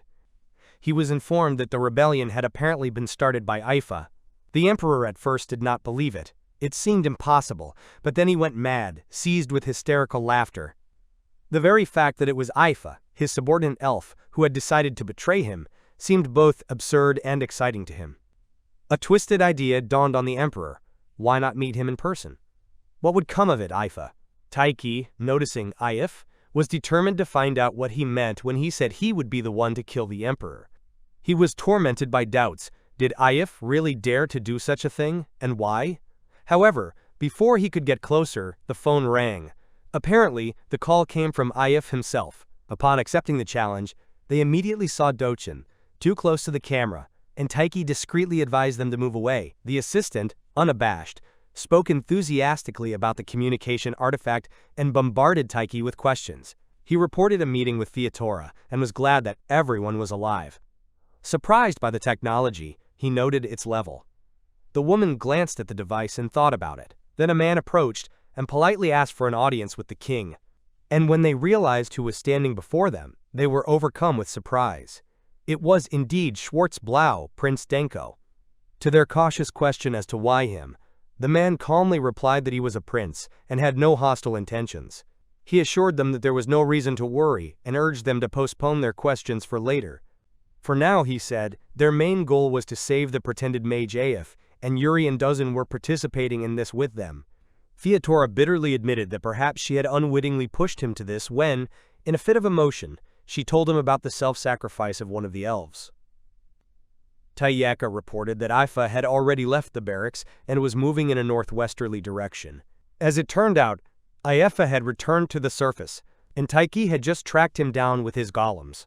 If they didn't stop him now, the consequences could be disastrous. Even he had once almost given in to such a plan. Tiki was careful to follow Violet and didn't worry about him, since he had already taken full responsibility. He knew that he understood the palace better than anyone, and he had promised to protect them all with his golems. All they had to do was determine where exactly Ifa might be heading. The assistant informed them that they would soon emerge from the Dry Throat underground passage and asked Tiki to send his golems there. Tiki agreed, and simultaneously addressed Maya and Shimu, who were listening attentively to the conversation. It was clear that they would soon have to join the fight. Maya wondered if Ifa was really going to go all the way, and added that perhaps only she could truly understand his feelings. Without Tiki's support, if they had also gone through slavery and lost their family, perhaps she would have come to such horrific thoughts too. But if they left him alone, Ifa did not want her family to die. It was the same for every elf. If he sacrificed himself for revenge, she knew that his loved ones would mourn. And she was right about that. Several golems were heading that way, and Ifa noticed their approach right away.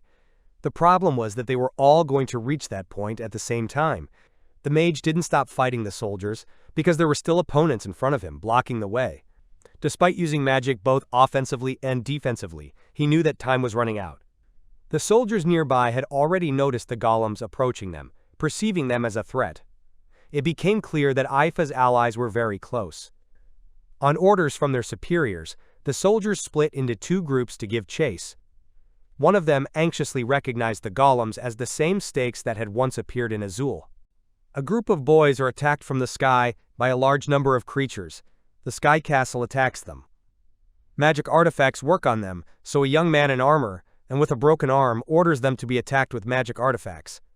The creatures launch huge balls in their direction. The cat girl hits one ball. It won't work a second time, but the armored boy is ordered to attack again. They shout at him that there are too many of them. One of the balls hits their ally. A loud scream is heard. The cat girl May screams in fear, but the dark-haired young man in armor calms her down. He tells her not to worry. They had a problem with the golems temporarily shutting down due to high temperatures, so until their temperatures reach their limit, they need to continue. One of the golems prepares for battle. One of the golems lies defeated. A young man in armor steps forward. He is taking countermeasures. Meru, dumbfounded, asks what he did.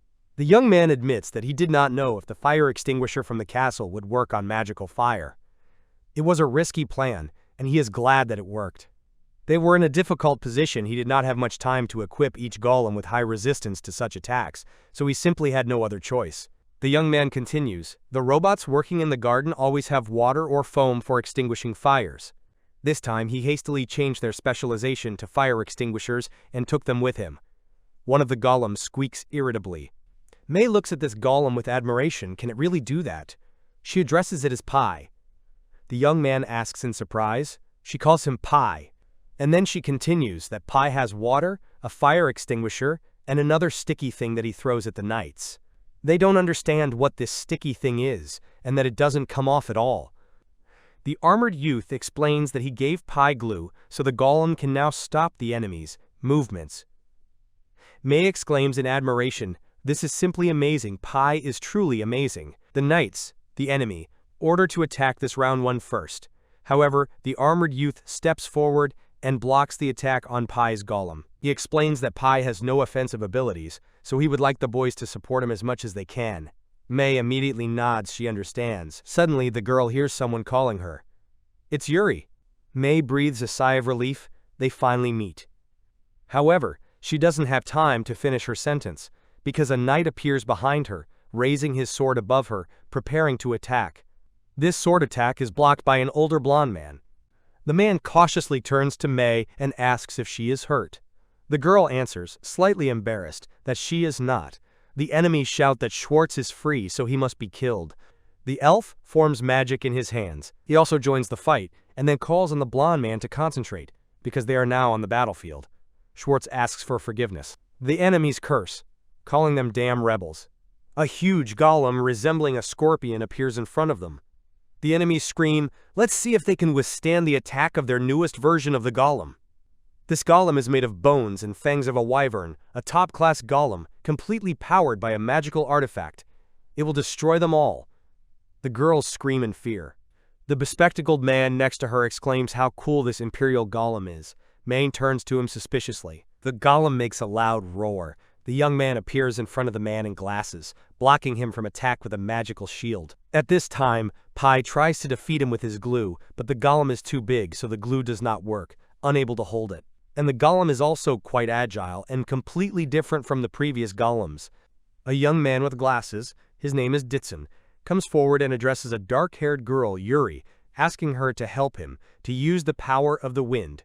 They stand next to each other and stretch their arms forward. After all, wind is quite effective against large monsters and golems. They launch a stream of wind at the golem. The enemy is under tremendous pressure. The man on the golem screams in fear. There is wind pressure from above. He could defeat them if he could move even a little. Ditsun shouts at Mei to use her ice power. The cat girl exhales and tells herself to calm down. It won't be like last time. She stretches her arms forward and forms a large number of ice shards. As a result, the huge golem is completely immobilized. The young man forms magical seals and flies up. Schwartz exhales in amazement. Such power, so these are the people from the Sky Castle. At this point, the boys have almost dealt with the guards in white hats. Pai deals with them with glue. The elf boy turns around. Where is Ifa? One of the drones reports that Ifa has entered the fortified area. The boy asks again in surprise about the fortified area, and then anxiously asks everyone to hurry. He whispers in disappointment, if only Violet were here. From the roof of a tall building, a long-haired girl and a man watch what is happening. This girl turns to the boy in the golem costume, so that golem didn't cope either? Well, it wasn't hers, so it's natural. She turns to the boy and asks if he will follow her. Receiving no answer, she remarks that they should hurry then. At this moment, smoke comes out of the castle. In the castle lie defeated people in white headdresses. Traces of blood stretch to the door. The long-haired elf closes this massive door and seals it with a spell. He approaches the throne. He sits down on it tiredly. The elf's face and body are covered in blood. He squeezes his hand, on which the ring is adorned. Suddenly, someone appears in this hall. Although he killed the elf too because he was curious, it turns out to be the crazy old man. His eyes widen as he remarks what a disgrace this is. The elf smirks and replies, but the old man doesn't seem to really think so. And besides, the elf knew he was coming. Continuing to look at the old man with a grin, he notes, because he is a strange man. With a crazy smile, the old man notes, who would speak? The long-haired old man notes that it was unexpected that the elf would cause so much trouble. And he does not like surprises. It is a stimulus to life. It makes a person feel alive. The long-haired elf purses his lips, from which a trickle of blood flows. The old man continues, from now on his execution will begin, and he will watch the elf die in agony. The elf frowns in irritation. He raises his hand up, flashing the ring. The old man, as usual, talks too much. It's his trait, and it's just disgusting. Suddenly there is an explosion, and a huge magical seal appears on the floor. Two men in white hats cover the crazy old man. As expected, it's a spell. They order each other to protect His Majesty, the old men. One of the servants in a white headdress screams that he cannot open the doors. They are obviously sealed with a spell and will not open from either side. The dome of this throne room is made of pyrophyllite bricks. The elf admits that he created something similar many years ago, although they were much smaller. He smirks. Execution, huh? Then let's see how it goes. Everything around is ablaze from his magical seal. With an indifferent smile, the elf declares that he is looking forward to death. The old man smiles madly, looking at him. A warrior in armor is stabbed in the back with a sword. A man with a mustache curses, "Damn, they never end. Reinforcements should arrive soon." He asks everyone to be patient. His Highness the Empress begins a revolution. Schwartz and the elf boy turn towards the castle, noticing something sparkling flying out of it. They assume that it might be General Violet. At this time, the young man in armor and Violet notice smoke in the castle. A loud roar is heard from the room. Gentlemen in white hats cover the madly smiling old man. It is urgent to stop the fire and protect His Majesty. They argue about why the flames don't go out. Then they realize that the magic is supported by an artifact that the elf has. This artifact is the ring on his finger. The elf confirms. He raises his hand with the ring. They understand this, such pathetic magicians as they will not be able to oppose him. The enemy curses to use a magical artifact given to him by His Majesty. This is barbarity. The elf grins. Old Koenig should not have given him a magical artifact. The old man will now die for his own mistakes. Koenig notes that the elf says funny things. The old man adds that he says funny things for a slave. He raises his hand and forms a certain seal. The elf screams in pain and falls to his knees. Koenigs orders the fire to be stopped and the spell to be cancelled. The elf grins and laughs loudly in response to his order. The old man quickly appears and hits the elf. He seems to be in a pretty good mood. Does he really enjoy suffering that much? The elf grins, and then he laughs madly. The man in the white headdress asks if there is something wrong with him. Suddenly, everyone starts coughing. One of the servants in the white headdress runs up to the old man and asks him to retreat because it is dangerous. The elf, standing up, asks why they are protecting this trash.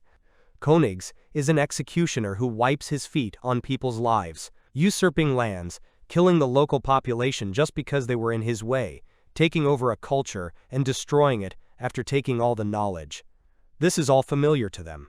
However, the servants oppose him no matter what the elf says. His Majesty has brought the empire to prosperity and a new era.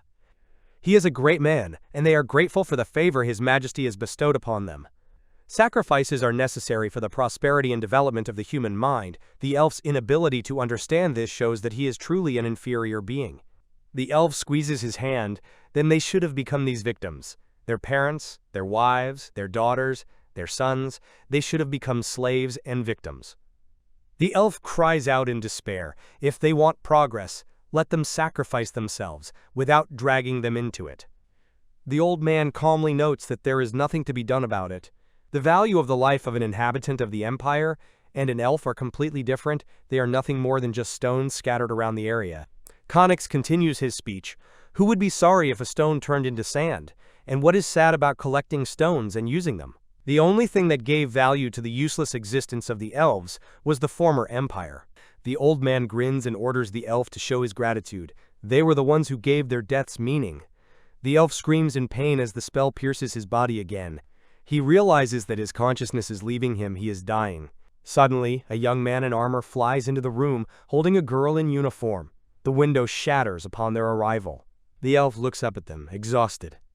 The boy lands next to him, and Violet addresses His Majesty. She has returned. Turning around and looking at what was happening, Violet addresses the people in white headdresses, and they call themselves magicians, simply in captivity on the ground and shirking department. The young man kneels next to the elf, whom he calls Aifa. He quietly says that he won't let them hurt him anymore. They have to heal him quickly. Aifa turns to Tiki. He asks him to stop. Everything is fine. The elf asks to leave him like this to die. The dark-haired boy and the girl next to him freeze in shock. Tiki continues. He promised him to save all the elves. Aifa is also an elf, so he will save him too. If Aifa has already chosen the path to save someone with his heart, he must see it through to the end without such antics. Tiki begs him to please let him live with the elves he saved. They are all waiting for him. Aifa sees a flash of the family he saved, the children smiling. Tears appear in his eyes from the memories. Suddenly, Violet appears next to them. She calls him too naive, and Tiki won't be able to survive in this world with such childish logic. She steps on the elf's hand, causing him to cry out in pain. She steps harder, piercing the other's hand with her heel. And with a smile, she notes that this would be a suitable decoration for her. Tiki approaches Violet cautiously. She asks him not to do anything stupid, even if she can't hurt him. It would be easier for her to just kill Aifa. She turns to the old man and tells him that she will protect him from this raging flame. She comes closer to him, and the old man praises her for her good work. With a gentle smile, pressing her palm to her heart, she calls the old man her precious master. Suddenly, the hall is enveloped in ice magic, and an ice throne appears behind the man. He sits down on it. Violet continues with a smile. There are so many things in this world that bring pain, it's just unbearable. But this ice will never melt, no matter what happens. She will protect the old man's body with it. Tiki is stunned into silence. Suddenly, an elf boy appears in the window. He calls out to Aifa in concern. He runs up to him, tears welling up in his eyes at the sight of Aifa. The elf screams that Aifa cannot die, that this man's life will never be worthy of his own. At this time, Golems, May, and the guy with glasses, Ditson, appear. May orders Pai to put out the fire. Tiki thanks her for this. Yuri also rushes to help. However, the guy with glasses reminds that it is useless, the fire will not stop, and it can be dangerous. Suddenly, Aifa rises from his knees. He asks them to stop and let him kill this old man. Koenigs, sitting on the throne, says that this is sad. Staring madly ahead, he mutters, Aifa really thinks he is the first. Koenigs has escaped many assassination attempts in his life, and each time he made the assassins disappear. The reason he is unable to defeat him is clear as day. The elf lacks determination, rejecting everything and constantly working for the prosperity of this country. He lacks the determination that the old man has in abundance. More determination is needed to survive in this hellish world. Connix screams madly. He continues to live. He continues to work for this country, to turn hell into heaven. That's why he must seize the power of the Sky Castle. That's why he must steal it. He addresses Tiki, the owner of the voice that comes from the golem. He is the mage of the Sky Castle, right? This is the first time they have spoken. Such a magnificent and powerful golem. The old man deeply respects such technology. Blau needs such power. The old man wants it for himself. The young man is stunned into silence, then answers with pursed lips. He has no intention of speaking to him. He is only interested in Ifa and his comrades. The old man grins, by the way. He heard that the young man kidnapped Princess Azula. Is she okay? After all, she once took care of his son. The young man purses his lips, and the girl next to him stares intently at the screen. Putting his hand on her cheek, the old man notes that attacking Azula again would be a good idea. This time he suggests wiping everything off the face of the earth completely. Ira screams with tears in her eyes, enough. And the young man tensely presses his lips. This is a direct threat. A man runs towards the old man with a sword at the ready. He shouts for the old man to die faster. However, he runs into a protective wall. The man screams, why can't the old man understand that his very existence is the reason for turning this world into hell? The old man sighs, so he was here. Schwartz, in Koenig's opinion, is in the way, and he has no time for him. Suddenly, Schwartz is thrown back against the ice wall. Violet notes that her ice won't crack from such a weak attack. Suddenly, Yuri notices something strange about this protective array. Is this ice, the cold inside, moving? But the flames are growing, and it's becoming dangerous. They need to retreat quickly. Schwartz, however, is determined. He tells them to return first, and her to think of them, and also asks her to save Ifa. May, worried, asks him not to say such a thing. Schwartz explains that their mission is to kill that old man. They can't leave yet. Let's end this purgatory right now. Suddenly, they hear some strange whispers from the old man, who mumbles the word sleep. The young elf asks again in surprise. The old man turns to Violet. However, the girl explains that it is hot in here, and at His Majesty's age it is quite difficult to bear such high temperatures. The old man asks her to open the door again. However, Violet explains that if she does so, she will not be able to protect him from the flames. With a slightly mad smile, Violet turns to the old man again. Because of the power of the slave mark, slaves must do everything they can to protect their master. The old man exhales in shock. The ring on Ifa's finger begins to glow, making him feel uncomfortable. Tiki cautiously asks Violet what she is going to do. The girl explains with a smile that she is protecting her master from hell. Forever. His Majesty is in pain being in this boring world, and only by leaving this world forever will His Majesty escape boredom. Tiki does not understand what kind of boredom the girl means. Violet explains that the boy is one of those who made him boring. The strongest in this world was supposed to be the Empire. Vawale served this country because the Blau Empire was the strongest. But then their Sky Castle appeared out of nowhere and eclipsed the Empire. The Empire is boring now. It doesn't need the Blau Empire, which can't win. Otherwise, it won't be able to defeat them. Tiki carefully clarifies, victory and defeat, now is not the best time for this. However, Violet continues to insist fiercely, this world has no meaning if she wins. And as someone who always wins, is Tiki still erasing something? Or does she not understand something? All the boy's words are fake. Thus, two different views of life collided. His Majesty Koenig's is dead. Violet smiles and turns to Ifa. Isn't that great? She also decided to try his method of killing using a closed space. She simply let the protective function of her slave mark go out of control with the help of a magical artifact. Everything went well, thanks to Ifa's flame. She smiles and approaches the ice in which the old man is encased. The girl kisses him and wishes the old man sweet dreams. She even had fun while the Empire was strong. Well, she turns to leave. The young man with glasses tries to stop her. Is she really gonna run away like that? The girl agrees. She leaves in her own victory. With a smile, she suggests meeting again. After a moment, Violet disappears. Ditson's eyes widen in surprise. This girl can use such powerful magic? Gradually, the flames in the hall disappear. At this time in the castle, A new regiment is advancing from the castle. It seems to be the remnants of the rebel army. One of the knights replies, "It's all over already. Black Revolution of the Blau Empire." The people in the square in front of the castle continue to chant. In one of the rooms, several people are talking. The young man notes that it cannot end in one night. The Empress replies that if he really thinks so, then he is a complete fool. The Empress turns to the window and looks at the rising sun. At this time, Schwartz helps Ifa to get up. He throws his arm over his shoulder and asks him to burn the man's face before his eyes. Schwartz leads Ifa to the frozen coffin so that he can look at the old man's face. The old man's face is twisted and drooling. Ifa looks at him with disdain, while Schwartz watches this in silence. The elf youth addresses them, but Ifa suddenly loses consciousness. Everyone immediately runs up to him worriedly. Tiki takes him in his arms and asks everyone to hurry to the Sky Castle. All their revenge is done. A few days later, Ifa opens her eyes while lying on the couch. Ira notices this and immediately runs up to him. She shouts to Tiki that the alpha has woken up. The elf wonders, is he in this Sky Castle?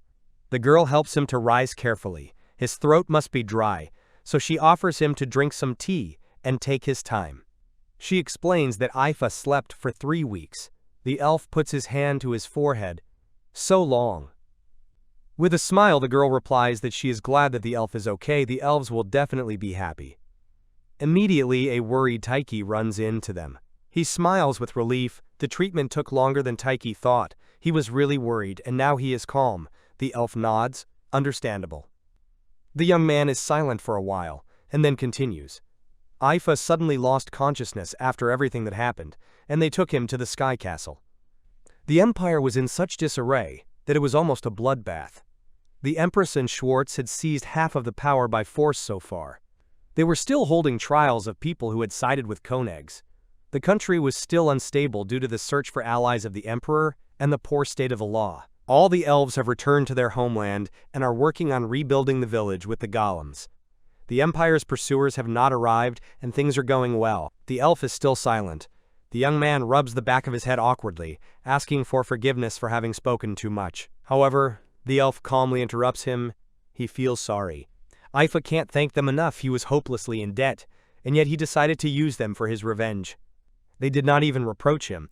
Following the touch of Konegs, Ifa looked around the Sky Castle. Tiki seemed a good-natured man. Knowing that he would throw out the door of the man who came for help, Ifa took advantage of his soft-heartedness and burdened him with the lives of elves.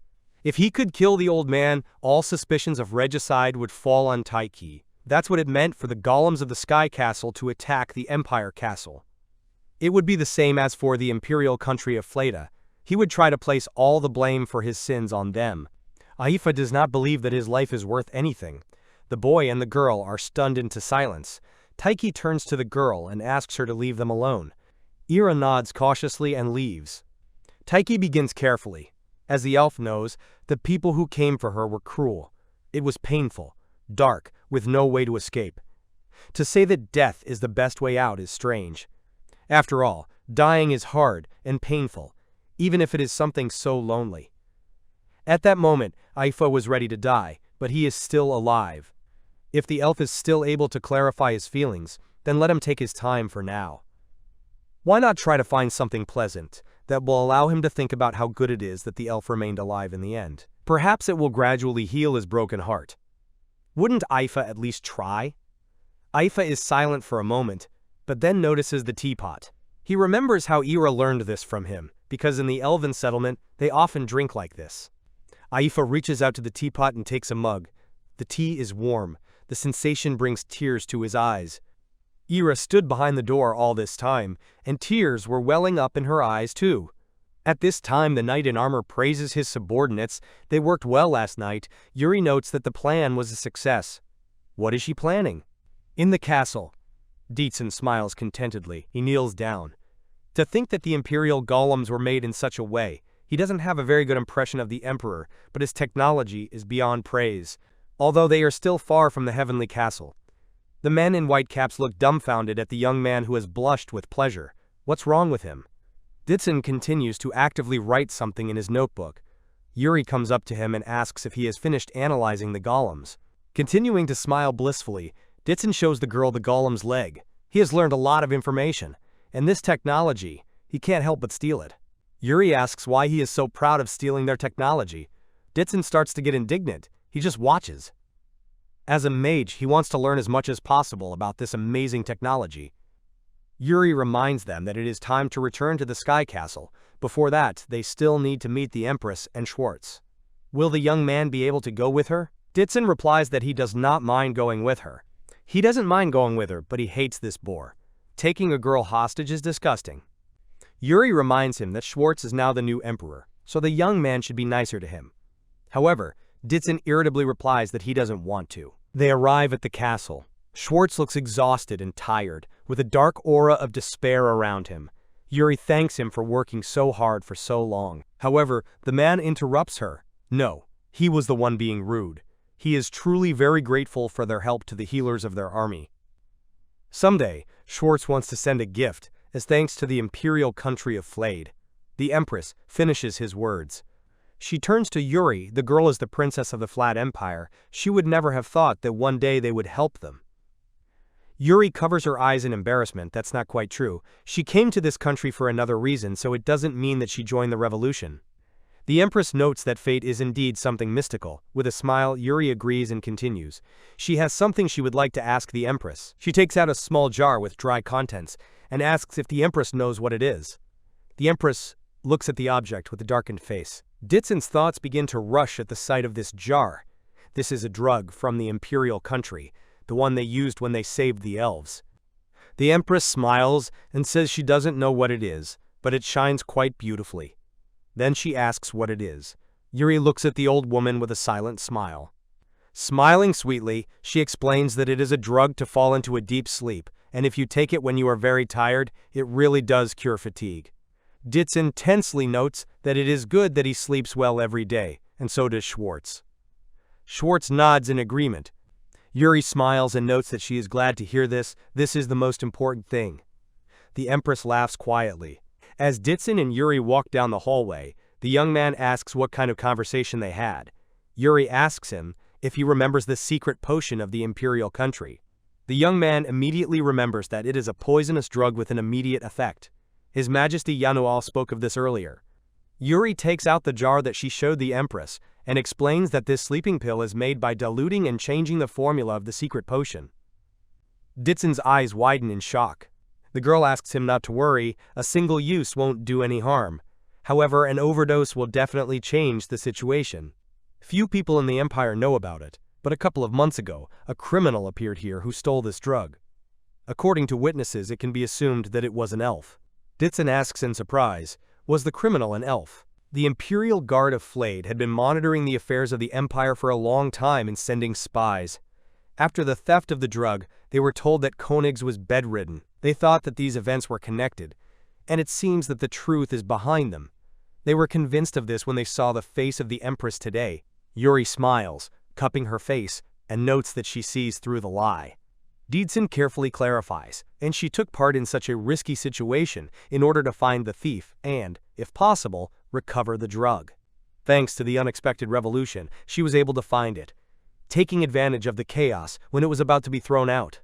If it were to be revealed that the drug was used for murder, the imperial country of Fleda would be covered in mud from complaints and discontent. It could lead to war.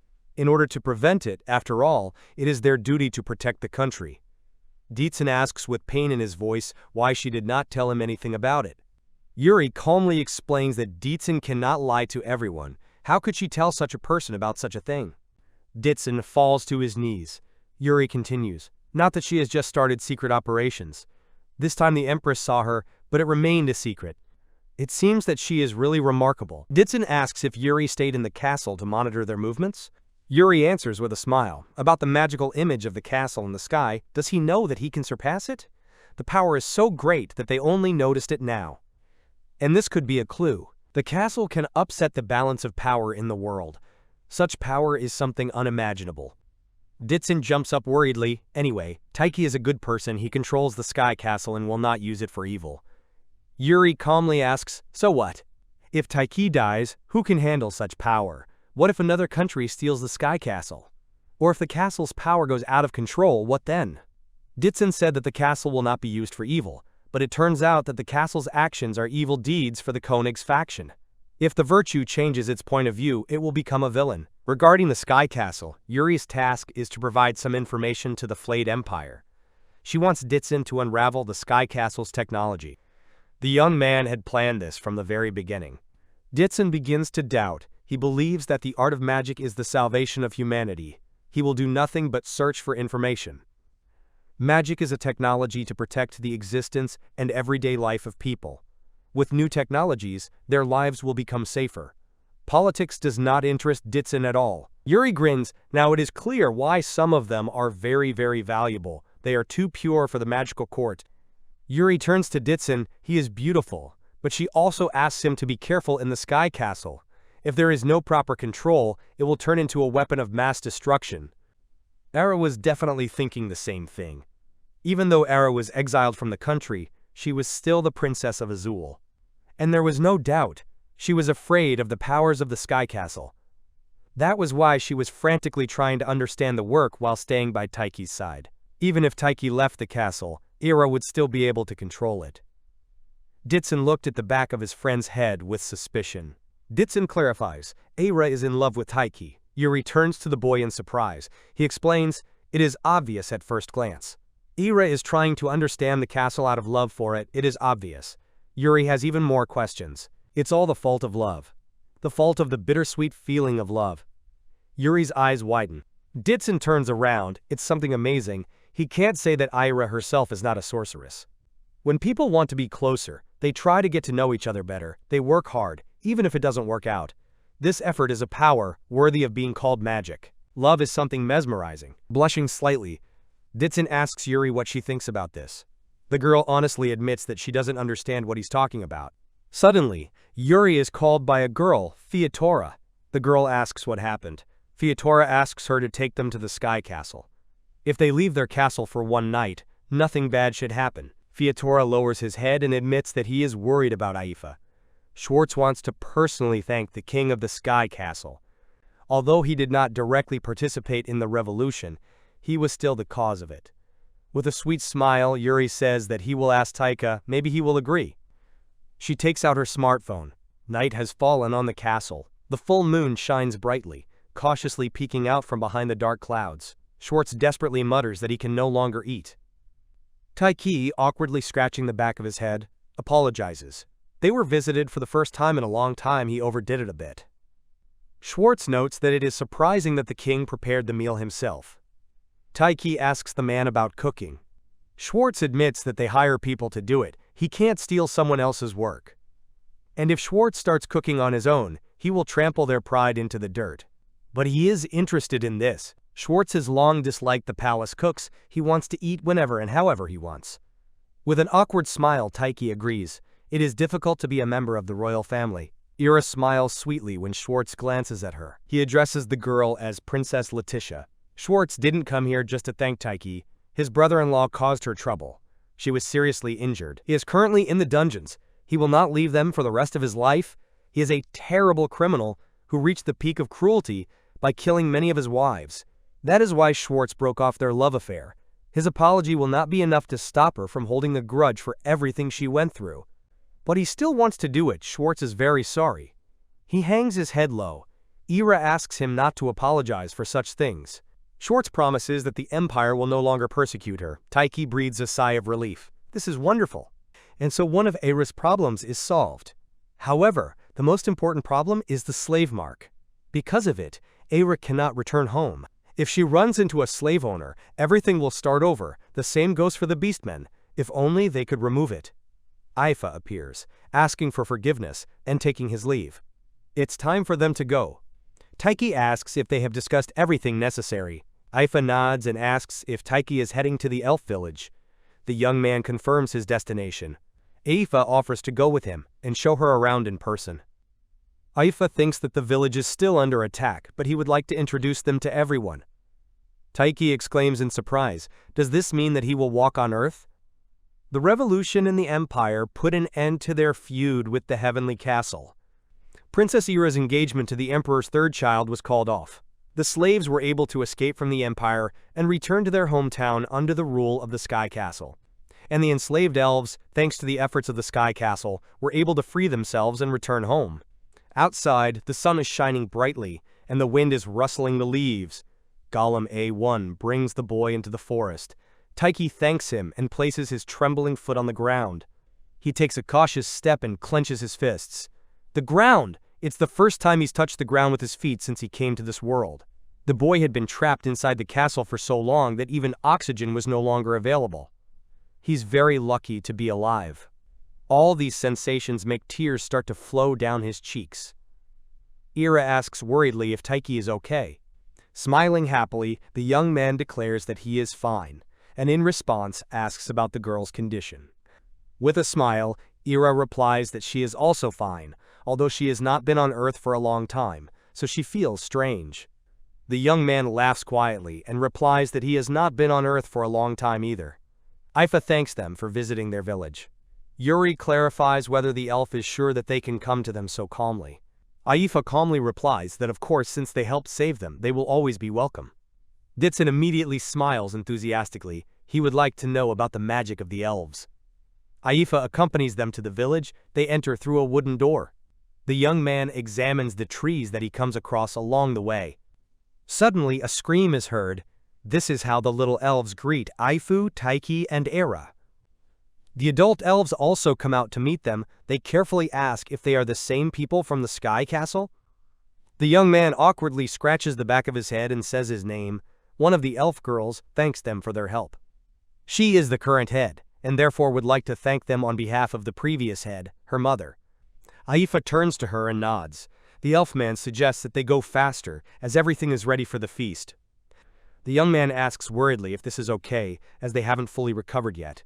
The dark-haired elf girl replies that thanks to the golem they gave them, the recovery process is much faster.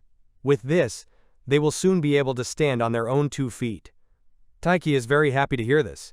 He taught golem construction to Pi for some time, so he is glad that these skills were useful. They approach a richly laid table. The elf man immediately invites them to swoop in. Tiki looks at everything with delight. He has never seen such dishes before. These dishes look really appetizing. The dark-haired beast girl notes that it is very tasty. She has never tried such elven food before, but it is amazing. May immediately turns to Yuri to look at her magic, which the elves taught her.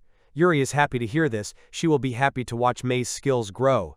At this time, 2 elves are talking to Eila. They ask if he is feeling okay. After all, they heard that he was on the verge of death.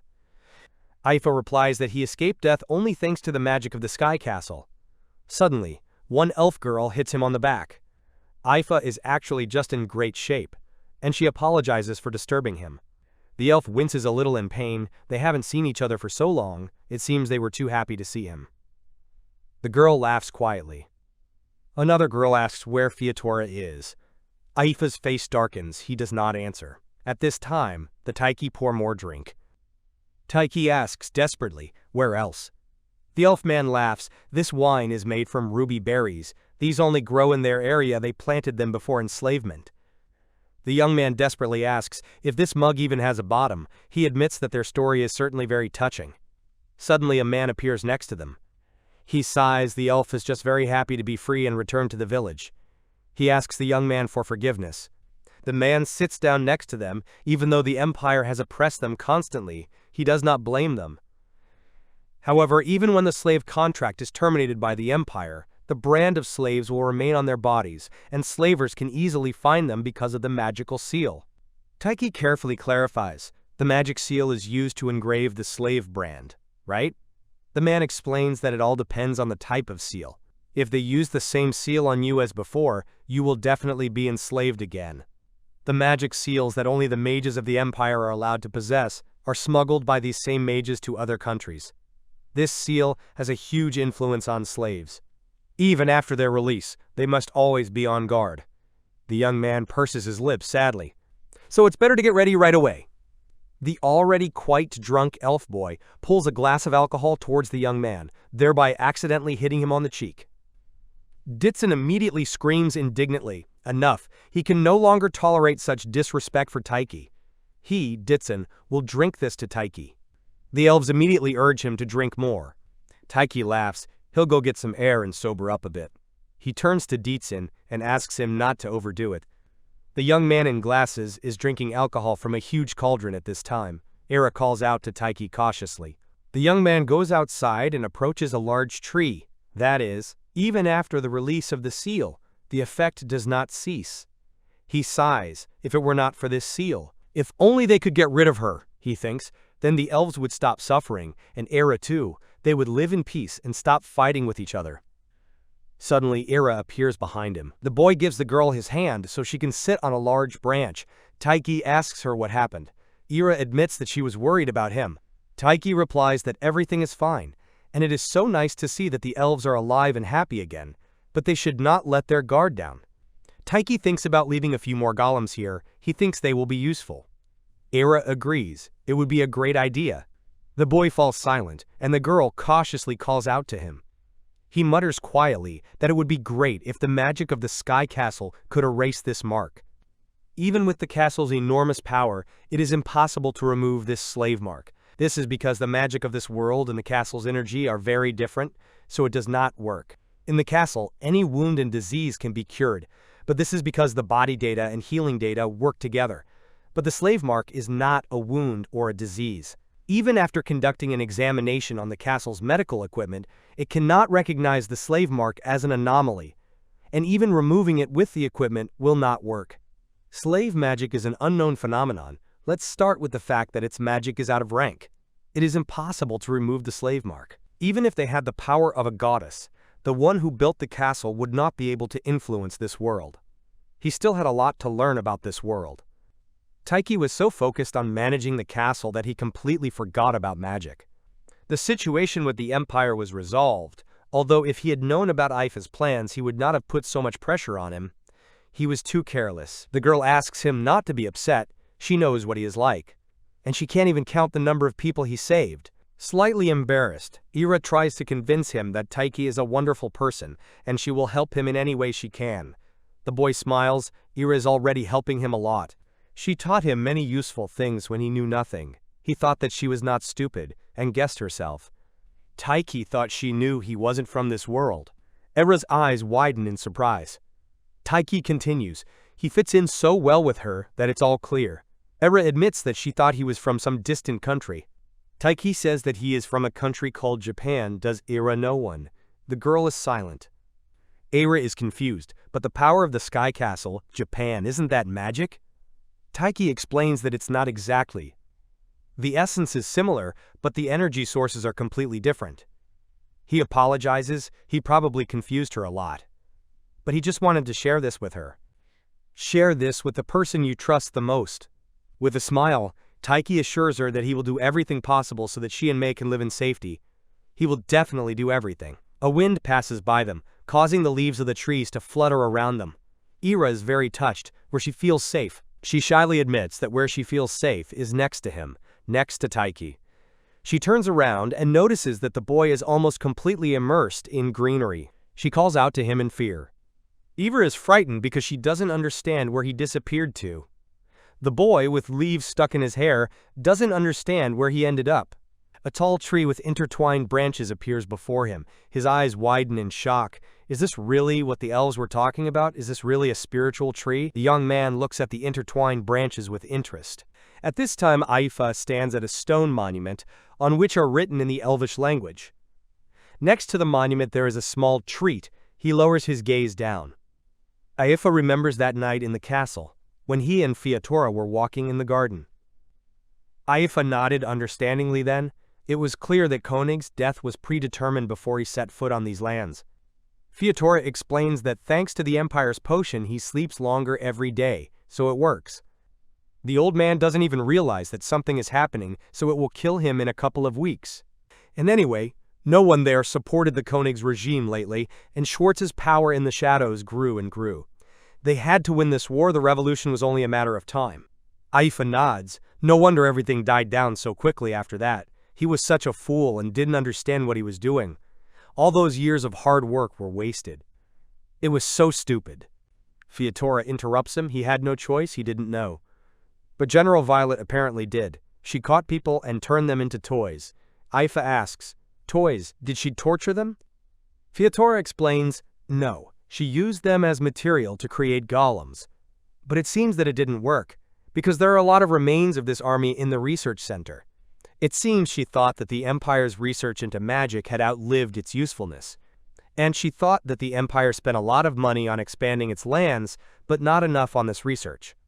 Fiatora thinks that it was hard for her, because creating golems costs a lot. Aifa frowns. Now it is clear that she exterminated them all, because there was not enough money. It seems that Koenigs pitied her, but it was not enough to implement such a thing, and Fiatora is sure that she will try again and find money for it somewhere.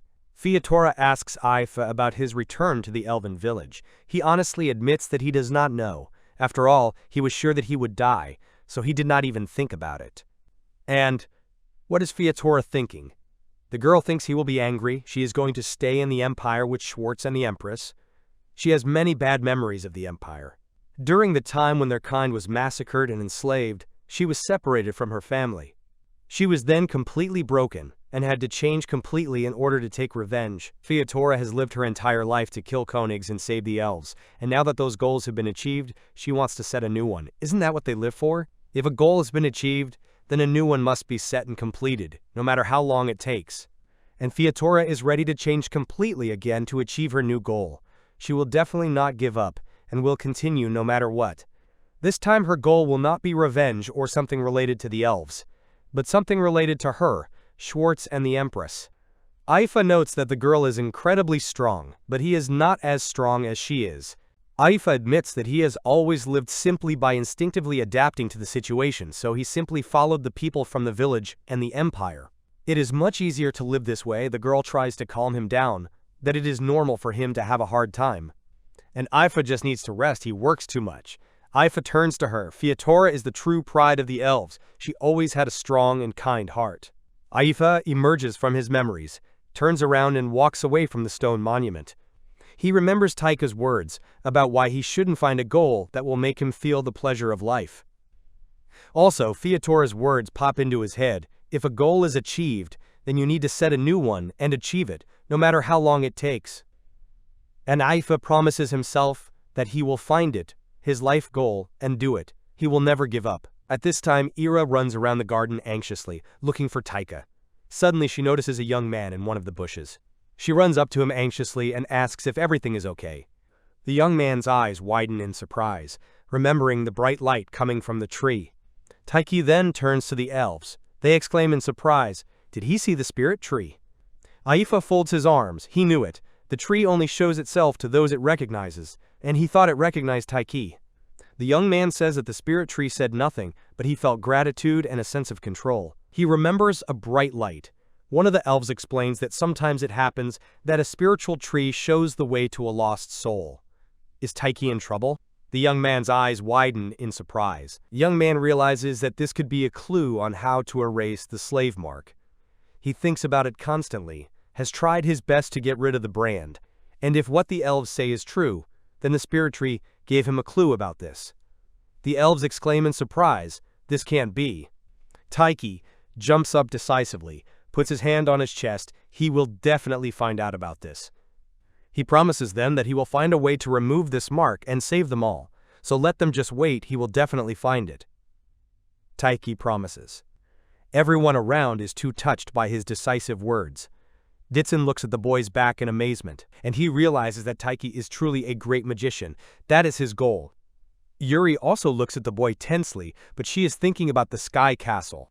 Aifa asks Taika if he will get lost. He asks permission to help him. Aifa also wants to know how to erase this mark. Aifa kneels down and says that she will serve him. However, the young man categorically refuses.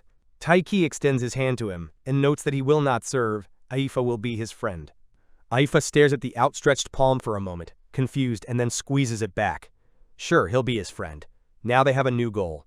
Once upon a time, this was a secret place, a place that they, the Beastmen, had protected since ancient times. These stones seem to be very important to humans, but to them, the Beastmen, they are completely useless, since they do not possess magic. Many battles have been fought over these stones, so they guard them to prevent them from happening again.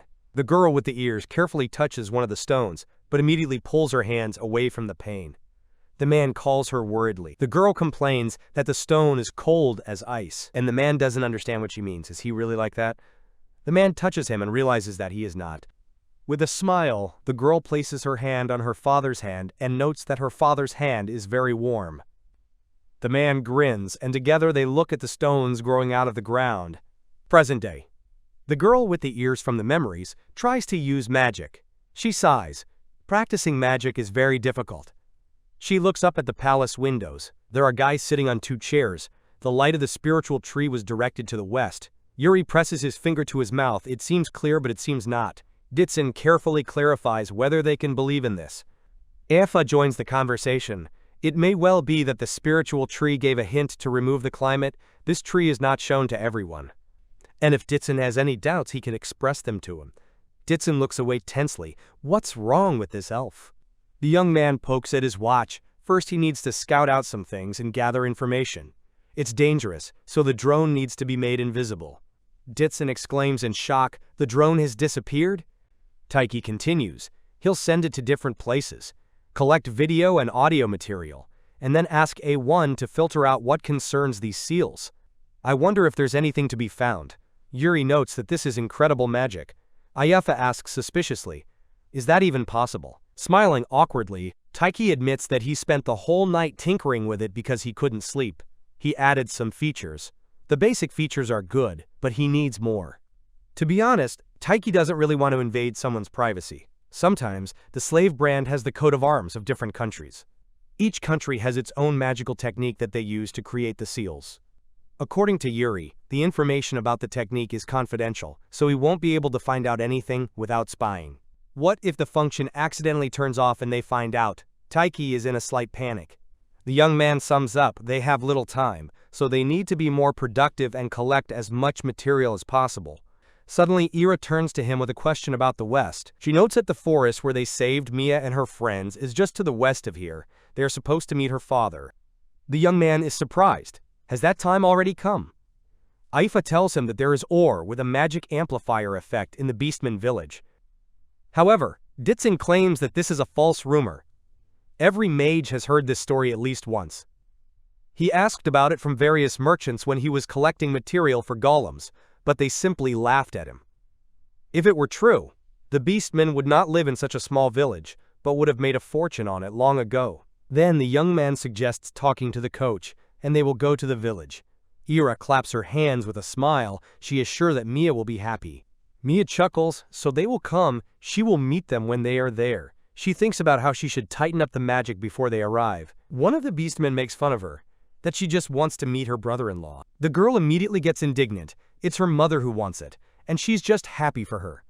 The dark-haired elf girl sighs. She wants to meet him so much and hug him. Mia rolls her eyes. Here it goes.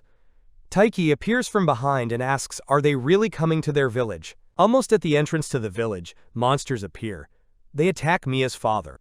He leans against a tree. He would never have thought that he would be attacked in such a place, so now he is surprised that he managed to escape. At this time, Tiki and his friends go to Mia's father's house. However, they hear that he hasn't been home since yesterday. They have to go look for him. The girl calms the dark-haired one down. Bart had been in this forest many times without the golem offered by Tika. Perhaps he got lost somewhere. One of the girls states that their brother-in-law could not have died. Mia looks around and accidentally notices a stone. Tiki still suggests going and looking for him, although it will take a long time. The dark-haired one also asks for a golem. She wants to go look for Bart. Mia, with her shoulders hunched, watches everyone. She suggests they wait here. Maybe Bart will come back while they are in the forest. The dark-haired girl waves goodbye. They are hoping for her. Mia nods. She watches the golem fly away and returns to the house. The stone she found was always in the most secret place. Maybe her father went after it? Mia carefully climbs out of the window and quickly rushes towards that very secret place. Only the Beastmen know about this place. She of course trusts everyone, but now she needs to break the rules. Mia stops in the middle of the clearing and looks around. She notices footprints on the ground. It's definitely her father. Mia starts calling him loudly, hoping that he's somewhere nearby and will hear her. Suddenly, she hears his voice. The girl turns towards the voice, noticing the icy stairs. She shudders, touching them.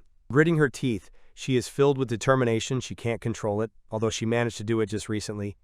Mia asks her father to wait for her, but then a green vine falls into her hands. She squeezes it in her hand. She's coming! Climbing over the rocks, Mia hurries forward. One of the creatures notices her. The girl enters the cave and sees her wounded father. Bart apologizes, he is wounded and therefore cannot walk at all. Because of this, he also fell into the pit. Mia looks at her father's wound with concern, asking if it hurts. Bart asks to call her one of the adults. He knows that the trainer is here. However, the girl tensely reminds that this is a secret place and no one except the Beastmen can know about it. Bart thanks her with a smile. Suddenly, suspicious sounds are heard from the depths of the cave. A huge creature crawls out of the darkness. Bart swears the monster has followed him. He shouts at Mia to run away. However, she categorically refuses. With tears in her eyes, the girl asks why and where from, and her mother constantly asks her to run away. She does not want to. Her father is surprised. Mia turns around and throws a spell at the monster. Bart is even more surprised. The coach, of course, wrote to him about magic. The girl's spell hits the monster's face. However, the monster quickly recovers and prepares for a new attack. Mia curses the attack is too weak. She needs to hit harder. She can handle it. But why exactly at this moment can't she control her strength? Bart calls out to her worriedly and throws her a rock, asking her to use it. This stone is used by mages to enhance their magic. Bart motivates her to use it. She takes the stone in her hands but does not understand how to use it. But suddenly, Mia feels something. Squeezing the stone tighter, the girl feels a pleasant chill. It calms her down. And she also sees magical flows around her body. The monster attacks. Mia holds the rock out in front of the monster, using ice magic to form ice shards. These fragments, like swords, pierce the monster through and through. Bart watches this with surprise. Amazing. Clutching the stone, Mia notes that it is simply amazing. She thanks her father for it. However, Bart mutters that he should be thanking her. Mia runs to him, asking him to lean on her shoulder. He sighs and leans on her. Together, they look at the huge magical stones, just like in the past. With a nostalgic smile, Bart notes that Mia has grown so much. The thought brings tears to his eyes. Mia immediately asks worriedly what happened. Has his wound opened up? He shakes his head. They need to leave before the monsters return. As they exit the cave, they notice the golem. Mia shouts loudly that they are here. Tiki turns around in surprise. They return to the village. Bart doesn't know how to thank Tiki. He's already saved him for the second time. The young man smiles. It's good that he made the medical equipment on the castle so mobile. Tiki awkwardly rubs the back of his head and apologizes. It sounds like he's experimenting on Bart. Bart immediately goes to refute what he's saying, because the boy has healed every one of his wounds. The dark-haired girl approaches Bart and murmurs in a shaky voice that she is glad he is okay. Bart smiles. He will not die so easily, at least not until they can live a peaceful life in the village. The girl is too emotional from his words. She hugs Bart tightly. Mia turns away doomedly. The blonde girl is indignant. It is hard for her family to watch this. Let them stop hugging. And then she asks why they haven't eaten sweets from the village yet. They boiled beans and grains from all over the area for a rich flavor. Yuri is immediately interested. It looks so delicious. Bart hands Mia a small gift from the coach. She unwraps the gift and sees a small wand. Bart hopes that she will help her learn magic. With a joyful smile, Mia thanks him. They look at each other with contented smiles. Their hearts will always be connected, no matter how far apart they are. With her mouth full, Aifa wants to clarify about Mia's stone, but then changes her mind. Ira smiles and notes that this stone is so beautiful. Mia happily agrees with her. In the Sky Castle, Tiki and his friends are sitting at the table. They are discussing that it is time to do some shopping. The young man also saw that there is a great library around the corner, so he would like to check it out. She is in the direction given by the spirit tree, so maybe there is some clue there. Tiki asks what they need to buy. Mia shouts with a smile that they need to buy clothes for winners. These are the clothes worn during a duel with the enemy. The other beast girls smirk. Mia seems to want to become a fashionista. The dark-haired girl notes that Maya has been wearing the clothes she made for a long time, so she probably really needs something new. She asks if Tiki can help her with that. The boy nods. Ira shares that she will also go to the library with Tiki. Mia looks at the girl with tears in her eyes because she thought they would choose clothes together. With a smile, Ira replies that they can go next time without any problems. Aifa also wants to go to the library. Ditsun appears, who says that he will help them find their way. Tiki reminds them that they don't have much space. But okay, he can come with them. The young man is filled with determination. He is determined to follow the light that shows the way. The beast girls are filled with a different determination. They strive to find the clothes they need. When they enter the library, they are amazed. This library is very big. It seems to be even bigger than the castle in the sky. However, Tiki notes that not the entire building is a library. The boy asks Ditsun if he has been here before. The bespectacled boy agrees. This library has the largest number of books on magic in the world. Tiki thought that the library under the Empire should have the most books on magic. However, Ifa notes that in the Empire, books are not intended for the general public. The ancient magicians created this library to spread and develop magic, to share their knowledge and conduct research based on it, improving people's lives. And therefore, this library can be used by anyone, regardless of status, which is simply wonderful. They will look for a book that talks about marks, and Tiki will look for information that will help to understand where the light of the spiritual tree points. And the young man nods. He understood and then wishes luck to Ifa and Ditsun. The library has many shelves of books. They look at everything. Eira finds a heavy map. It is a map showing the way from the elf village to the west. Tiki notices that it is a little incorrect. The girl notes with concern that it is difficult to find a map with accurate information. Such information is not shared publicly. The boy nods, he knows, but they have never been to this place, so it seems like a great help to them. Eira points to a place on the map. Near this ridge there is an elf village. Tiki notes that it seems there are many small countries to the west. Eira says there are only 9, but he wonders if there are more countries not written on the map. The young man exhales in delight. The thought of it takes his breath away. Eira lifts her head and suddenly she is very close to Tiki's face. She immediately pulls away in embarrassment and apologizes for getting too close to him. The boy awkwardly replies that it's okay. He doesn't understand what Eira is apologizing for, but the girl keeps apologizing. They end up in awkward silence for a while. Then Tiki asks Eira if there is any information about the marks in those 9 countries. Eira honestly admits that no, but according to rumors, the slave trade is quite active there. This area is quite restless due to constant attacks and battles between neighbors, especially in the kingdom of Carluke.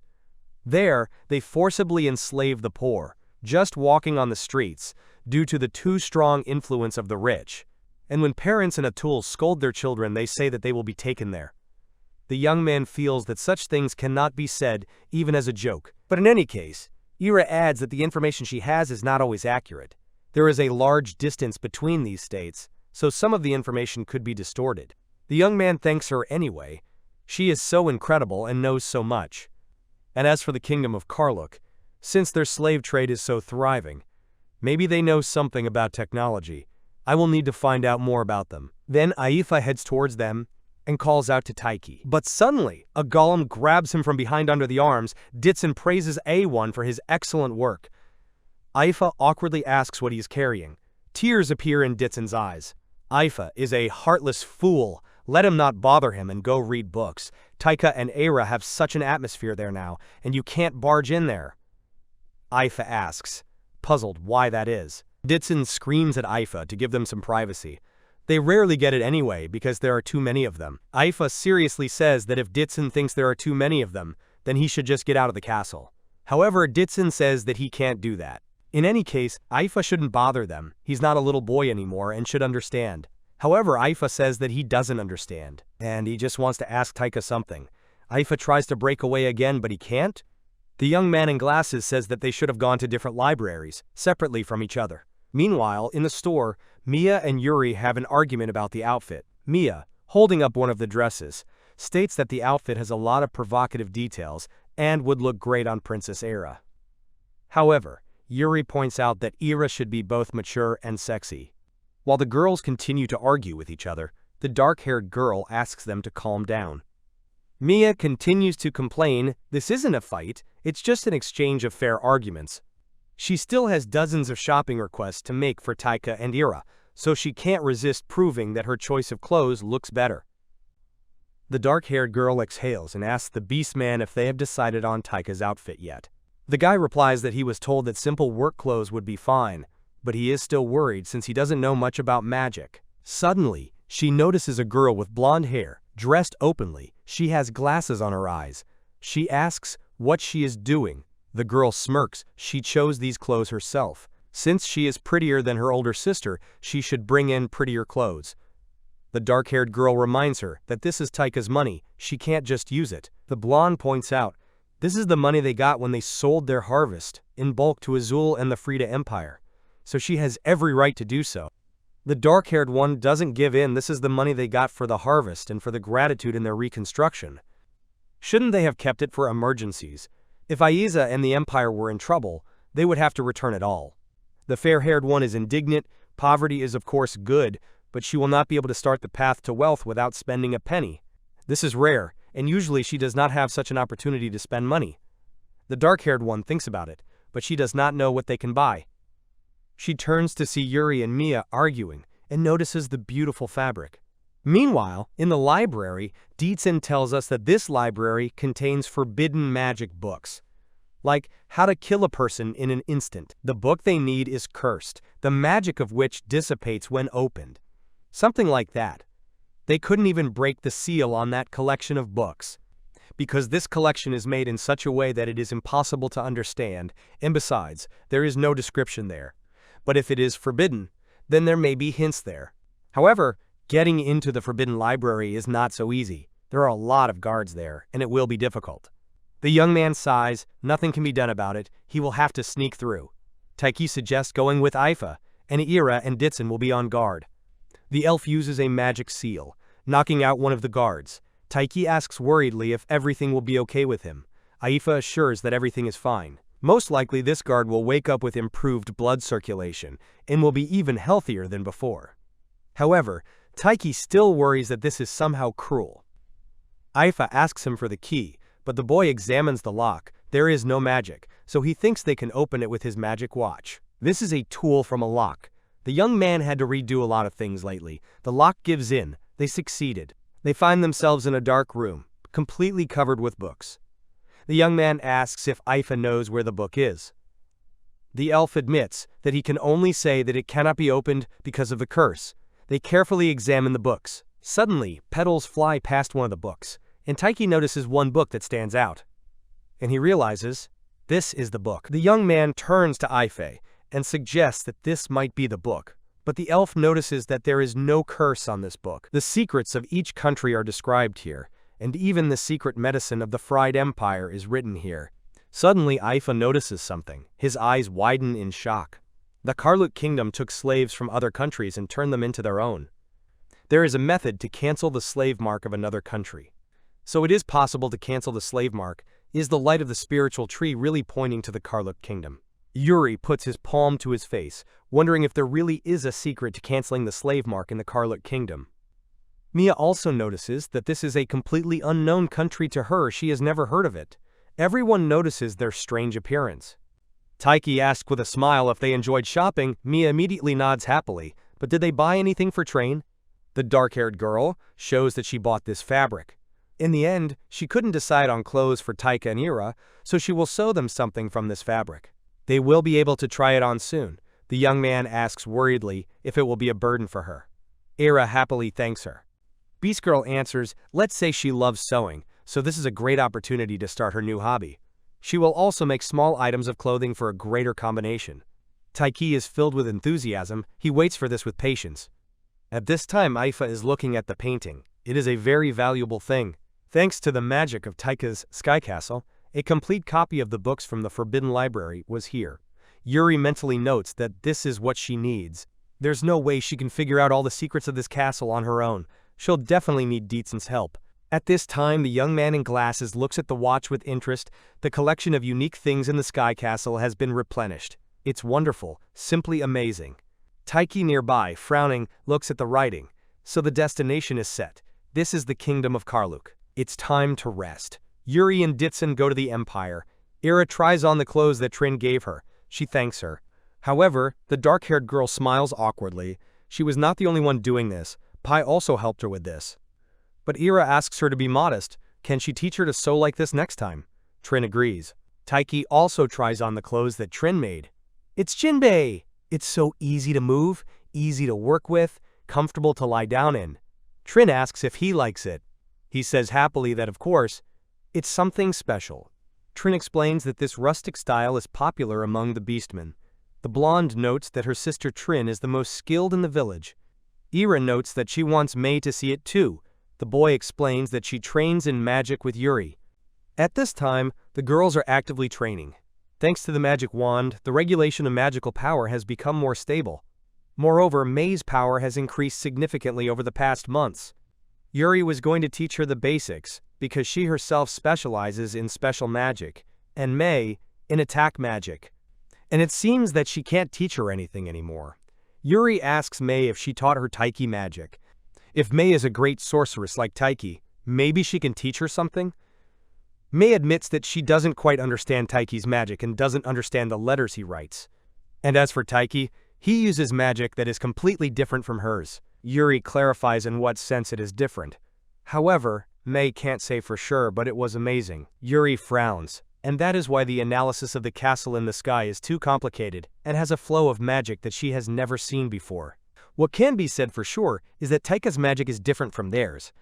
But her eyes have the ability to detect whether a person has magical abilities, and Taika's body feels like it has magical power. Of course, she hasn't analyzed it in detail, but simply moving to this castle, moving many golems and magical tools. This, as they know, is only possible for great wizards. She must be convinced of its magical power.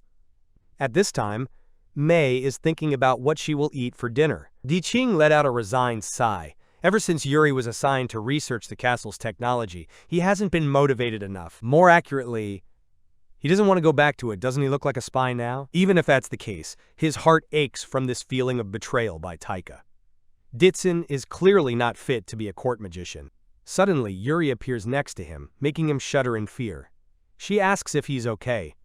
After some time, Yuri talks to Tiki. She is going to return to the Empire. After all, she must inform her brother Yanuar about the Carluke kingdom. She will definitely report to him if there is anything interesting. Tiki thanks her for her help. He will need any information in his situation. The young man in glasses asks if he can borrow a golem from them. Tiki happily agrees. Ditsun is happy. Yuri replies that they are going then. They shake hands and Tiki wishes them luck. They shake hands, and Yuri is surprised to notice some dark aura along with magical seals around the boy. Tiki looks at her with an uncomprehending smile. The castle is in the dark night, the moon is shining brightly, and the stars are twinkling. Ditsun tensely remembers that when he left the castle, he overtook His Highness Janor. He hopes that he has forgotten about it.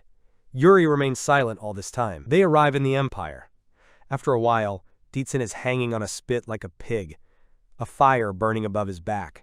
Januar, beaten, and with his arms folded, stands opposite. No one had ever dared to cross his path before, and only he thought of it. Ditsun screams desperately and begs for forgiveness. He just went to save the elves, so everything is fine. Ditsun thought that Schnoir would forgive him. The young man admits that Ditsun helped Yuri and thanks him for it. Only this has nothing to do with it. Januar adds more coal to make the fire under Ditsun burn even hotter. The young man with glasses asks him to stop. His turban is about to burn. Yuri appears, asking Januar to calm his anger. Ditsun does not deserve it.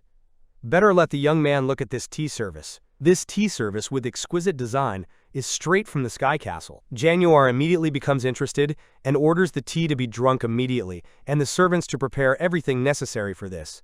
The servants immediately nod. Januar also prepared sweets for his sister. Eventually, Januar and Yuri go out for tea and sweets. Ditsun swears, "Damn these family ties." Januar admits he's tired of all this, so Ditsun is allowed to have tea too. Narrowing his eyes, Ditsun mutters, "He already did that, good thing. Januar has no right to inherit the throne. He's a real tyrant." Januar tells him to shut up. They try the sweets, and Januar asks how the analysis of the flying castle is going.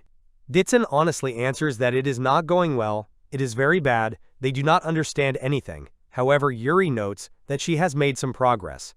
Ditsun immediately shouts indignantly, asking why she is lying. The girl states that Tiki may not be a great magician. Yuri repeats that Taika cannot be a great magician. However, Ditsun cannot believe it.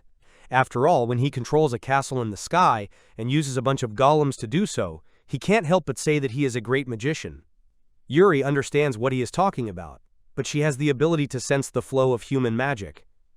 Humans have a human aura, and those who have magical abilities are different from normal humans. Tiki also had a magical aura, but after investigating further, the girl found out that he had a different kind of magic than them. Yuri draws Januar's attention to the tea leaves. Sai is made from the leaves of a tree they are familiar with, but the process is different. They are two different teas. But overall it's tea. There's just a difference between Tiki's magic and theirs, so she thinks he's different from them, and not a great magician. Ditsun points out, sure, the castle in the sky is a different dimension, but isn't it enough that it's different in nature? Not like the elves here. Since the nature of magic is different between humans and elves, the magic they can use is limited on both sides. Yuri is sure that Tiki's magic is incompatible with theirs. For example, supply magic can transform and supply, and golem production is more stable if it is done with human power. Then Tiki is a master builder. Slightly tense, Ditsun clarifies, maybe he can create a toilet. Januar asks if he is really that obsessed with the toilet. Ditsun is indignant. It is important to remember that all living things eat food and defecate. This is what will help them live. Yuri continues. It is difficult to say anything, yet Tiki was very talkative in revealing the castle's abilities, but he was unable to give any answers about magic. Apparently, he does not understand what is being discussed at all. If the nature of magic is different, then it is understandable why they are stuck on copying the castle's technology. Ditsun adds that he is Tiki's best student, and he likes studying the creation of golems, so he will do his best to find out. Januar asks when he became the top student and how he got there in the first place. With a darkening aura, Ditsun states that it happened the moment they met. Januar asks if they really want to go to Carluke. They nod. Tiki is looking for a way to remove the slave mark. Is it true that Carluke has a technique that can remove this mark? Januar replies that it is not for him to say which country is good and which is not, because that would be wishful thinking, but this country is clearly not in its right mind. The Imperial secret agents who use the trade routes are under his uncle's command. They are fed information from all over the world through these channels. The Kingdom of Carluke is a state of the Grace religion, and its heads of state come from the College of Cardinals. It is said to be the birthplace of the slave seal, and the slave trade is thriving here. There is even a state slave auction. Moreover, some of them enslave the daughters of the kidnapped nobles with slave seals. Rumors of human trafficking and other disturbing rumors were, of course, quite easily exposed. In particular, the study of the seal of slaves by court magicians, those who are in the service of the royal family. This work is considered the best of all. The technique of branding slaves makes not only the body, but also the mind and heart obey the will of the master. Yuri asks, does he mean brainwashing? The young man explains, or rather, they say that they manipulate the unconscious body. This is the same type of magic that Yuri does not understand very well, but she has become very curious about it. She has never heard of this art. Januar explains that this is a secret art of the Carlukes. Until now, the Empire was at the forefront of magical research. The Empire's magic is based on the destruction and deployment of many golems, but the Carlukes' specialty is magic that manipulates people at will. By the way, regarding the information given by Yuri Tiki, the Carlukes can subjugate not only their own slaves, but also slaves from neighboring countries. I wonder if the magic of manipulation at will has anything to do with it. In any case, the only way to find out is to steal a copy of the Carlukes' research on slave marking. Januar could order it, show it to them, and do it without any problem. Yuri laughs. She doesn't think he can do it. Yuri is almost certain that only by going to Carluke will she be able to find out what kind of magic they are good at. If it is a string technique, she knows how to stop it. Januar admits that she is worried about her sister. She has been working too much lately. How about taking a little rest? Yuri smiles. Just seeing her brother's face, she felt more cheerful and happy. She thanks her brother. Januar is silent, but mentally notes that Yuri has changed a little. She wasn't like this before she got involved with the castle and the sky and this whole situation. She was very courageous after all. Yuri climbs into the golem's arms and waves to his brother. Ditsun tells him not to worry, everything will be fine. Sky Castle. Ira greets Yuri. Eila hops that she was happy to see her brother after a long time apart. Yuri smiles. Yes, it was nice to see him in good health. Januar wanted to come to the Sky Castle. May appears nearby and states that he must definitely come today. Tiki has created another new machine. They meet the young man in the office. He laughs because he just thought that they don't have it yet. It's called a hot plate, it's a grill, and you can fry vegetables and meat on it with pleasure. Decisive exclaims in surprise, does it not need coal or a fire? Tiki agrees, yes, it is powered by the castle. Decisive is delighted. Tiki asks him not to come too close. Of course, he likes barbecues in the open air, but at this size, everyone is free to eat what they like, as much as they like, and as a bonus in a relaxed atmosphere. Yuri notes with a smile that it is magical. They try to fry the meat. Yuri smiles at the relaxed atmosphere. Suddenly, May, the meat police, shouts at Ifa, who grabbed someone else's meat. Decisive exclaims, is he just eating meat? Yuri smiles, it's okay, she just needs to cook something else. Ifa chews the food contentedly, this meat is too tasty, and then he asks what kind of meat it is. Eila looks at Tiki with tension. Tiki narrows his eyes slightly. May is also silent. The others wonder, not understanding what this silence is about. All four of them shout in unison that it is normal meat. May turns to Yuri and asks her to take a look. She shows her the ice lily she created with magic. Yuri notes that her magic has really improved. Decisive watches the girls chat from afar. They have nothing to worry about. Yuri is gaining experience that she never had in the imperial country, and is still growing. She is the one who thinks about the imperial country the most, and devotes herself to it. The same Yuri is touched that she managed to laugh with her friends. The young man personally thinks that she has become more human. January agrees, Yuri was really overwhelmed by her duties. She doesn't have time to make friends, that's really good. Decisive reminds that Yuri said that he is her friend too. January is indignant, that can't be, he doesn't even understand what flattery is. Decisive mentally notes that it is good that Yuri has made friends. Yuri incidentally tells him that she will be absent from the Carluke kingdom for some time.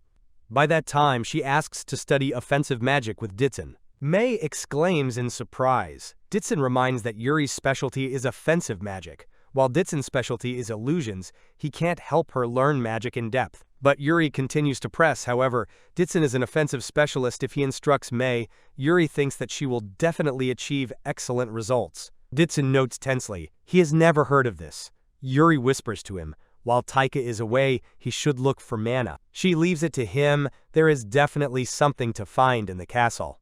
Suddenly, May throws herself into Yuri's arms. She cries loudly, prefers Yuri, and wants to work with her. On the sky castle they set off. Tiki notes that they should soon reach Carluke airspace. He turns his head and notices that Eila is already asleep. He covers her with a blanket and thanks her for always staying with him. Eila remembers her father placing the slave mark on her. Her eyes snap open, it was just a dream. She gets up from the bed, not understanding when she fell asleep. She goes to the table and notices one notification on the screen. It's a notification from Tiki. There he wishes her good morning and tells her that she fell asleep, and he brought her to her room. He's already above Carluke. They leave for Carluke, with Ifa and Yuri, around noon.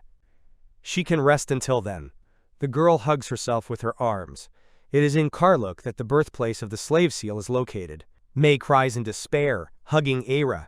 Trin asks her not to be selfish, but the girl continues to cry. She wants Eila and Yuri to be here. She asks to take them with her. Tiki apologizes, but he only wants to take a few people this time. He also needs people who know the castle system. He wants them to look after him while he's gone. Maya continues to cry, but she's okay. The boy comforts her. He understands her feelings, but he wants her to practice magic. In order to develop her magic, Mia must learn offensive magic from Decisive and train in combat so that she can protect everyone. The young man thinks that she should undergo combat training. In addition to talent, practice is no less important in self-development. She just needs to study harder, and they will wander together again. With a determined frown, Mia declares that she will become a worthy mage like Yuri and Eila and Tiki. She will try her best until there is none. Mia hugs Eila, both of them with tears in their eyes. They tell each other that they will miss each other very much, and will definitely write to each other. Yuri also notes with a smile that he can't wait to see Mia's progress in magic. She leaves it to Decisive. Ifa notes that it is time for them to go to Carluke. Horse-drawn carriages drive along the roads here. Suddenly, the locals see a bus, which scares them a little. They don't understand how it can move on its own, without a driver. Suddenly, the door opens, and Tiki gets out. He apologizes. He was told to park the fiacre, Or better yet, his car. Here. He places a few coins in the man's palm and asks if that is enough for him. The girls get out of the cab and smile at how good it is that they found a place to park. They go out onto the embankment and look at the castle in front of them. The castle doesn't look huge. And it looks like the city is quite lively. And the buildings here are also very beautiful. They walk the streets, looking at the locals and the local establishments. Then, Eila notices something and asks about it. Eila explains that this is the slave zone. In the Empire there was something similar. For the masters and other people, slaves are barbaric creatures, and the roads are separated, because using the same public space, slaves will damage the landscape in the entertainment districts just by being visible. The youth exclaims it's terrible they even do this. Suddenly Yuri calls him. Right next to them passes a group of completely emotionless people with empty eyes. Tiki is dumbfounded when he realizes that this is the magic of Carluke's slave brand. Eila hides behind the young man's back in fear. Suddenly a master appears, who makes these slaves hurry up. The nobles look at them, discussing among themselves that the slaves do not even need to cast spells. After all, the slaves of Master Terra are pathetic. The man who was driving the slaves earlier turns to those nobles. What do they want to say? If they didn't manage them, the slaves would never do anything valuable. The nobles point out that this is not the reason. Tiki mentally notes that it seems there are people among the population of Carluke who are discouraged by this. Suddenly a boy runs behind the young man. They steal his pouch from his belt. He turns around. It's impossible. Are they thieves? The man who was driving the slave shouts, "These are children from the slums, let him catch up." Tiki asks A1 to catch them. Eila is also going to catch them with magic. They run together after the children and arrive at a dilapidated area. This place looks like a slum. It is completely different from where they were before. They pass by and notice a man, a very thin man, who is lying wrapped in a blanket. A1 and Eila grab the children who stole the bag from Tiki. They scream and ask not to kill them. Eila rubs the bridge of her nose from their screams. One of the boys swings at Eila. He screams for him to let his friend go. The boy will not let him kill him. Suddenly, a girl dressed as a nun runs out to them. She asks what they are doing and asks to let the children go. Yuri explains that these children stole their thing. They will let them go when they return it. The nun approaches one of the children and asks him to return Tiki's thing. However, the boy refuses. Burning with righteous anger, the girl screams at him to return the thing. Crying, the children return Tiki's thing and say that they are sorry. The boy exhales. What a relief that they gave it to him. He didn't want to go back to the castle for another one. The nun asks for forgiveness. She will definitely remind them not to do it again, so she asks them to forgive them this time. The boy laughs awkwardly. If they think about their actions, everything will be fine. The nun asks them if they are travelers. Eila replies yes, they are planning to stay in Carluke for a few weeks. The nun then asks if they have a hotel. If they don't mind, they can stay in the church. She would like to make amends for the trouble they caused. She will punish these children for what they did. Then she introduces herself. She is a nun of the Carrizo Letitia Church. She is responsible for the work of the church in this area, or rather in these slums. They approach a beautifully but not richly decorated church. The young man raises his head. This is the church of Carrizo. It must be like that, because it is in the slums. Suddenly he notices one statue, and he realizes that he has seen it somewhere. Suddenly he realizes that this is the same goddess. The nun sits them down at the table. She asks the boys to help. The blonde boy brings water to the guests. Eila notes that the boy really loves Letitia. The boy explains that the older sister became a slave to get them money. Yuri asks again in surprise, the nun became a slave? The boy tells that his sister sold herself for the children from the slums. With this money, she bought food for all of them. It is thanks to her that they are alive. The boy says that they owe her a great debt and will always listen to her words. Letitia says that when she was put in charge of this district, the slums were even worse than they are now. There were many orphans, they were dying of hunger, so she sold herself and used the money for their needs. After the death of the master whom she served for 2 years, she became an outcast slave, so she returned to work in this church. Yuri clarifies, was she able to return as a slave? The nun confirms. The Carrizo church is truly fantastic. With sparkling eyes she continues, the Carrizo church is an amazing place to save and guide people. It will help anyone, even slaves. The young man smiles awkwardly. Yuri realizes that this is not quite what she felt when she saw this city. Eila asks what the Carrizo church does. The nun runs up to Eila too quickly and squeezes her hands. Is she interested in the Karizu church? Ifa explains that the Karinu church is a religious order common in Carluke. He is interested in this, as a traveler. Eila adds that if she understands correctly, the dominant religion here is the Agureya. The nun squeezes her hands tighter with a smile. How clever she is. Tiki carefully covers Eila and asks if she teaches the doctrines of the Karizu church here. The girl nods, of course. The people from the slums come here to find salvation. Now that each of them has a roof over their heads and enough food, if their idea spreads further, then the entire slums can be saved. With a smile, the young man says she is indeed their savior. With a sweet smile, Letitia states that she branded many of them and forced them to become slaves. The four of them look at her in shock. The nun continues the story, and the Karizu church offers the services of slave masters. One way to escape poverty and earn food is to become a slave. The Karizu church assigns a slave mark to people, and each slave thanks their master.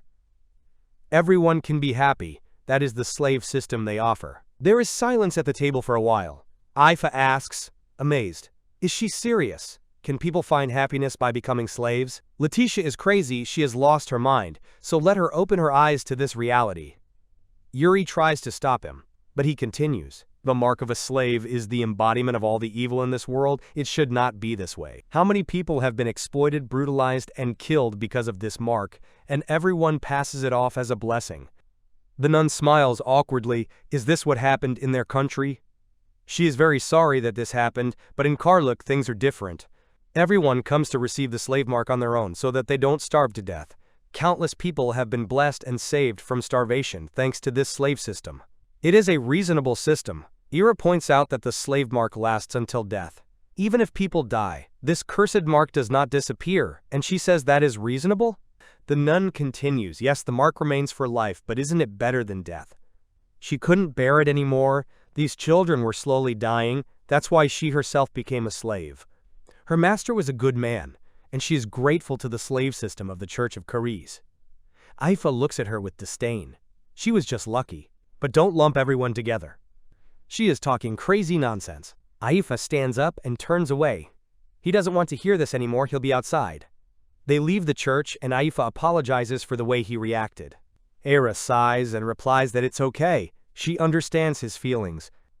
Tiki offers to bring a car for transportation and use the garden. He definitely doesn't want to sleep in this church.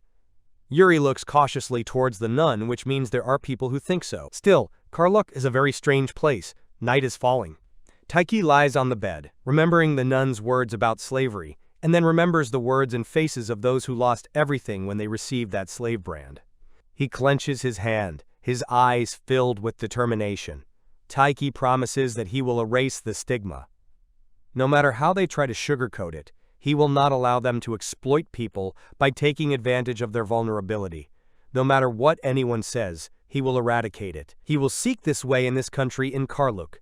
Eila at this time lies on the bed, unable to sleep. She clutches the slave brand on her hand in fear. Two men are arguing, one of them asks not to joke, and the other explains that the plan is made so that it can be changed if necessary. It's all been decided, they'll keep her here, and then they'll get a good profit for her because she's a slave of the former royal family.